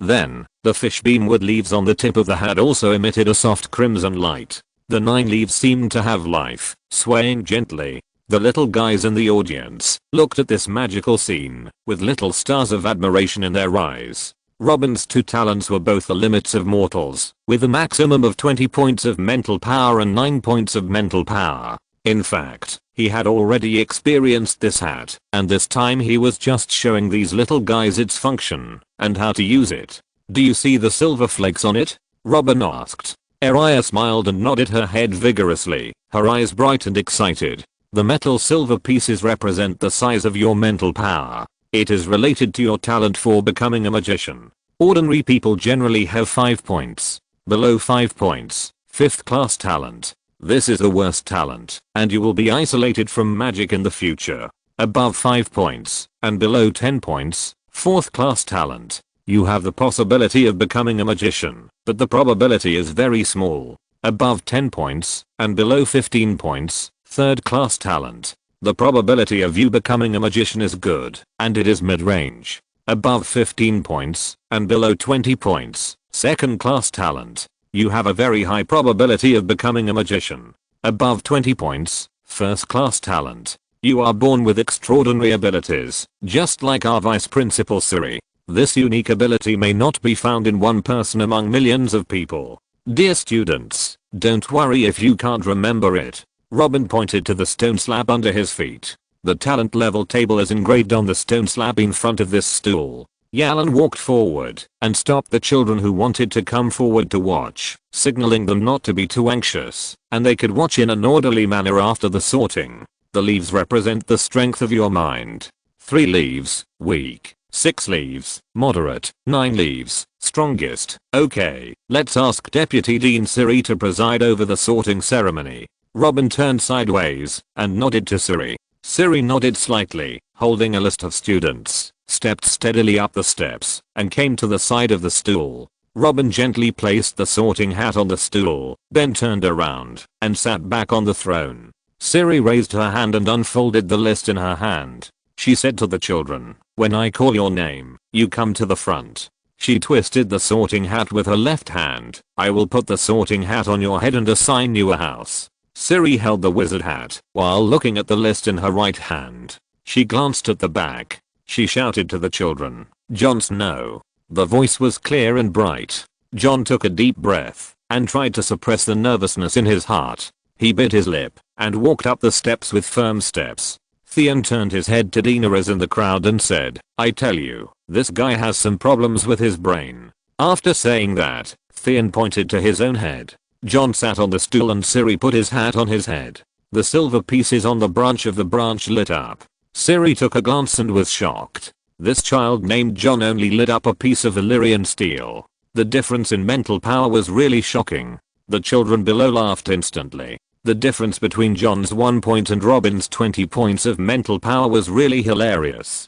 Even the ministers on the stage couldn't help but cover their mouths and laugh. They had all tried it before. The mental power of each minister was at least 10 points. Jon's difference in mental power made people feel a little funny and cute. Jon twisted his butt uneasily. He looked up at Deputy Dean Siri and guessed that his talent might be very poor. "Child, although your mental power is very poor, your alien talent is very good." Siri smiled and comforted. Robin announced from the throne, 7 leaves, Alien Academy. The vassal clapped and cheered for Jon. It was possible that a high-level alien could master the communication system of the Empire. Jon was a potential stock worth winning over. Sometimes information determines fate. How did the Baratheon clan get exterminated? Wasn't it because someone blocked the news?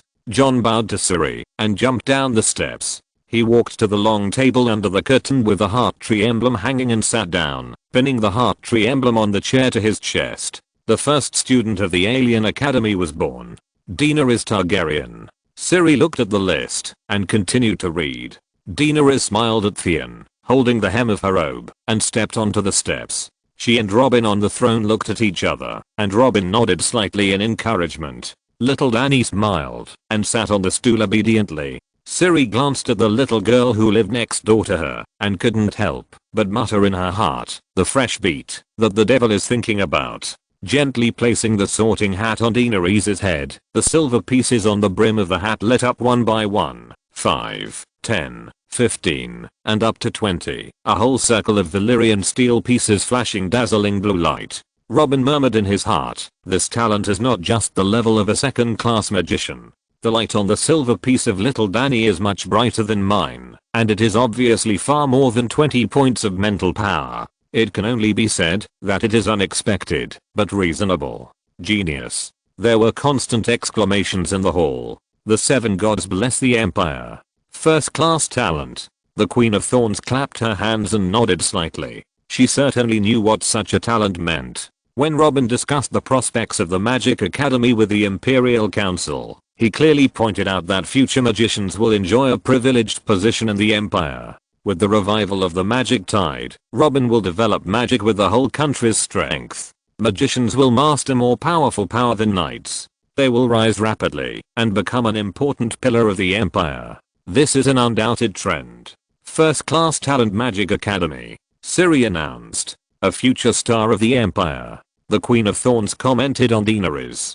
Do you need to go to Sheen to make friends? The inflatable fish asked in a low voice. Ever since Daenerys returned, the Emperor has regarded this little girl as a forbidden delicacy. Anyone who touches her will die. The Queen of Thorns shook her head and told the inflatable fish to give up the idea. Siri glared at the excited Robin, turned around and continued to read. Joffrey Lannister. 6 leaves, 4 points of mental power. Alien Academy. The sorting ceremony was carried out one after another, and each new student walked up the steps with anticipation and nervousness to accept the judgment of the sorting hat. Every time the silver flakes flickered, it represented the birth of a student from the Magic Academy. Theon Greyjoy, 3 leaves, 7 points of mental power. Knights College. Loras Tyrrell, 5 leaves, 9 points of mental power. Knights College.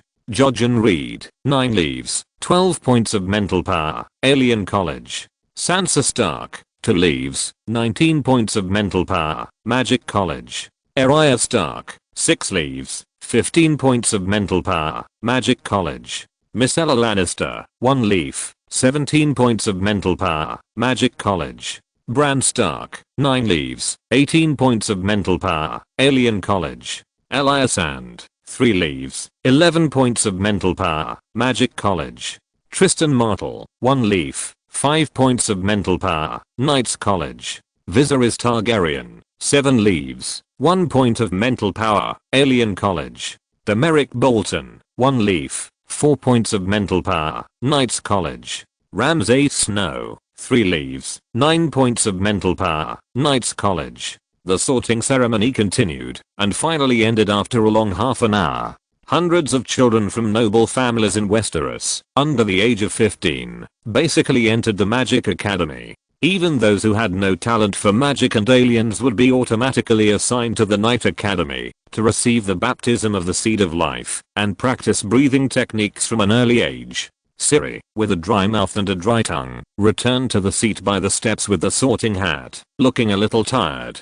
Chapter 72 A Living Shadow. Robin stood up with a glass of wine in his hand. He smiled and said, "Congratulations to all the students who have successfully enrolled in the Herrenberg School of Magic. You have passed the sorting ceremony and entered the field that you are most talented in.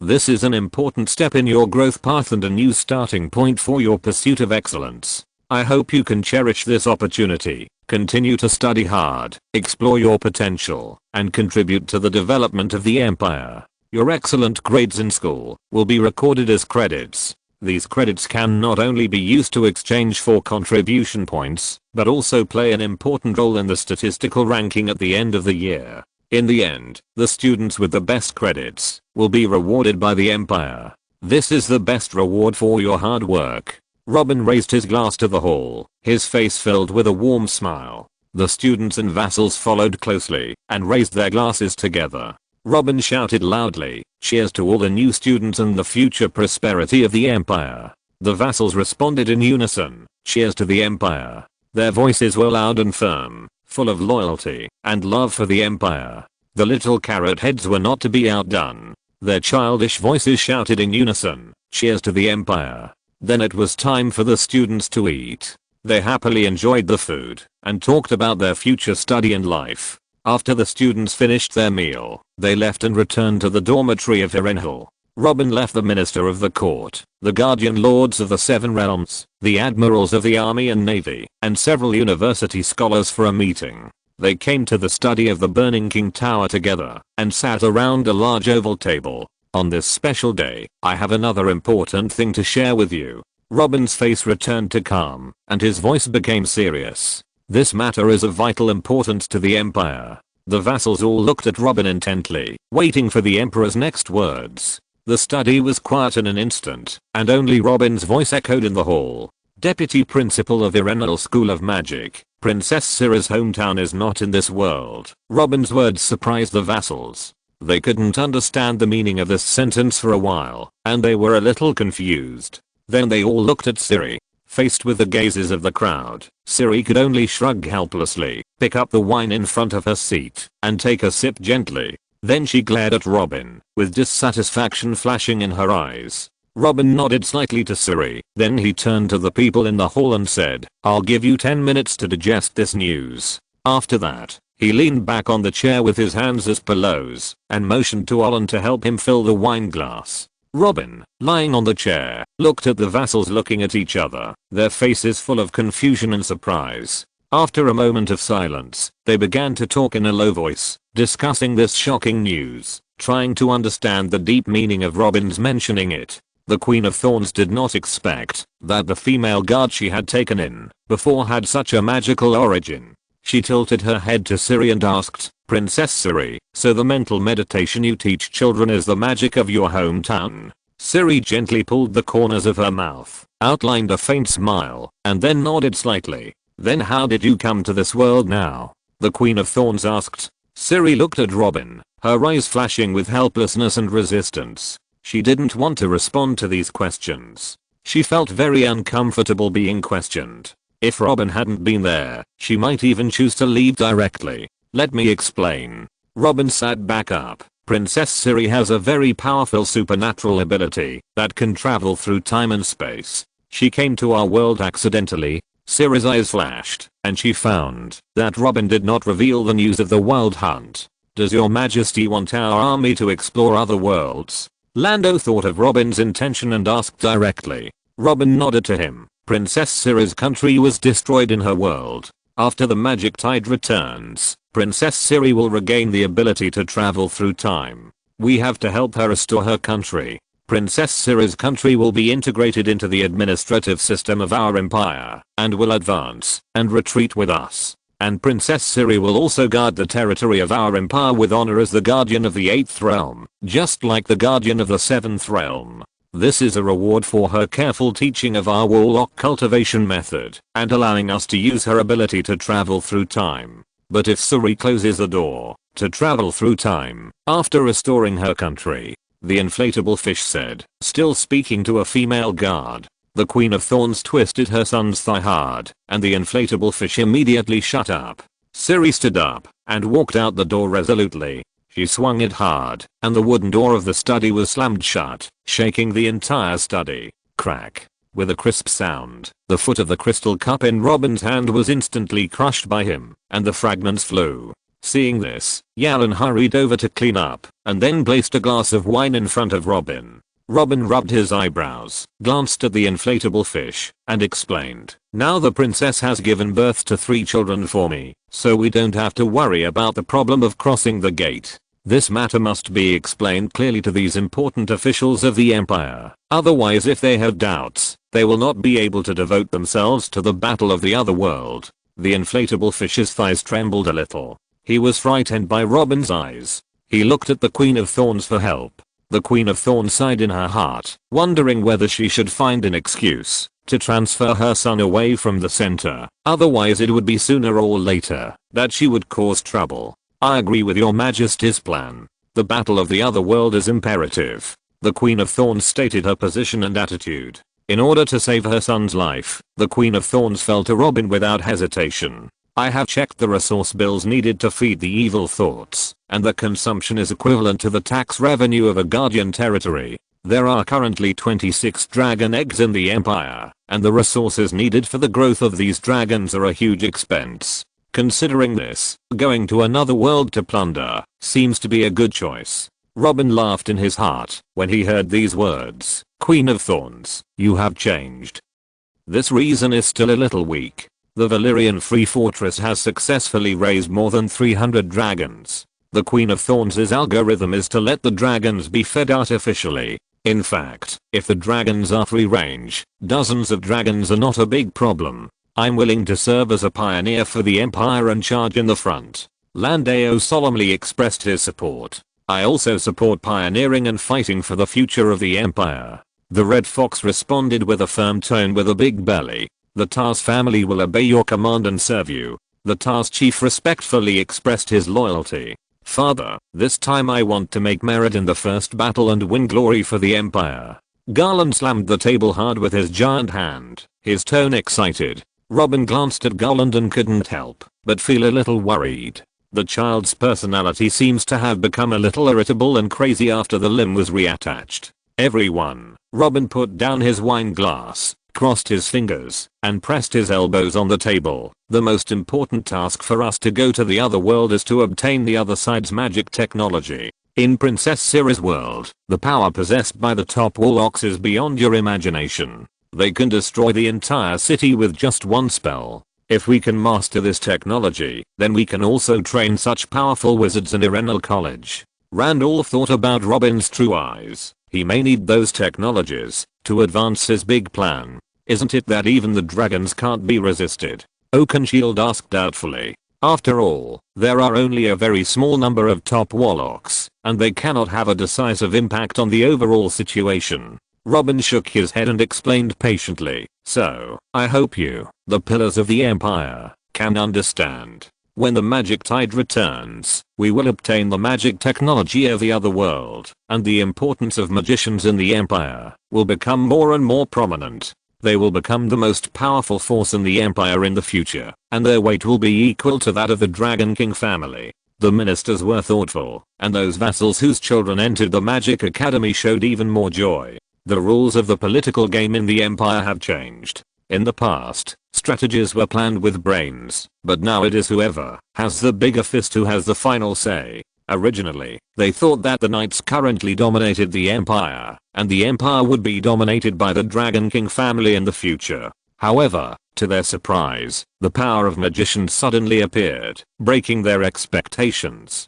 Robin began to introduce the detailed information of the Monster Hunter world, warlocks, the Nilfgaard Empire, the Northern Kingdom, the elves, monsters. Knock, knock. Robin and the minister's discussion was interrupted by a knock on the door. Arlen opened the study door after Robin nodded. Your Majesty, it's Born. The maid bowed respectfully with a joyful smile on her face. Priest Melisandre gave birth. Robin couldn't help but frowned when he heard it, and was a little shocked. He had only been working for a few days, and Melisandre had already given birth. This speed is too fast, isn't it? Isn't this child his? He complained in his heart. You should study the information I just provided carefully first. I will send someone to send the map of the monster hunters and the distribution of forces here, to help you better understand. I'm going to the Widow's Tower, to check the situation now.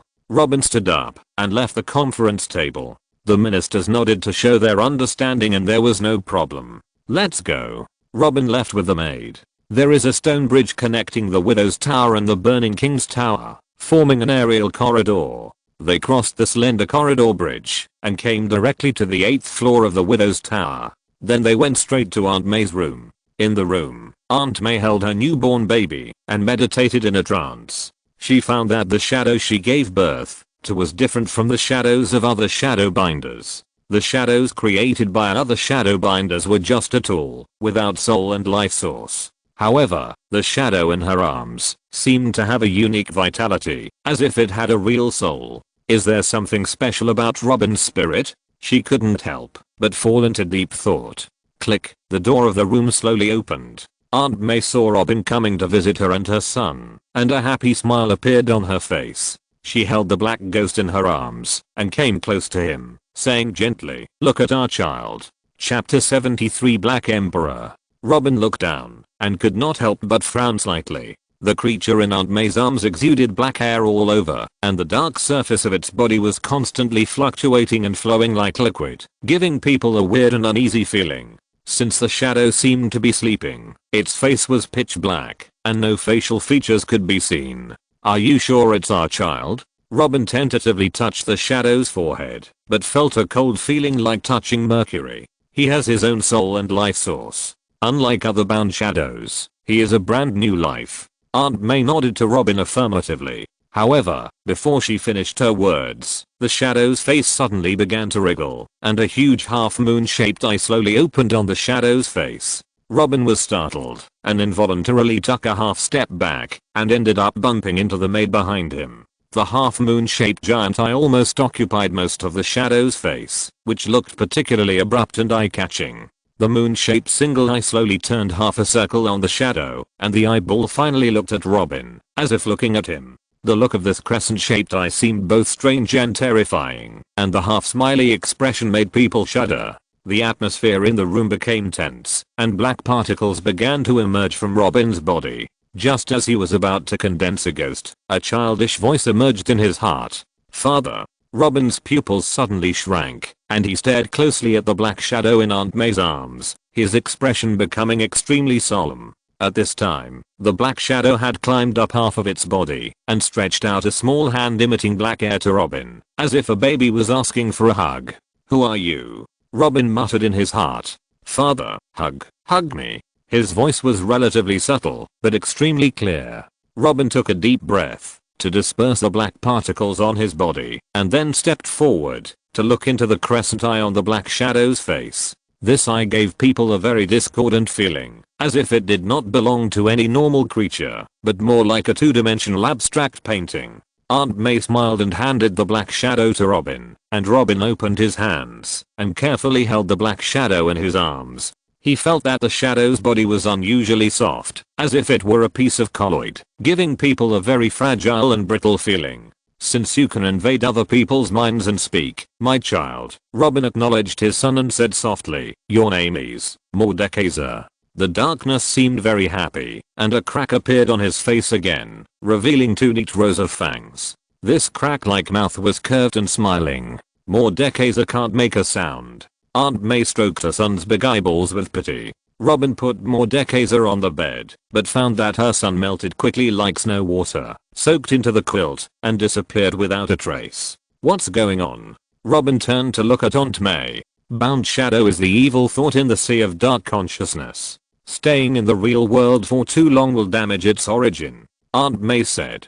"Sea of dark consciousness? Is it the latitude gap that Eamon mentioned?" Robin asked. Aunt May nodded. "It means the same space, which we in Asia call the Sea of Dark Consciousness." Without waiting for Robin to ask, Aunt May continued, "Although I'm a priest of the King of Light, I'm also a shadow binder of Asia. I originally planned to breed a shadow binder to kill you. But I didn't expect that your sperm could give life to the shadow binder, and our child, Morting, was born in this way." Robin frowned slightly and curled his lips in disdain. "I'm now the Grand Knight of the Empire and I have the assistance of summoned ghosts. Do you think you can kill me with just a shadow binder? Of course the shadow binder can't defeat you in a head-on battle." Aunt May shook her head. She turned around and sat back in the chair in the room. "But the shadow binder has a powerful sealing technique called the body binding seal. This sealing technique can sacrifice the shadow and drag you into the latitude gap, and then you will not be able to get out by yourself. There are countless indescribable twisted monsters in the gap between dimensions. Your final fate may be to die of old age there, or be devoured by those monsters." Aunt May tilted her head and looked at Robin with a smile, as if waiting for his solution. Robin noticed that Aunt May's words were full of playfulness. He walked silently to Aunt May's side, gently picked her up, and put her on the bed. He peeled off her red dress piece by piece, revealing Aunt May's seductive body. "What should I do?" Robin admired her graceful body and said teasingly. The room was filled with an ambiguous and passionate atmosphere. "Are you asking me how to defend against this seal, or what posture you should take?" Aunt May rolled her eyes at Robin, with a hint of ridicule and teasing in her tone. "The ghost tower of Irenal is the most important tower in this castle. In the past years, the ghost tower was the most severely damaged of the 5 giant towers in Irenal, and the sanctuary in front of the tower has also collapsed. It is said that it has a history of 300 years. However, the Tower of Ghosts has been carefully restored and stands tall again in Hirenhal. The dilapidated temple has also been demolished and replaced by the ground entrance of the institute. Robin, wearing a loose black wizard robe, walked to the door of the institute with Rose. Mr. Butterfly had been waiting at the door, greeted them with a smile, and then led them to the meeting room in the basement. In the spacious underground meeting room, the core members of Umbrella have already taken their seats, and they are all quietly waiting for the leader of the organization, Robin, to enter. Robin, wearing a long black wizard robe, stepped steadily into the council room. When he entered the meeting room, all members stood up and bowed their heads to him. Robin nodded to them with a calm smile, sat down in the main seat, and waved his hand to signal everyone to sit down. Looking around the entire meeting room, Madwoman, Bron, Samwell, Kyburn, Butterfly, the core members of Umbrella have expanded to nearly 20, and every day many vassals submit applications to Rose to join the organization. The Umbrella organization is no longer a secret society in the upper echelons of the empire, but an organization known to all the core dignitaries. Its resounding reputation comes from the seed of life, and the birth of the Knight class has made Umbrella widely known. Every year, so many war criminals and prisoners are escorted to Hirenhal. It goes without saying that they are sent to the experimental table. Although they know that this organization is doing evil and terrible experiments, the dignitaries of the empire still acquiesce to this huge and magical organization parasitizing the empire, just as they accept the seed of life parasitizing in their bodies. Under the chairmanship of Robin, according to convention, Coben began to report the experimental results of the institute. Several important projects of the institute at present: latitude gap exploration, psychokinesis liquidization, beastman slaves. After Coben finished speaking, the second most important department of Umbrella, the Cornerstone Foundation, began to report the funding situation. Rose posted the 3 major statistical reports on the blackboard and briefly talked about the assets, liabilities, profits, and cash flow. The most critical business of the consortium this year is the establishment of the Westeros Central Treasury, which we call the Keystone Treasury. We are opening outlets in each fiefdom castle, and the treasury branches have been laid out in about half of Westeros. And the Keystone Securities Exchange designed by Your Majesty is also in the preliminary planning, and it is expected to be opened for trial operation at the end of the year. Rose talked eloquently, already having the style and momentum of a professional manager. Robin rested his hands on the table, clasped his palms under his chin, and listened attentively to their reports on the situation and status of the organization one by one. Dear colleagues, thank you for your hard work, and thank you for your hard work. Robin first encouraged. Robin continued, I have a few things here that require everyone's cooperation to complete. Because of its huge size, Evil Thought is too heavy to take off. It tried several times before it flew into the air during the martial arts competition. Robin smiled and then joked, maybe it will become a giant dragon that can't fly because it is too heavy. Lando frowned and said, we rely on Evil Thought to deter countries around the world and make them abide by the world code. If Evil Thought cannot fly, then the world code will become a piece of waste paper. Robin nodded. So Evil Thought will immediately set sail to the other side of the narrow sea, and it will live there until the magic tide comes. All known foreign countries with intact regimes are located on the continent of Essos. Evil Thought will wait at the borders of these countries, watching their every move. As long as anyone dares to violate the code, Evil Thought will set foot on land and launch a devastating attack on that country. Ensure the nuclear peace and stability of the world. Robin learned this trick from Country F in his previous life. This country built its dangerous nuclear power plant on the border of its neighboring country, and the neighboring country cursed and dared not move at all. Robin extended a finger and tapped the table. The governor of Pentus, Illyrio. This man has secretly surrendered to the Empire. We are going to launch a coup in the near future to kill the other governors and incorporate the free city-state of Pentus into the Empire's territory. Your Majesty means that the dragon's nest of the Evil Thoughts will be built near Pentus? Bron said. Robin nodded slightly. The research institute should arrange the supply of Evil Thoughts feed in advance to prevent the leakage of life seed technology. Coben nodded to indicate that he had received the task. The second thing, Robin raised his hand and raised his second finger. Red Fox, all the bards under your command must help me spread to legends. As the intelligence chief of the empire, Red Fox joined the umbrella after being pounced. Now he is not only the mother of the child, but the bard power in his hands is also the eyes and ears of the entire organization. Yes, your majesty, Red Fox responded and threw a wink to Robin. The method of defending the seal of the latitude gap that Robin obtained from Aunt May is to improve his own legend in the real world. Through the power of others' minds singing stories about him, he resisted the erosion of the seal. As the emperor of the empire, his legendary degree was naturally not low. Under normal circumstances, the sealing method described by Aunt May could not easily seal himself. However, when encountering a top shadow binder like Aunt May, it is possible to successfully perform the seal by consuming a large amount of vitality. And because of the life ruby on Aunt May's chest, it is like turning on the bloodlock. A fight to the death can drag Robin into the dimensional gap. Whether the monsters in the dimensional gap are powerful is also related to their legendary degree in the world. Listening to Aunt May's description, it is a bit like a variant of an urban legend. The Shadow Binders of Yasha obviously know more about the dimensional gap than the aliens in Westeros. For example, the gap monster such as the Shadow Binder did not exist originally. After the ancient Shadow Binders of Yasha discovered the lore and logic of the dimensional gap, they made up the horror story of the Shadow Ghost. In horror stories, shadow ghosts will assassinate people with sins at night. Countless stories describe the horror of shadow ghosts assassinating kings, ministers, priests, civilians, children. And these horror stories have only two endings.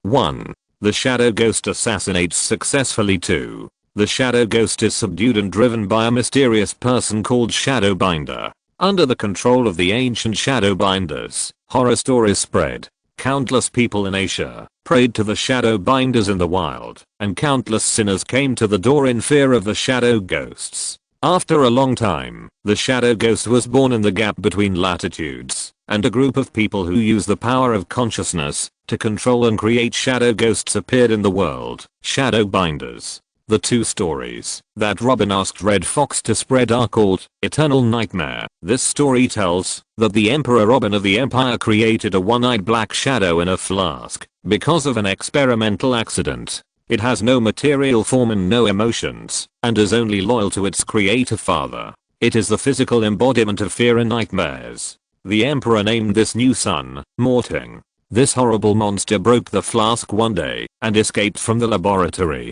It feeds on fear and wanders hungry on the continent of Westeros. It can only taste a little fear in people's nightmares, but this is obviously not enough to fill its stomach. It begins to hunt those who are afraid and have nightmares in their dreams. Once it is devoured in the dream, the person in reality will die at the same time. Everyone who encounters it will have endless nightmares until people are devoured by Morting in their dreams, and the title and legend of the Eternal Nightmare begins. This story will strengthen the power of his son Morting. If he is accidentally sealed in the gap of latitude, having a powerful bodyguard will always give him a glimmer of hope. The Black Emperor. It describes Robin preparing for the mysterious ascension ceremony. The Emperor actually wants to become a god. The conditions for the ascension ceremony are: 1. Own a country of your own. 2. Let your own name be associated with the title of Emperor. To become common sense among the people, it is necessary to establish a set of strict and complex rules that violate normal circumstances, including the architectural style within the country. 3. Then drive the people to secretly build 9 pyramid-like mausoleums. 4. Then enter one of them and participate in the corresponding sacrificial ceremony in different cities, which is participated by most people. Once the ascension to God is successful, the Black Emperor will not really die before the 9 secret mausoleums are all destroyed. Even if he dies, he can wake up from one of the mausoleums. What's more terrifying is that even if he succeeds in killing the gods and destroys all 9 mausoleums, as long as there is a certain amount of remnant of the order established by the Black Emperor, he may also be resurrected strangely. This legend is that Robin added a resurrection buff to himself. This resurrection effect will only take effect in the gap between latitudes under the influence of the legend. In this way, he has subhuman abilities in the real world and can be resurrected infinitely. In the gap between latitudes, he has the blessing of the Black Emperor. If he is killed in the gap between latitudes, he will be resurrected immediately in the pyramid of the real world, and he has double immortality. Chapter 74, The Return of the Demonic Tide. After Robin finished describing the two legends to them, he instructed Rose, I need you to build a magnificent pyramid on the plain outside King's Landing according to the description in the second legend. Your Majesty, we are not short of funds, but what about the huge manpower gap required for construction? Rose was shocked. She didn't expect Robin to be serious. Do we really have to build 9 pyramids one after another according to the story in the legend? It's enough to build only one. Spread the news to the outside world. We are building the other 8 pyramids in secret. Robin shook his finger. I have an old friend in Mireen. With my support, he successfully ran for the good master. His name is Raman. Ask him for slaves for manpower. Don't worry about how many slaves are consumed during the construction. I want this pyramid to be completed before the magic tide comes. Rose nodded and wrote down the name of the slave good master in her notebook. When you go to Pentus for the coup, help me investigate this Raman. If there is no problem, pull him into the umbrella. Robin said to Bronn. Got it, boss. Bronn raised his hand. He was the one who led Black Hand to carry out the coup in Pentus. Robin rubbed his chin gently, thought for a moment and then said, Randall, you will hand over the jurisdiction of the ordinary soldiers in the army to the army general. Randall was stunned for a moment, lowered his head and replied politely, yes, your majesty. Robin continued to speak, the armed forces of our organization have always been known as warbands. Randall, Bronn, you must continue to expand the power of the warband and establish 2 elite armies composed entirely of members above the level of intermediate knights. The warband that Randall recruited is called the Sentinels of Light, and the warband that Bronn leads is called the Nightbringers. Everyone in the meeting guessed the difference in the nature of the tasks that the 2 warbands were responsible for from Robin's naming. Bronn smiled and nodded indifferently. He was also used to taking Black Hand to confiscate families and carry out assassinations and steal homes.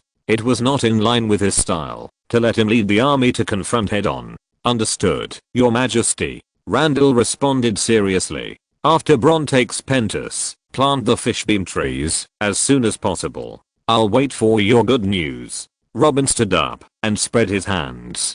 Do you have anything else to add? No, let's adjourn. Since the Empire held that grand event, Robin felt as if time had been pressed at a double speed and began to pass at a crazy speed. This made Robin feel extremely anxious. Every birthday seemed to remind him that the sand of life was leaking from his hands mercilessly. The results of the Institute declined year by year. Until the 297th year of the conquest calendar, almost all projects had been pushed to the limit of mortals, and it was difficult to make any significant progress. This situation made all the scholars feel desperate, as if the Institute had reached an insurmountable bottleneck, and it was difficult to make any breakthroughs in the extraordinary field. Even though the immortal temple of Karth was captured, the witchcraft materials of those wizards did not bring any substantial progress. When the scholars of the Institute tried to use these materials for research, they found that they could not provide new ideas or solutions, and could not promote the development of extraordinary projects. The driving energy of magic comes from the combination of mental power and psychic energy. Without the psychic energy of the warp, all extraordinary magic will become empty talk. In 297, after the number of dragon eggs accumulated to 38, no new dragon eggs were found, as if all the dragon eggs in the world of Game of Thrones had been plundered by the Empire. Robin decided to invest all the human resources of all the Meesters in the research and development of the 4th generation of Seeds of Life, but after several years of hard work, there was still no harvest. Even if Robin successfully built a low-power microscope in 297, he only got a semi-finished product of the 4th generation. In recent years, the technological power of the mortal world has been developing and progressing by leaps and bounds. Various new technologies and inventions continue to emerge, promoting the progress and development of society. Conquest of the year 295. At the end of the year, the evil thought could no longer take off, and it became a winged walking dragon. Conquest of the year 296. Gunpowder was successfully prepared into a finished product that could explode. Unfortunately, Robin had never learned to make a gun in his previous life, and he didn't dare to learn. Now the research institute has to slowly explore according to Robin's ideas. The steam engine was successfully manufactured. In the second half of the year, the first steam rail train was used in the mines of the West. The high-power steel-making blast furnace on Blood Island completed the first batch of steel. The imitation industry factories sprang up in Old Town with the hard work of slaves and female workers. Handicrafts began to rise. Electricity was discovered by a doctor in the Citadel. Conquest 297. Robin published the book The Wealth of Nations, which caused a great sensation. The internal combustion engine was manufactured. At the beginning of the year, the first car powered by wildfire landed, but by the end of the year, no second dignitary dared to get in the car. Because the first dignitary who got in the car was blown into minced meat. The first percussion bolt was successfully tested. The city of Wasteland was occupied by Nightmare Morting. Anyone who approaches the castle will fall into a deep sleep and be devoured by the nightmare. The pyramid outside King's Landing was successfully built. The 9 free cities were successively taken into the empire. Conquest year 298. At the beginning of the year, the internal combustion engine rail train between Rose Avenue and Old Town was opened to traffic.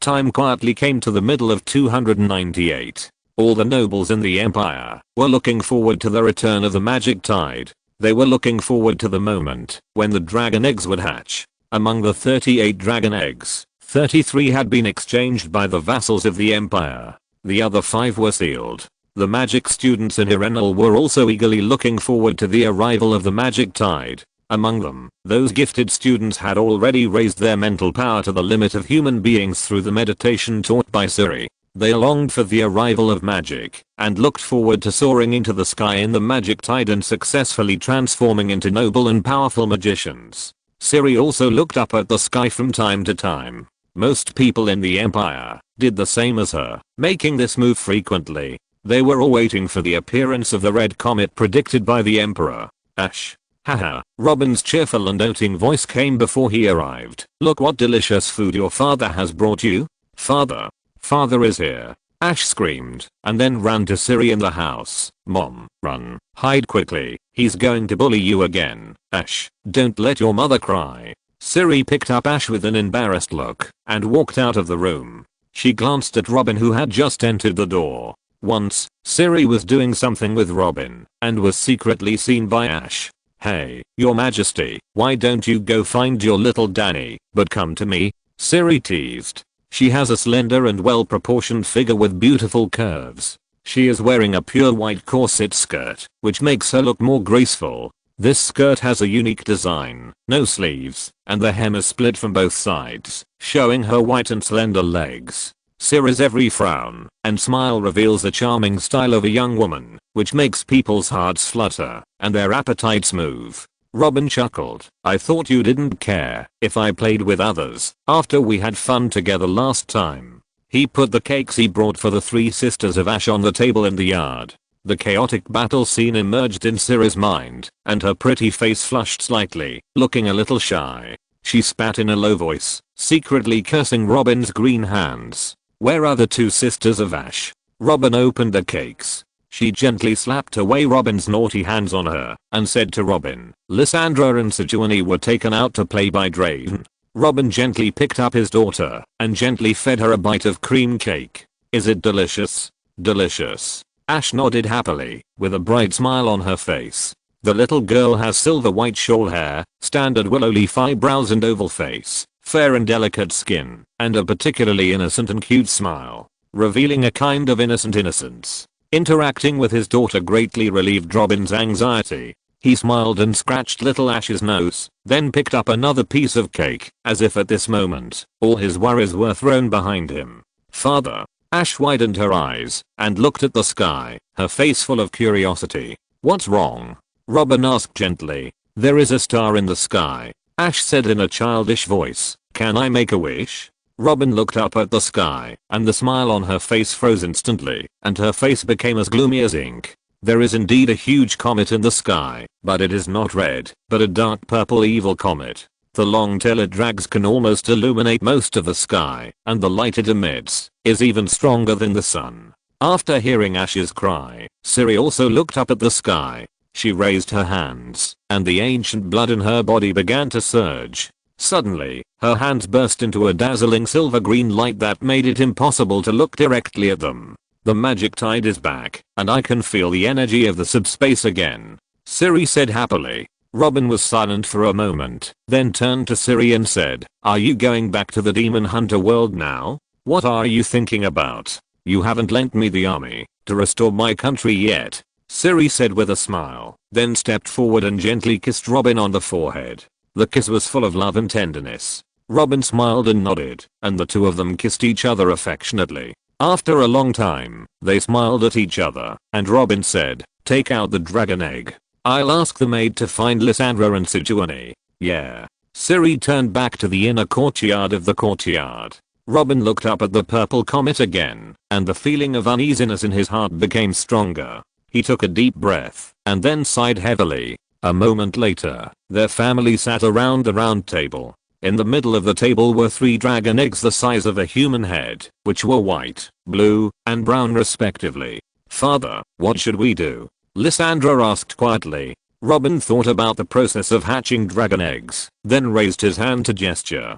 "Choose a dragon egg you like, then put your hand on it, and feel the vitality inside the egg. It will hatch naturally." After hearing Robin's instructions, the 3 sisters rushed to reach out to the dragon eggs they liked. Ash's little hand covered the white egg as white as glass. Lysandra hit Sejuani's palm that was reaching out to the blue dragon egg. Sejuani's palm shrank back in pain, and Lysandra took the opportunity to grab the blue dragon egg.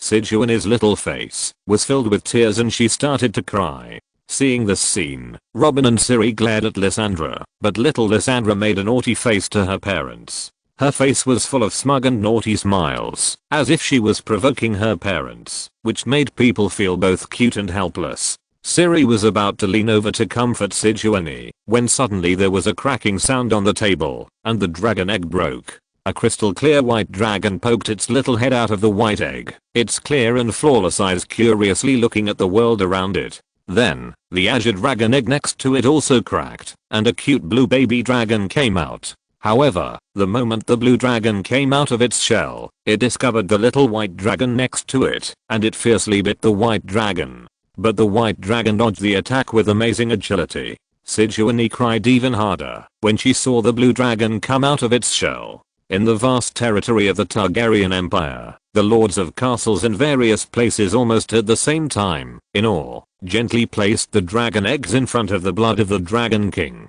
Under the incubation of the mysterious power of the true dragon blood, the dragon eggs began to tremble, as if resonating with the melody of life.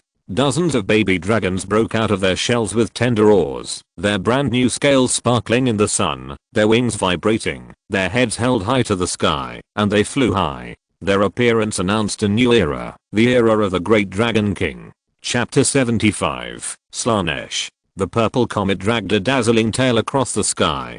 Countless eyes followed its trajectory, but found that the comet was not far away. It rushed to the ground at an astonishing speed, and its size became larger and larger. People could see the purple flames burning on the surface of the comet with their naked eyes. As the comet approached, the ground shook more and more strongly, as if the whole world was shaking. Robin opened his eyes wide, and looked at this spectacular and terrifying scene in shock. The purple flames rolled on the surface of the comet, burning more and more fiercely, as if to ignite the entire sky. He remembered the thought in his mind when he escaped from Slaanesh's fallen demon. Unless Slaanesh sends a big demon to cut the world apart and fish out his soul from the world's material origin sea. The ghost condensed and formed beside him, picked up Robin, and flew high into the sky. He looked up from the sky and saw the purple comet rushing towards the sea in the far east at a terrifying speed. The comet smashed into the sea like a punishment from heaven! Exclamation mark. Waves hundreds of meters high were lifted up at the moment of the comet's impact, forming a huge tsunami, rolling towards the surrounding coasts. Boom. Following the shock wave, there were continuous loud noises, spreading from the impact point, as if to shatter the whole world. The hurricane followed closely, with endless violence and destruction, swallowing everything in its roar. Robin looked down, and the houses in King's Landing collapsed like dominoes in the face of the earthquake. Countless humans were wailing in the ruins, and the once prosperous city was instantly reduced to ruins. In the sky far to the east, the clouds were torn apart, and thunder and lightning struck, as if the whole world was angry. The electric charge in the air became extremely active, and the long hair on Robin's head was attracted by static electricity and stood up. If Robin remembered correctly, the location where the purple comet fell should be the ruins of the Valyrian Free Fortress. Robin asked the ghost to continue to rise, and as the altitude continued to increase, they gradually flew to an altitude of more than 5,000 meters. Looking east from here, you can already vaguely see the huge crater left by the fall of the comet. That huge circular mark stretched across the ruins of Valyria, like a scar on the earth.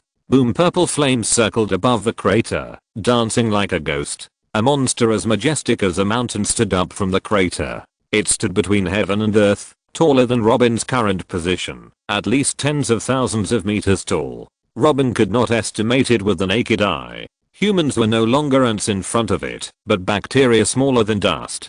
The monster's eyes were like two bright stars, flashing purple flames, and revealing a cold light. It seemed to have discovered a small insect in the air looking at it, and just glanced at it casually. This glance instantly caused the ghost to collapse and disperse, and Robin's body turned into ashes in an instant. In Robin's underground laboratory under the Red Castle, a small piece of meat in a beaker suddenly burst out a large number of black particles. Robin's naked body was revealed against the background of black particles. He supported his hands on the experimental table, his eyes full of surprise and fear, and murmured in a low voice, "A monster of the Star Destroyer, how could there be such a thing in the universe?" For the first time, he clearly realized what kind of existence Slaanesh was. It was unimaginable that any of his men could be such a terrifying monster.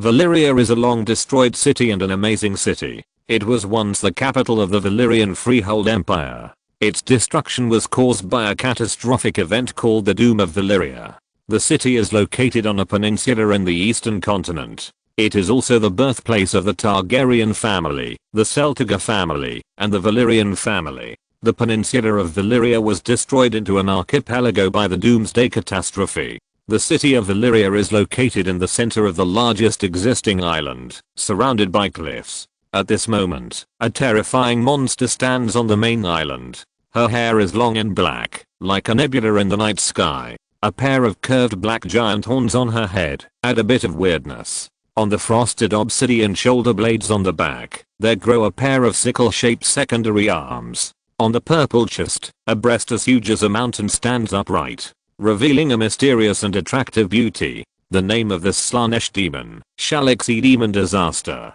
Shalaxi is a demon created by Slaanesh to fight and defeat other chaos gods, and is also known as the hunting queen of the Prince of Darkness. The hunting target issued by Mile orders just a mortal soul. Tut tut. I really want to see how special this person is. Shalaxi looked at the crater with a diameter of 1 kilometer in the center of the main island and thought to herself. Through the manipulation of Robin's soul by Slaanesh, Shalaxi can sense that Robin's soul is hidden in the core of the world. This is the navel of the world, directly connected to the origin sea of this world. Little guy, you can't run away. The magic pattern on her body flickered, and a large amount of magic power gushed out to imprison and seal the entire Valyria Peninsula. In an instant, Robin felt in the King's Landing that she was separated from the souls in the Sea of Origin. It felt like an invisible barrier suddenly appeared outside the Sea of Origin. Shalaxi leaned over to work, and the huge sickle spear arm stretched straight into the crater and began to dig hard.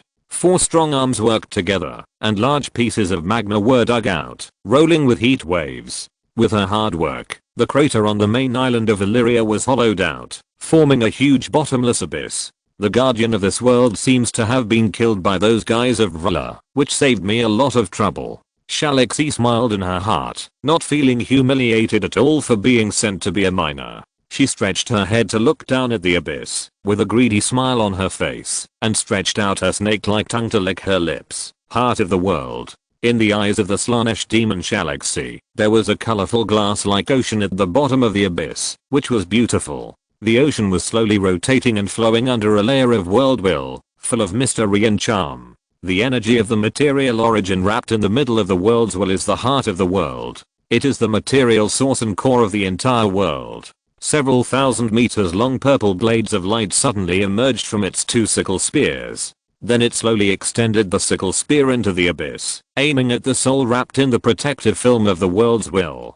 Xylaxy needed to make a hole in this protective film so that she could fish out Robin's soul. Gently, gently. Oh, yes, just like that. Deeper, deeper. Xylaxy smiled evilly and performed the opening operation carefully. She had to be careful. If she accidentally blew up the heart of the world, not only would the whole world be destroyed, but she herself would also be seriously injured. At this time, violent space fluctuations suddenly lit up on the Valyria Peninsula, forming a huge ice-green mist-like vortex. A group of ghosts wearing armored troops loomed, riding skeleton horses, wearing rotten armor, and wearing tattered cloaks, as if they were ghost knights pouring out of hell. Under their deathly grey masks, their skin was pale, and their eyes were glowing with ghostly lights, making people feel extremely frightened and uneasy. Wild Hunt King Eredin led the Wild Hunt army across the sky of the Valyrian Peninsula. They came to this world in pursuit of Ciri, but found that the subspace was isolated, and they were kept outside the world. When the magic tide returned, they had lost Ciri's specific coordinates when they entered the world again, so they had to go to the place with the most concentrated magic first. The Wild Hunt sang their own hymns in unison, announcing the arrival of the Omen Legion. Searching for the soul of the Wild Hunt has trapped the world. All things are drawn into the vortex. Pure anarchy spans the world. The gloomy singing echoed over the Valyrian Peninsula. Xylaxy, who buried half of her body in the abyss and concentrated on her work, instantly noticed the abnormal fluctuations in space. Before she set up the blockade barrier, she didn't expect that an army with the ability to travel through space would sneak in. Before long, a loud and clear sound of flies filled her ears, making it impossible for her to concentrate on the work in her hands. She frowned, stopped her work, and stretched out one of her limbs into the abyss. Wild Hunt King Eredin led the Wild Hunt army to charge across the peninsula. Before long, a towering purple cliff appeared in front of them. He stared at the cliff, and the more he looked at it, the more he felt that this strange cliff looked like the skin of some creature.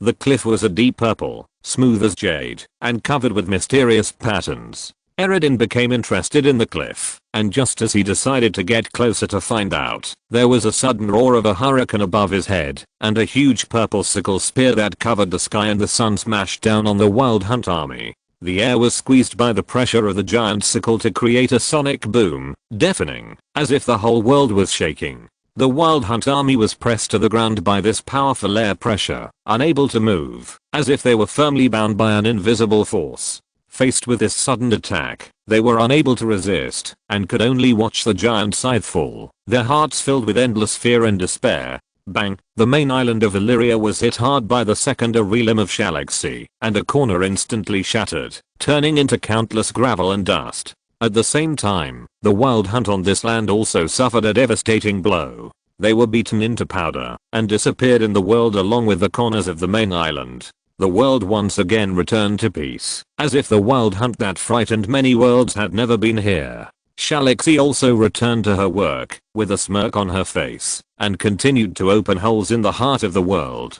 King's Landing presented a desolate scene in the ruins of the city after the earthquake. Robin wandered in the Shoemaker Square in a daze, his eyes empty and lifeless, witnessing the tragedy around him. The air was filled with the smell of dust and ruins, making people feel dull and depressed. Countless people cried while holding their dead relatives, and wailing continued to be heard. Robin looked at these miserable victims and couldn't help but feel the same. He knew that he was almost finished. The result of having his soul dug out by the demon of lust was self-evident. At this time, an old man with a wooden cane came towards Robin with his head bent and trembling.